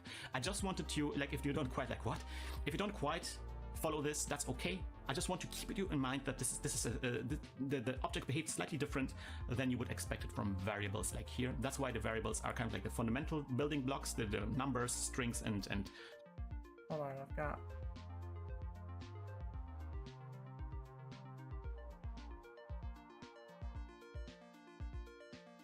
making the grid move slightly up, down, tight, and spread out when you do.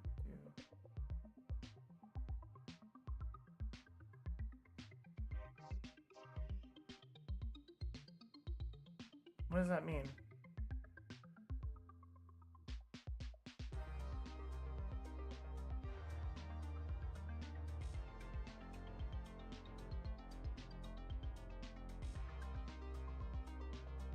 Okay, somehow I have to figure out how to add procedurally generated terrain to it, but for now I'm happy with a grid.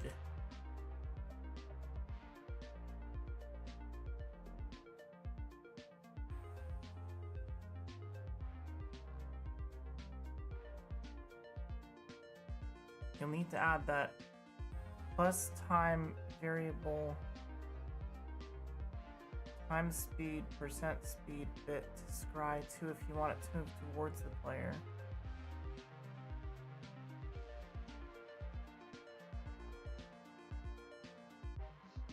Or you can multiply with.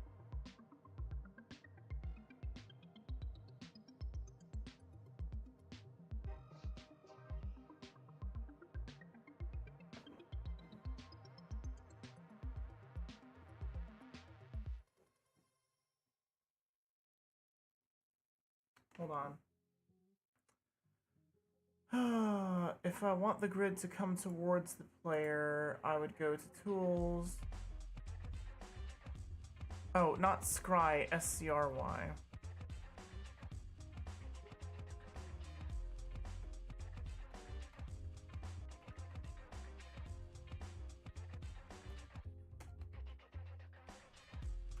Local variable SCRY, not a command like scry, like we're scrying with a crystal ball.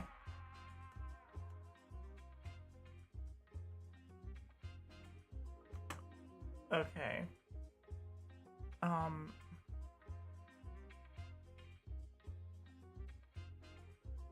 Plus time variable time speed percent speed SCRY. Where is that?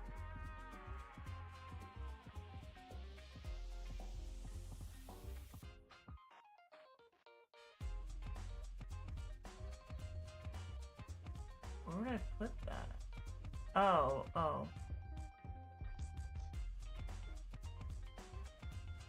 So that would be like, if I wanted it to come towards the player. I'm gonna comment this out and then copy it.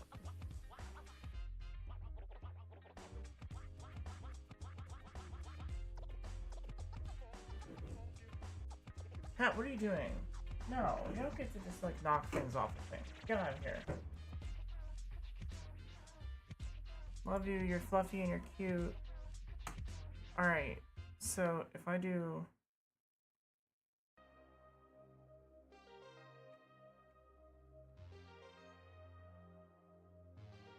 return y minus time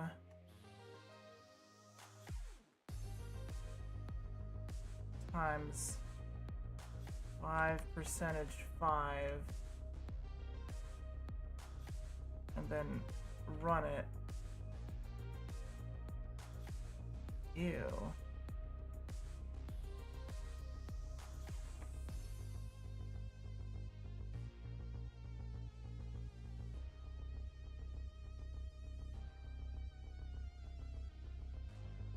Oh, it's supposed to be plus time.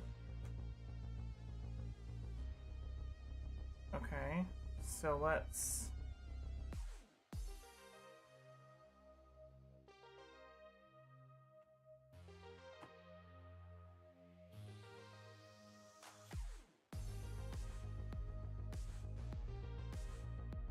Alright, let's add that.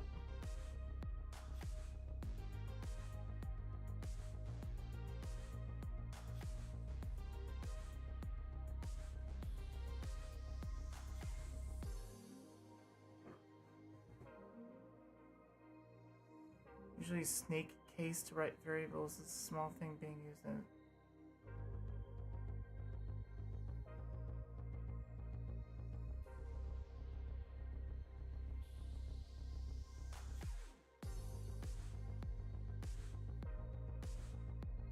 So if I then comment this out,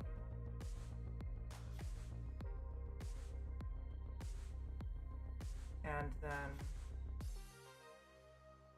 copy this, paste that, but take out the time stuff,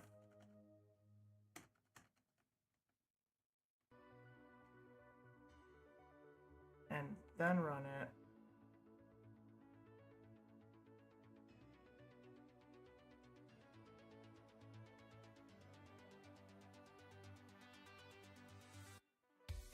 That's weird.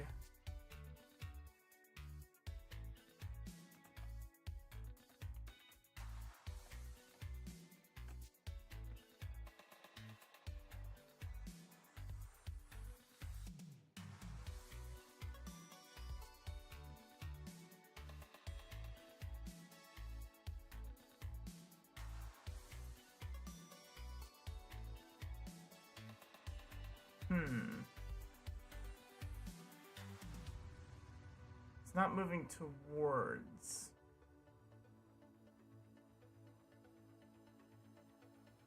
How do we do that?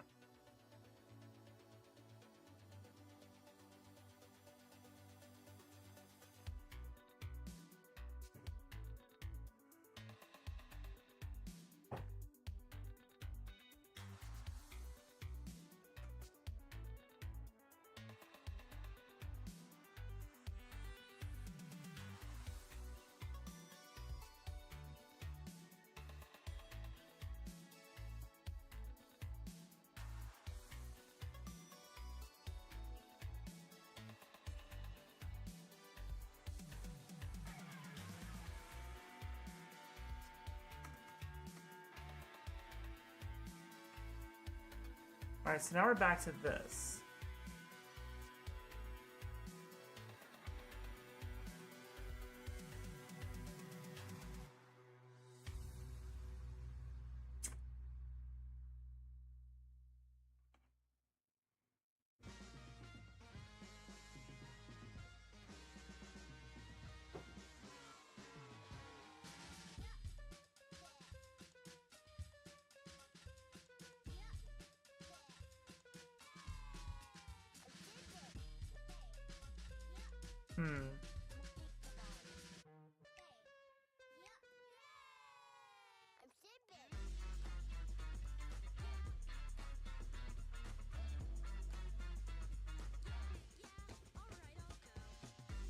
Okay.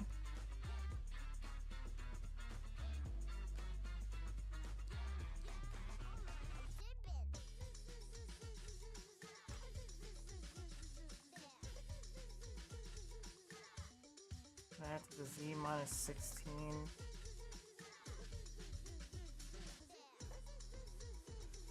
The Z times 3 plus 95 part.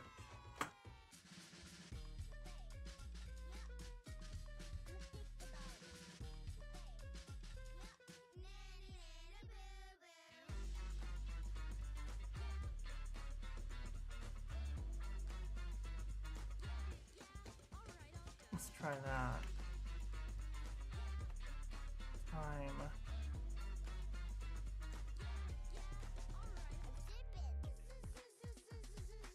Times 5 percentage 5 parentheses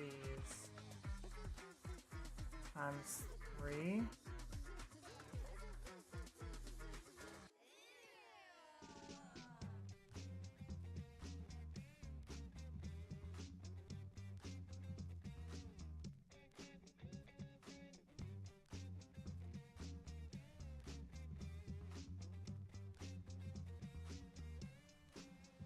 Yeah, that's absolutely wrong.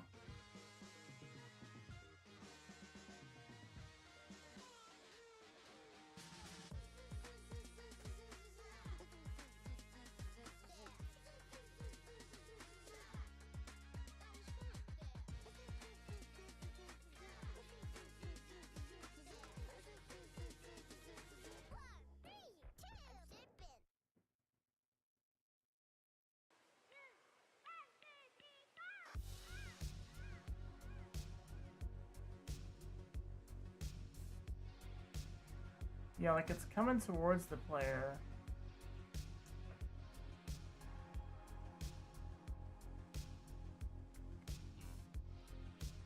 Alright, let's take this and put it back.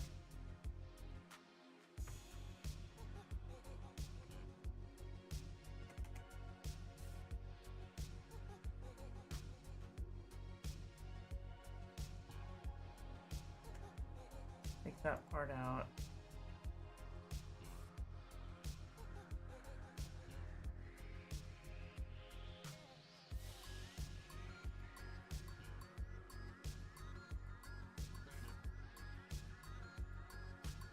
Alright, it's back to normal.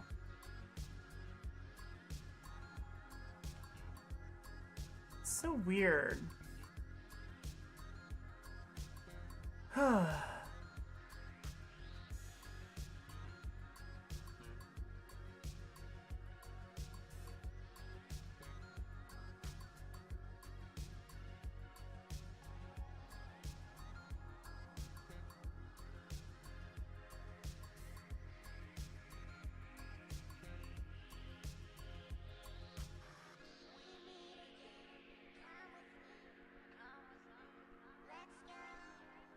Who's live right now? Let's get out of here.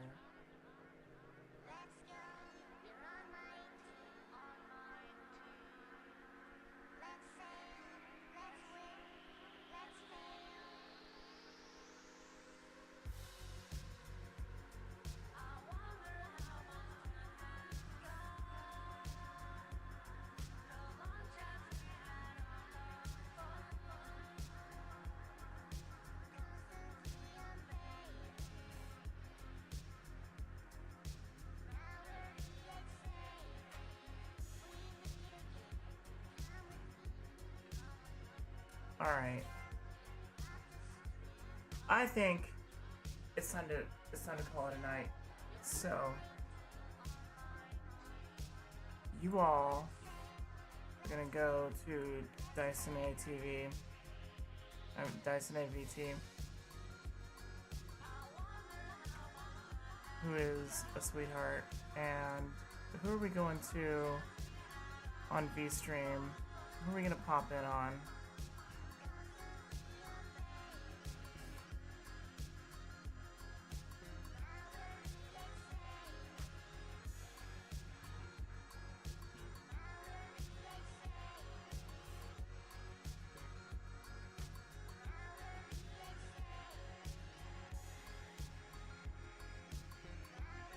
I don't know who we're gonna pop in on.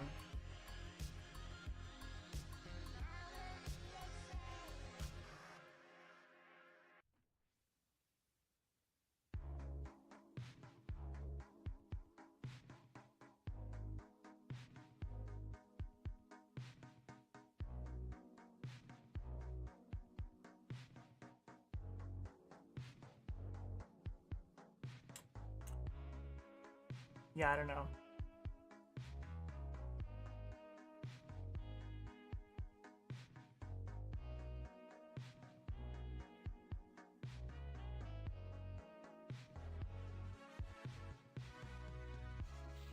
But we're gonna pop in, and I will see you later. You guys have a great night. I'll be back sometime later next week. Actually, I'm going to be back on Christmas. We're doing a watch party, so be sure to check out the watch party.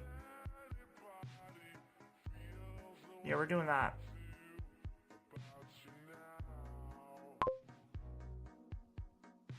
So y'all have a great night, and I will see you